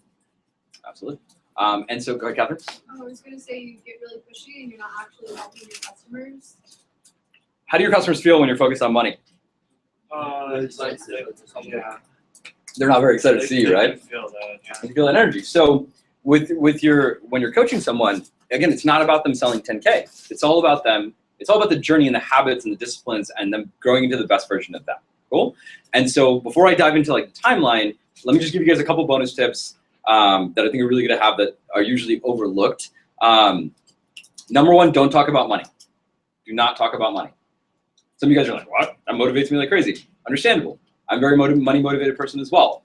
But think about where we're at in our careers. Think how long you've been here. You're coaching a brand new rep. Don't talk about money. Think about it this way. Do you want a team that is money hungry, that is only focused on making money? Because I can tell you, when you have a team that is only focused on making money, it is not a fun office to run. Everyone's very selfish. No one shows up to meetings. No one helps you with things that you need help with. You don't build the relationships, right? Some of you guys have worked in offices like that before, right? And so it's not an exciting. It might be for the representative, just that one, but they don't grow either. Because here's the thing: when they have a bad paycheck, then they quit after like 1 or 2 bad paychecks. I guess the only thing they were there for was money. How many times have you guys seen someone sell 20, 30K and then quit? Chavez, you remember Jordan Zeal? How much did she sell in the month of July? It's like 55 or 79,000. So she made 40 grand. Did she do anything afterwards? Made $40,000 in a month and did nothing afterwards with Cutco ever again. Crazy, right? You guys are like, what? Because she was just, the money was the only thing that mattered. And it didn't make any sense to work, because in her head, for that representative, they have to work that hard all the time now to make any kind of money. And they're only here for the money. Now here's the thing. This is what we know. When someone focuses on growth, experience, competition, right? Becoming the best version of them, they sell more, they make more money, and they're more excited to stick around. Yes or yes? Yeah. So that's what the 10K Fast Start is about. It is about helping them create those right habits and disciplines that will help them in a push later when they run their own office, so on and so forth. Here's the thing. When you coach someone, so that was, right, and so the second thing is like, when you're coaching them, guys, most of the kids, like, if you got to run this every week, because here's the thing, like, even if they can't do 10K, let's say they don't do 10K, if you don't run the program, the kid who was going to sell like 6, 7K is going to sell like 2 or 3K, if that makes sense. So if I take it, let's say Jacob Gordon's not someone that like normally people, well, he is, but let's say normally people wouldn't believe that he's someone who could do 10K, right? Well, I would still run it for Jacob even if it was like a 1-person training and it wasn't the sharpest rep on the planet, because 1, I get practice, right? And then number 2, now Jacob's going to sell more than what he was going to originally sell.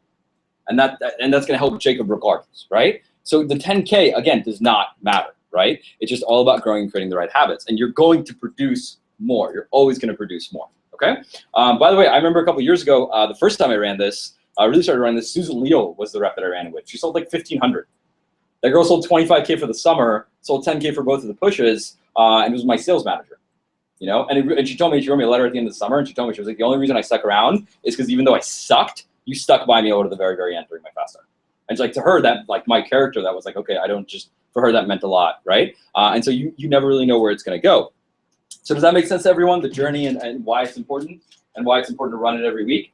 And again, you run it every week, you'll get better and better. When you have your first one, your confidence is going to go through the roof. And then you'll have a couple back-to-back, and that's usually how it happens. Cool? Now, let's, any questions on that? Alrighty, let's dive into the timeline. So where do you guys think it starts? Where do you guys think it all starts? Training? Cool. No, wait. No, Where else? Interview. Interview? Think about what comes before the interview. PR call. The PR, what comes before the PR call? The rep who recommended. Oh, chicken egg. The name collection, right? So here's the timeline. Where does it start? Chicken egg.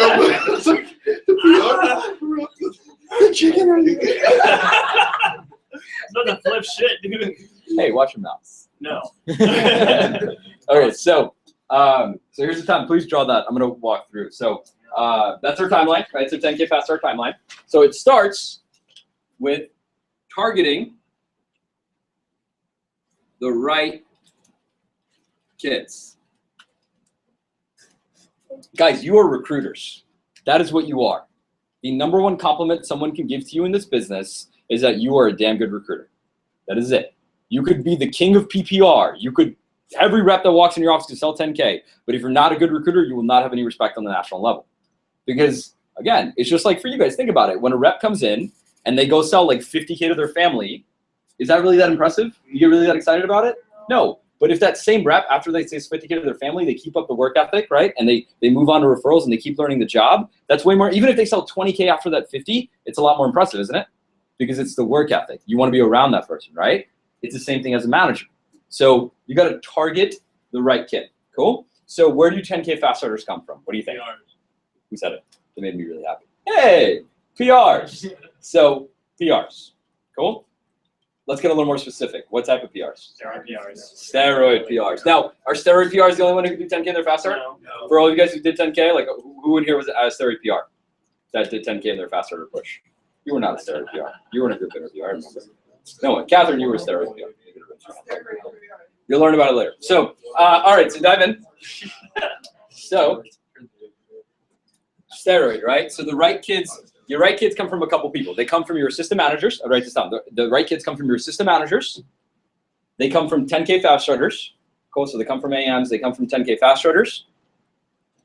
They come from your too cool for school kids. You're from good high schools, right? Your kids that are from good schools, but they're too cool for school, you will get 10K fast starters from them, right? So for us, like we want to target, right? So this happens in a PRPC. Have you guys learned PRPCs yet? No, yes? Who's ran a PRPC? Cool. So in a PRPC, essentially what you're doing is you're collecting names and you're calling their friends with them. Your manager has done a PRPC with you at some point, okay? So when they were booking your friends. So in the PRPC, I want to ask for the right kids, right? So here's the right kids. Number one, if they excelled, so I'm going to give you a couple categories. If they excelled in these categories, they will probably do 10K in their fast start. Number one, sports. Well, no order, but sports. If they excelled in sports, they're going to do 10K. I'll be writing these down. Sports, academics. If they excelled in academics, probably going to do 10K in their fast start. Clubs, like ROTC, debate, right? They excelled. If they're in a fraternity or sorority, if they're a collegiate athlete, if they went to a private school, who else are the best recruits?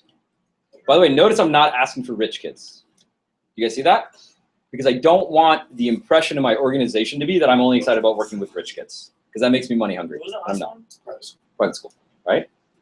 Because here's the thing. All these students, right? ROTC, right?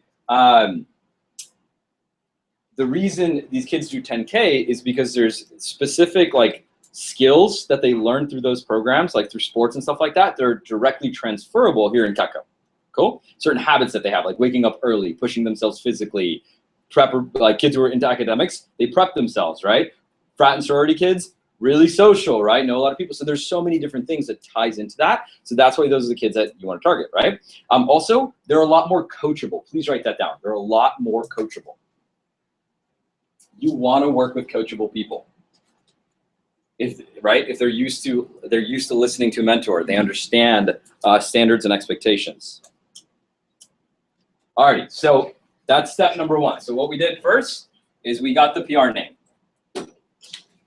Cool, I got the name. Now what do I do? So I got the name. So John Austin gave me his best friend, right? Who goes to F school or whatever, right? Example. Now what do I do? I call them. Now who should call them? My receptionist? You. Hell no, me. Oh God, you're calling. Yes. Personally, please write this down. Personally call. For the people working in my office, they know this. When I get an exciting list from a training class, it does not go in the receptionist area.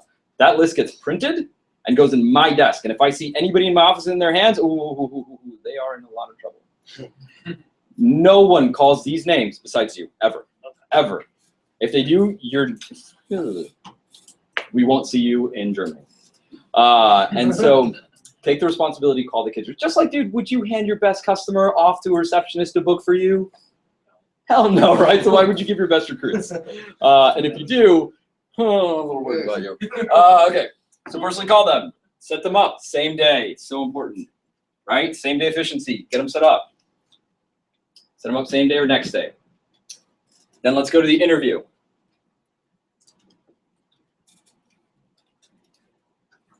So now here's the thing with the interview. Whether it's a steroid or a group, okay? Now, do you guys think we talk about like 10K fast start stuff in the group interview? Do we talk about making $2,000 in the group interview? Not necessarily. Is that too good to be true? Yeah. Absolutely. Never talk about thousands of dollars in the group interview. Ever, ever, ever. Don't talk about more than like $200. Ever.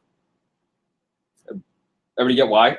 Yeah. You're like, that's amazing. Even if they're Probably not best friends. So because it's too good to be true. That's all. These kids have never sold Cutco. Even if their best friend made $2,000, it doesn't matter. It is too good to be true in a group interview. You know? So I don't go above that. That was the lesson I learned the hard way. My interview show was like 30%. Changed that, went up to 45%. It was crazy. And so. Wait, so go ahead. do you do more focus on the base pay then? Yeah. Focus on base pay. Yeah. It's just, hey, we have a. I'm not gonna go through that, but yes, I focus more. But they'll go home and tell their parents that they can make thousands of dollars, and the parents will go, "That's a scam." Yeah. Sorority girl goes home, tells dad, I can make thousands of dollars. Dad goes, whoa, what are they gonna have you doing? Like immediately parents are like consuming, not like in it, like more like it's a scam, right? It's like in like there's no way you're gonna make thousands of dollars, Which right? maybe in the situation probably would be a scam. It's like, yeah, exactly. Yeah. You know, think about it. Your kid came to you was like, I can make $2,000 my first week at this job I just found that they sell knives at. It's like, kid. I would have been like, you're grounded for a year. Not leave your room, right? So it's like, again, now in the steroid interview, can I talk about thousands of dollars? Yeah. Yeah, If you have because the rep with you. the rep has to be there. Yeah. Please write that down. Steroid interview, the rep has to be there. That made the money. Cool? So it's that meeting with one of Philippe's friends. I need Philippe there to be able to say, Philippe, how much did you make your first week? I'm not going to say it. Philippe's going to say it. Cool? That big number should never come out of your mouth. Does that make sense, guys? Should always come out of other people's. Now, do we really want to focus on the money, though? No. What do we want to focus on? The experience. What does somebody get when they sell 10K in their fast start? What specifically? It's on the wall. What is it called? President's Club. Please write that down. So that's how you drop the seed in the interview.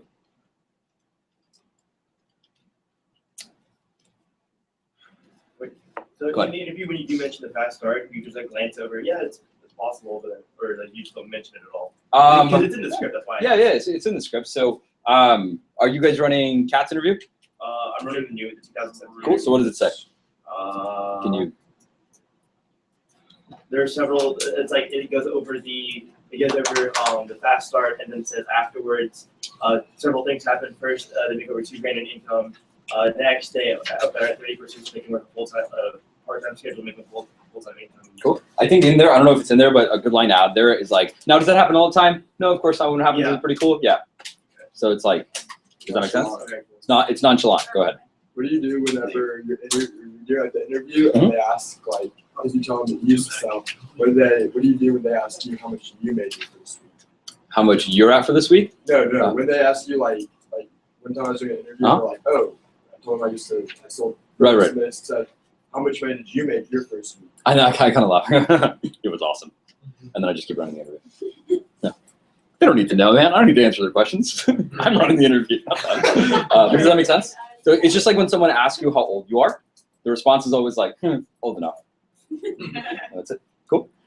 So I hope that helps. So that answer your questions. And by the way, not in a rude way. Notice I smiled and I laughed when I said it. So I don't come off like a jerk, but it's like, dude, I'm not gonna tell you how much money I make. That's unprofessional. Makes sense. So it's like, alrighty. So I want in the interview, what I want to talk about, I want to focus when I like hit on the fast start, is I want to mention the President's Club and I want to talk about how prestigious it is. Okay. So be like, guys, so President's Club, it's actually a handwritten letter from the president of our company to students that goes on their resume. You know. Now some of our kids, it's hand typed, whatever. Hand signed. Sorry, I said that. I go hand signed letter from the president of our company that goes on our students' resumes. Now, some of our people, like Marissa Smith, she got in her first 10 days. She was really excited and she had a pretty open schedule, so she just went all out, you know. But then at the same time, one of our other representatives, Rainey Blackman, she took pretty much all summer to earn the President's Club letter, and that was okay too. You guys see how I talked about that? So now I didn't scare away anyone who doesn't want to do 10K or doesn't think they have the time or whatever, right? In the first week, this kid's like, okay, cool, I got all summer to earn it or whatever. So that's my plug in the group interview. In the steroid interview, again, when I'm talking about the 10K fast start with the kid, and it's scripted in there, by the way, guys, in the steroid interview. It says in there, yeah, how much money did you make your first week, Philippe? Dude, you did 10K in your fast start. We're role playing. Oh, 2K, cool. And so that's I just kind of breeze over that, and then I'm going to move on and be like, by the way, how excited were your parents about the President's Club letter? Did you guys catch that? How much were your parents excited about the President's Club letter? Why did I just say that? Just kids aren't thinking about that. Also, that kid is sitting there like, okay, this guy's telling me a lot of cool stuff. I'm down. What is mom going to say? And I just told this kid, go home and tell mom you're going to let her get a letter of recommendation from the president of a $250 million company. He goes, tells mom, mom goes, cool, go to work, right? And so that's the reason I want to plug it in there. By the way, it's a subconscious thing because I said that to him and I didn't say it to the PR. The PR is now automatically going to go do it. It's kind of like your parents tell you to do something, you don't want to do it, and they tell you not to do something and then you go do it, right? It's the same thing with the PR. Like if I was like, hey, go home and tell your mom you're going to get a President's Club letter at the end of this week, the kid's never going to tell his mom. He's not. Just like when I tell you guys, hey, these are all the calendar dates, go give these to your parents, you never give it to them. Right, some of you. And so, does that make sense, everyone?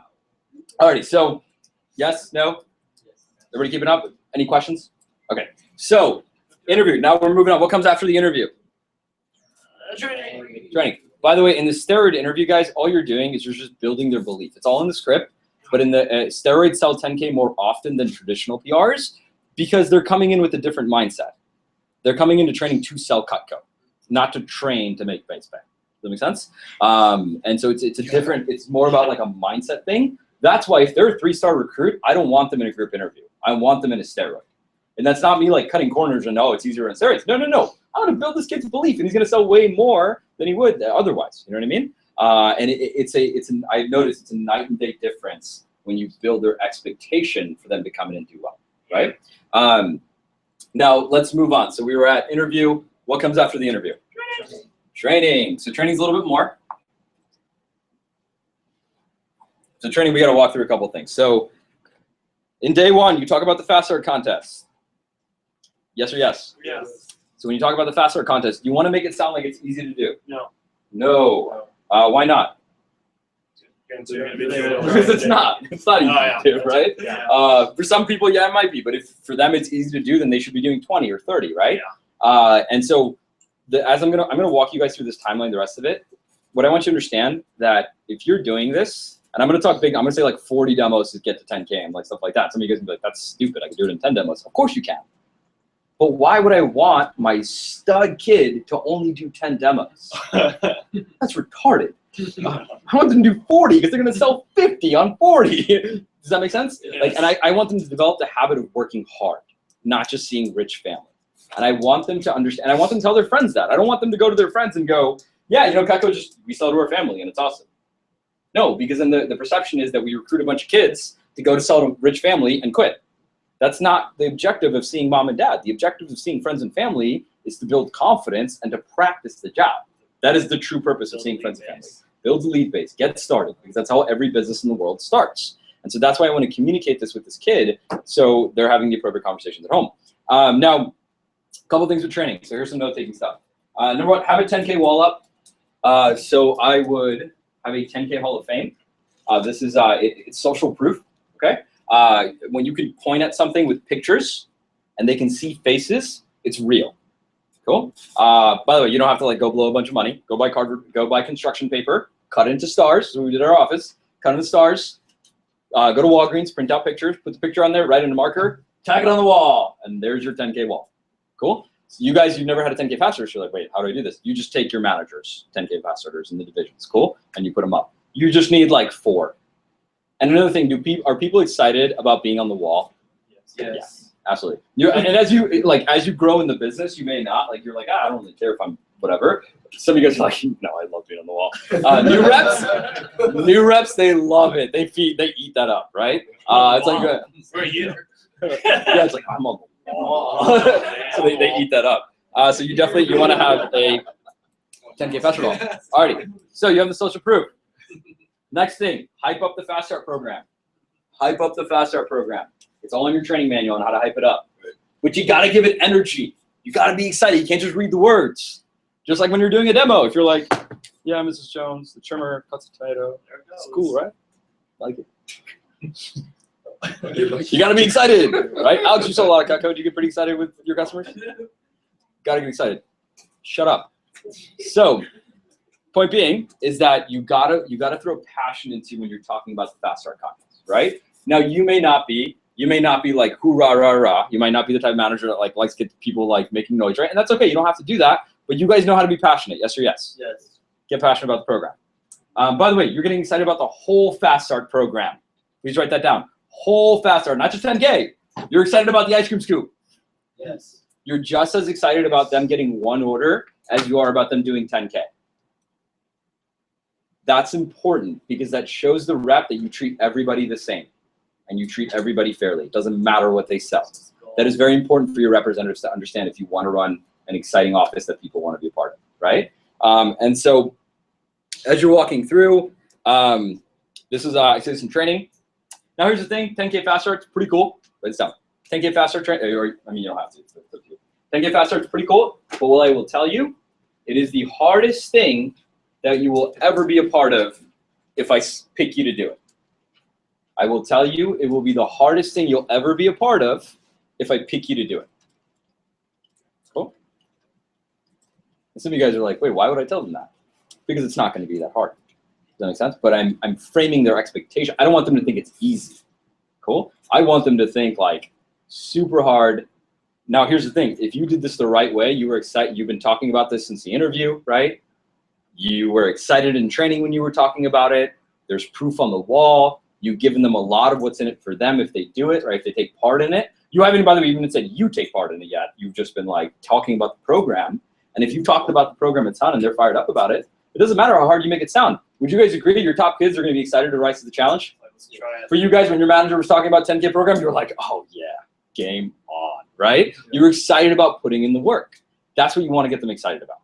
And so, and by the way, that's going to translate over to their pushes, just so you know. Like that's what all this ties into. It's going to transfer over when they run a branch office. This is all going to keep on progressing for them. So, again, it'll be the hardest thing. By the way, the key line in there is if I pick you to do it. Cool, if I pick you to do it. So, then we move on. So pick you to do it. That's when I'm talking fast start. I already told you guys don't talk about money. You want your people to be growth oriented, not money oriented. Alrighty, so we went through, that's training, cool? That's day 1 of training. Then we go into, any questions on that? I know I'm flying, I just want to get done on time. Cool, and then we go to day 2 PC. Or day 1, whenever you do it, right? Day 1, day 2. And it's just a small one-liner you add in there. So this is after getting all their demo times. So you got all their demo times, right? You went through their all max, you framed their mindset. For you guys who don't know this stuff, you'll learn it later, it's okay. Then you ask them, hey, what are you thinking? What are you thinking for your fast start? 10K. Cool. They say 10K. You go, oh, okay, cool. I don't know if you could do that. It'd be cool to do. You see that, guys? So Philippe made it 10K, and I gave him the push away, right? I would write that down, by the way, guys, if you didn't get that. So if somebody tells me, if I ask them, hey, what do you want to do? And they go 10K immediately, I give them the push away. I don't want this kid getting cocky, like he's, you know, right? And so, and by the way, that type of kid, that's how you work with them. They're high builder, they're competitive, they like to be pushed, right? And so most kids, though, when you ask them, guess what they usually say? Like 3 to 6. 3 to 6 usually, right? No matter what they say, they can say 500. I go, dude, you could do 10K. Write it down. Dude, you could do 10K. Or how, by the way, you don't have to say dude or whatever your style, right? But that's my style, whatever works for you. You could do 10K. You seem like you have the work ethic. You seem like you have the work ethic. And I'd be excited to coach you. You seem like you have the work ethic, and I'd be excited to coach you. By the way, this is not in the training manual.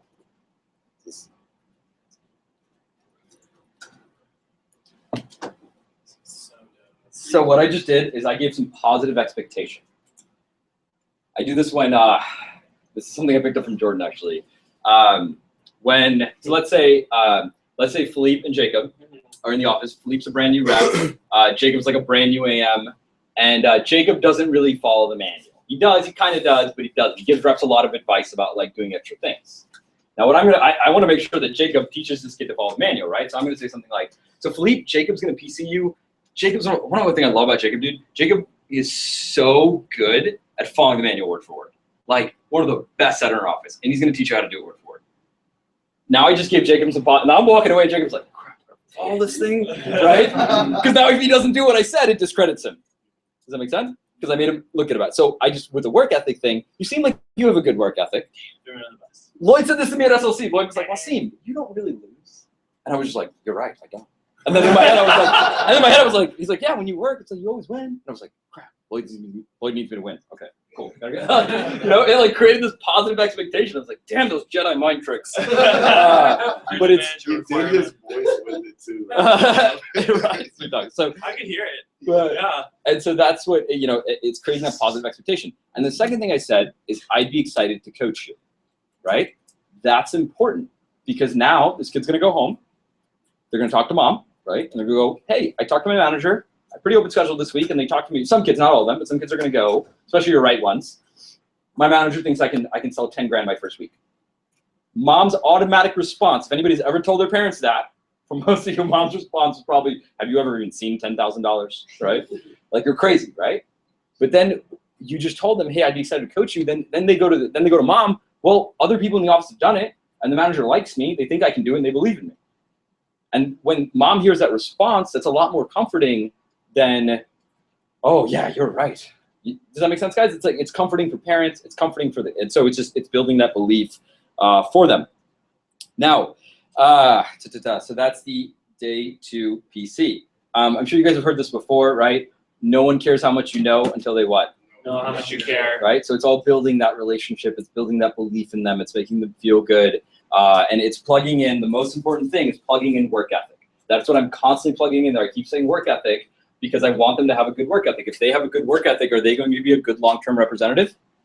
Yes. Are they going to last in the business pretty long? Yes. Are they probably going to move on from here with great skills and into another industry? Yes. Absolutely. The habits that you create here in Vector will follow you no matter where you go. Because you're in such a crucial, fundamental, like developing time while you're here. That is, no matter what time you leave, the habits that you develop here, you will take with you to your next venture, your next career, right? And so for my people, when I'm training, I want to make sure that they create the right ones, right? So that's the day 2, day 1 PC. Now let's move on to first weekend PDI.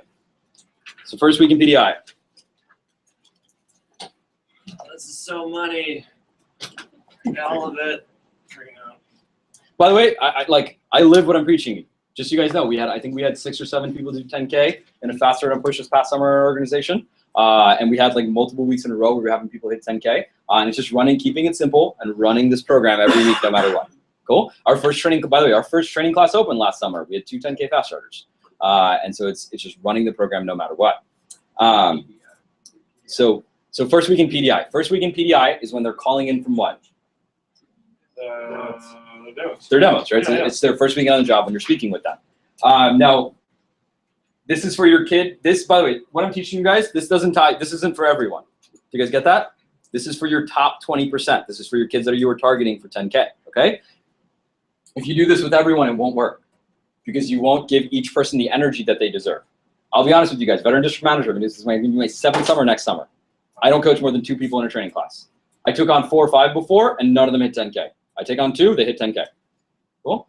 So know your capacity, know what works. My rule is like 2 people. I can focus on 2. I know I can do that. You know, pushes are a little bit different, obviously, right? But fast start, so on and so forth. You might be different than me. You might be 3 for you.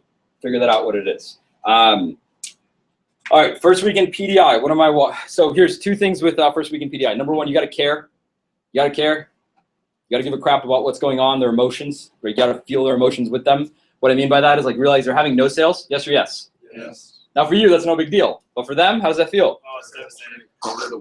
Right? Yeah, And so it's a trimmer to the throat, right? So it's like feeling for them and managing their emotions, keeping them level. They sell a kitchen, they're on cloud 9. You go, hey, how many recs you get? What time's your next demo? You bring them back down, right? They're in the dumps because they had the worst demo in the world. You bring them up and you tell them a terrible story about, you know, something that happened to you once or somebody else, so they feel a little bit better, right? And if you haven't learned these things, you will through PDI. Now, so number 1 is you got to care. Number 2, generate more demos. That is the objective through PDI, is to generate more demos for them. Because yeah, they might have loaded up Monday. They might have loaded up Saturday, Sunday, Monday, right? But you guys, how many times have you had a sharp kid sell like 3, 6K first weekend and then have no demos Tuesday? And you're like, what? Right? By the way, that happens because you're not following through on the PDI. They don't know what to do. They have no idea. You got to tell them. You got to tell them what to do. Cool? So get them booking more demos. You want to get by Sunday night. I like for them to have Tuesday and Wednesday loaded. By Sunday night, I like for them to have Tuesday and Wednesday loaded. Maybe they can have a couple open spots that they can fill at advanced training.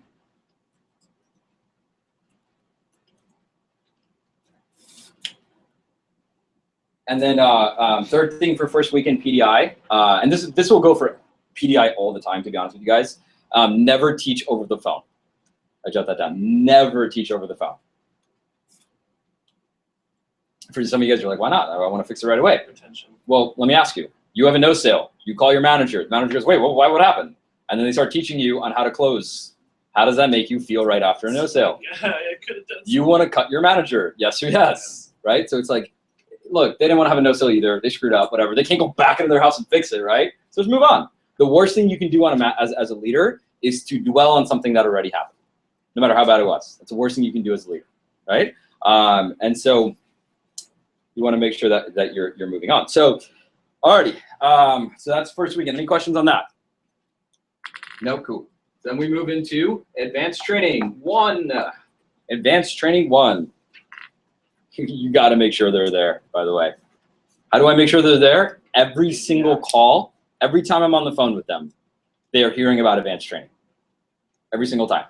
And I don't go, hey, tomorrow's advanced training. That's stupid. Like they're going to, you know, it's more of like, dude, I am so excited for you to come to advanced training. Hey, great job on that ultimate sale. You know what's cool, Josh? I haven't even taught you how to sell Cutco yet, dude. Wait till you come to advanced training and pop kitchens right after. They have a no sale. Oh, dude, no worries. Now you're an official sales rep. Wait till you come to advanced training. You'll never have another no sale again. And so it's like those kind of things. I'm constantly just advanced training. They hear it like, if they don't hear it at least 10 times over that weekend, they don't come. I forgot. What? It's in your schedule, but they do, you know? So you got to constantly remind. That's weird. Okay. So so what do I do at advanced training? Ton of recognition and more phone time.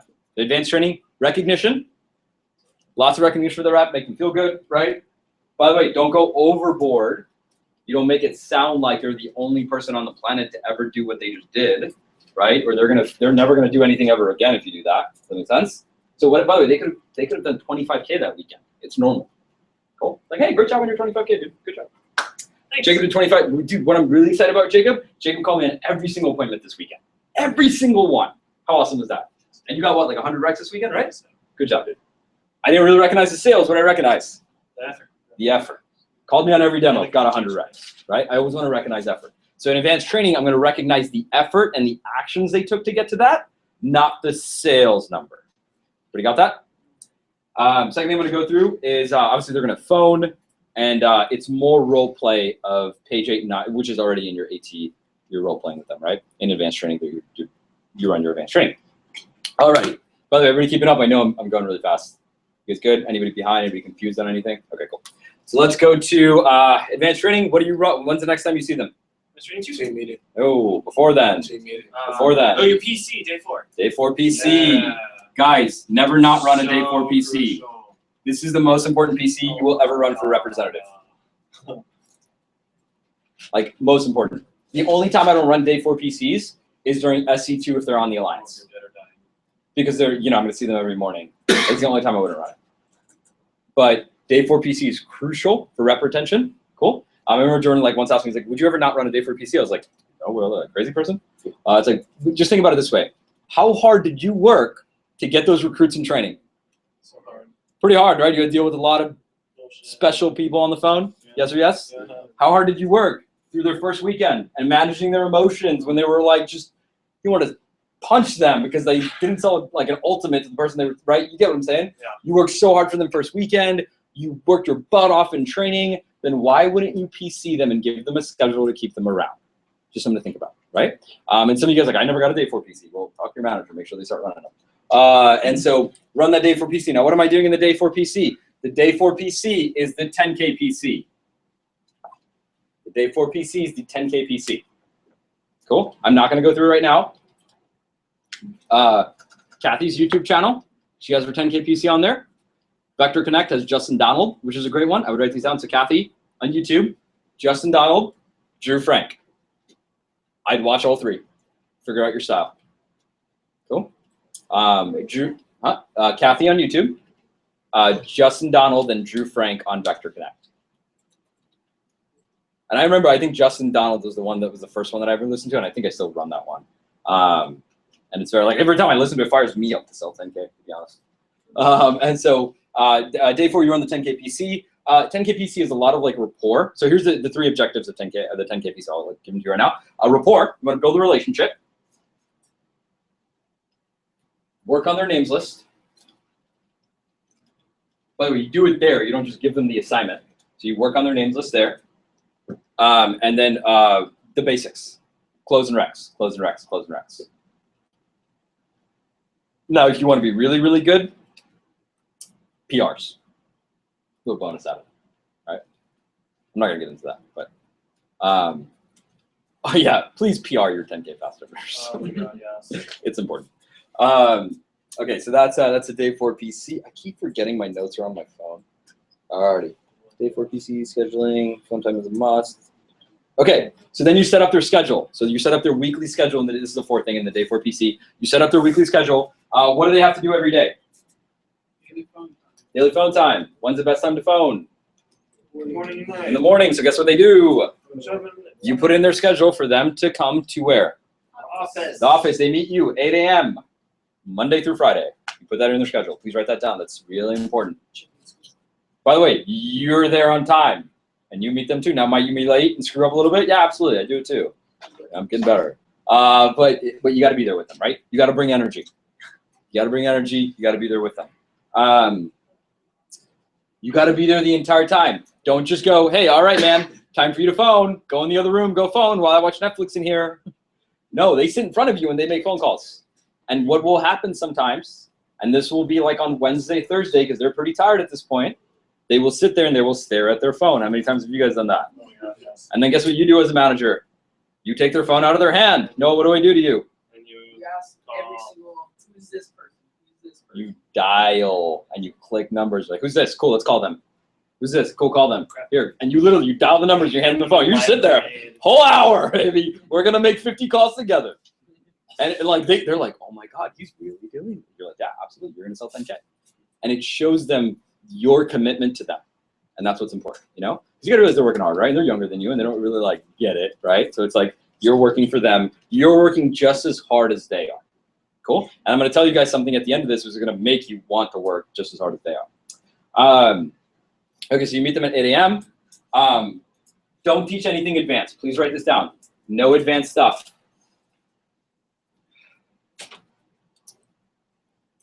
Guys, if you teach advanced stuff in your office, your reps won't go to conferences. Why in the hell would I spend 60, 70 bucks to go to a conference to learn the same thing that you taught me last week at a phone jam? That makes no sense whatsoever. Our office, we don't teach advanced things, right? Deposit close is the most advanced thing I will teach. And that's in my day 4 PC. That's a bonus, by the way. Day 4 PC, I teach the deposit close. Make sure you put that in there. Kathy's deposit close. Cool. But I don't want to teach them anything advanced. I just want to focus on the basics. Cool. Because they got to get the manual down. You teach them one thing, like you change anything, guys, and it's just like, and even when you teach them the deposit close, there's special verbiage on how to explain it to them so they don't think that you're changing the manual, because you're not. You're just like, it's bolded, and that's the reason it's bold, because you can edit your close, and that's okay, right? It's like the way Kathy explains it. And so it's like, anytime, if you start changing stuff in their manual like too much, and they don't follow the manual at all, they don't even follow what you taught. They just go do their own thing because they think you're doing your own thing. That makes sense? It's all about systems, it's all about structure. And so in the mornings, in the morning meetings, I'm not gonna, it's not like SC2 where I'm teaching like advanced things and we're like role-playing closes and no, 10K fast start, we are just drilling close and we are drilling recs and we are drilling the point system, and that's it. And this is a great one, wish list. That's a great one to teach, wish list. So by the way, that's not advanced, right? That's in the manual. And I don't teach like the Curtis J. Hughes wish, no. I go to the page in the manual and I go, this is the wish list program, let's walk through this really quick. So they see advanced stuff in the manual. Cool? Also because it's a lot more replicable and they can wrap their head around it. Guys, Curtis has sold like $30 billion. Like, new rep can't wrap their head around that. You know what I mean? Like, rep over 10K usually can, but rarely you'll get a kid who can. So it's like, keep it simple. Every morning, it's role play, close, and recs. Every morning, close and recs, keeping them fresh. Cool? Alrighty, and then let's move on to Thursday night. So that was so this is on Tuesday, right? So for you guys who were a little confused on the days, hey, can I get that marker back? I need the red marker that I threw. Who has it?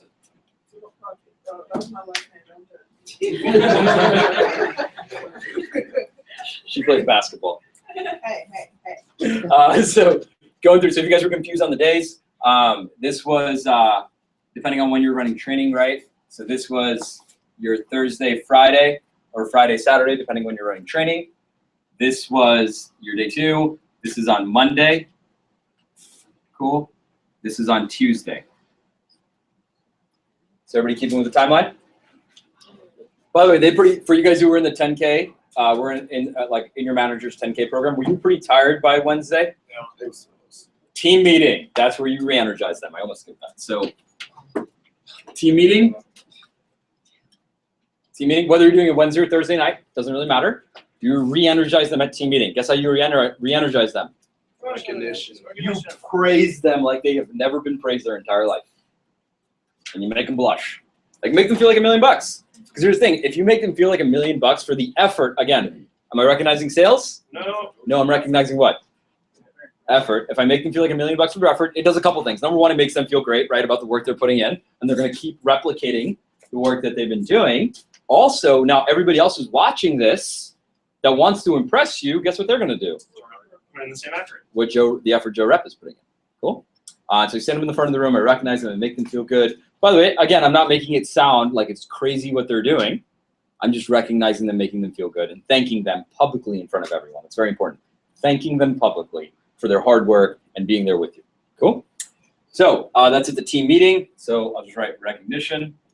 Cool. And that'll re-energize them. And then the second biggest thing is they load up the weekend. So phones load up second weekend. They should work their second weekend like they worked their first, if not harder. Like second weekend, guys, I talked to my kid, I'm like, dude, 15 demos, let's get them. So I did 10 my first weekend. Dude, it was first weekend. It's your second one, you're better, right? So it's like, I want them loaded up. And I tell them, I'm like, hey, you might want to double book a couple people. Put them in the best position to be successful. Cool? And if you guys look at 10K fast starts, a chunk of it, typically, when does it happen? Second weekend. Second weekend. Who did 10K in their fast start? Oh, you used to have a pretty big second weekend? Oh my God, it was massive. Right.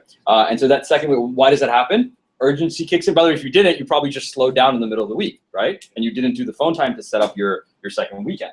And that's okay. Like you learn that lesson, and now you'll make sure your representatives don't do that, right? That you gotta. By the way, this is hard. This is really hard to do because guess what? You're about to do. You already did. Training. So you got brand new kids that you're fired up about, and you just want to focus here because guess who you make more money off of? Those kids aren't in training. You do. They're brand new reps, right? But you made a commitment to someone, and you got to follow through on that commitment no matter what. And so you just got to mentally like remember, hey, I got someone I still got to follow through with. I got to work with them no matter what. Don't just solely get caught up in your training class. Cool? This is just a disclaimer from personal experience, so on and so forth. Okay, so what is this? Okay, so we have 2 minutes. We have 2 minutes, and if you don't disturb me, I can wrap up quickly. All right. I have a demo at 8. Cool. You have a demo at 8? Yeah. I told him I was going to be like 10, 15 minutes. Okay, cool. How far is it? Okay, last thing. So, wrap it up. So here's the wrap up on the. So you load up their second weekend, cool, and then you move on to second weekend. You manage your emotions, same thing. Then Monday night. This is This is how they're finishing their fast start. This is probably like the most important thing you can do with them. They meet you at the office. They meet you at the office after their demos, no matter what they're at, whether they're at 10K or they're at a grand. They hit their goal. They're beyond possible of hitting it. They meet you at the office, you get on the phone with them, and they call past customers and they get orders. And that's it. They call everybody they know. And they go to the very, very end. And that's important because then they develop this habit of going to the very end, whether they hit their goal or not, no matter how far or how close they are. Guess what they're going to do in pushes? Yeah. How many times does someone hit 10K in a push on the last freaking day by selling like 7 grand? Right? Some more people in here are like, yeah, I did that. Right? So it's like, that, and then when they go out and run offices, they'll do the same thing. When they're an assistant manager in your office, they'll do the same thing with the representatives. And it's creating that, right? So it's all about the habits. By the way, I preface this. They know all of this is going to go down in the day 4 PC when I map their schedule out. Like they know they're going to meet me at the office Monday night no matter what they're at. And I'm like, you finish strong. And then the bonus that I'll give you guys is have a tradition. Have a tradition. And what I mean by that is I haven't done this in the past, and I did this in the past, got away from it, gonna get back into it again. Take them out somewhere cheap. Go buy them a coffee. I like to do unlimited pancakes at Denny's. They're $4, and they can eat as much as they want. It's like that's what I say, and no matter what they sell, it's like, look, dude, you could sell 0. Still gonna love you. Still gonna work with you. You're still gonna be here because here's reality. There's like, would you agree? Are you gonna fire them if they don't hit 10K? No. By the way, you gotta let them know that because some of them think you might fire them if they don't hit 10K.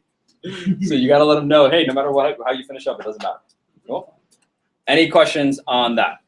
This is amazing. Good stuff? Really good stuff. Yeah. Cool. So I know. Here, boss lady, give me a couple things, guys. So hey, John, get out of here. Get that one. Let's go. As far as wrapping up goes, I'm not gonna do a wrap up. So here's the thing, a couple things for your 10K fast hitters. Number 1, they got to have a what's next. They got to have a what's next. Please write this down. They got to have a what to go after, right? Whether it's scholarship, consistency club, something. Cool? And you got to give them that what's next at like Friday, Saturday. So they're already thinking about it. Cool? Does that make sense, guys? Because they won't do anything week after. You got to give them a couple days off. Please write this down. You got to give them a couple days off after the fast start's over. And you don't even talk to them.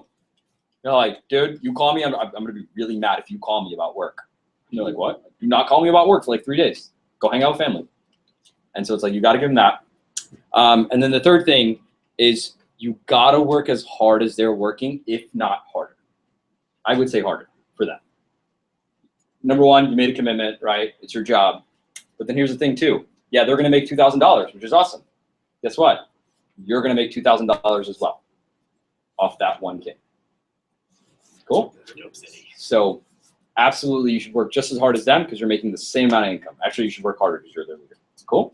And so as far as wrapping up goes, again, it's not about, is it about the result? Is it about the result? It's about the journey, right? It's about developing the right habits. And then as far as like wrapping up this meeting goes, we're in a push. This is the only thing I'll share with you guys. Honestly, I've been all in a million times. And what Drew said, that really hit home for me. And I posted that on the group. It is really disrespectful, if not embarrassing, to show up to Olean with less than $2,000 in sales. Those factory workers, they work hard. They do. Olean works hard for us. Lloyd works hard for us. You know, the region staff has spent 4 months putting this together for y'all, right? Buying the flights, getting all this organized.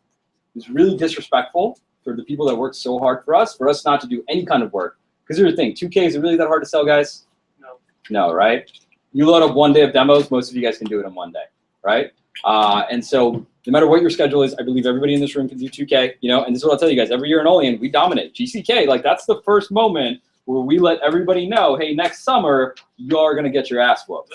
And that's the first push that we make that statement, and you guys know during pushes, GCK doesn't back down. I'm not gonna be there. I hope you guys have a great freaking time. Please represent, work hard. I promise you it'll be worth it, especially that limo ride with Lloyd, that dinner with John Wepley. It'll be worth all the effort, all the overwhelmingness, and you will have a way better Olean experience, even if you get something as simple as getting to go on stage and getting recognized for it. Cool? Not saying put school aside for work, not saying that, but you all know you can do 10K, 2K over the course of the next week and a half. So that's all I got. I know Jude has some plans. Go ahead. Yeah, real quick, guys. Before you guys leave, just pick everything up, put it in the trash, put your chairs back where they are, put the tables back.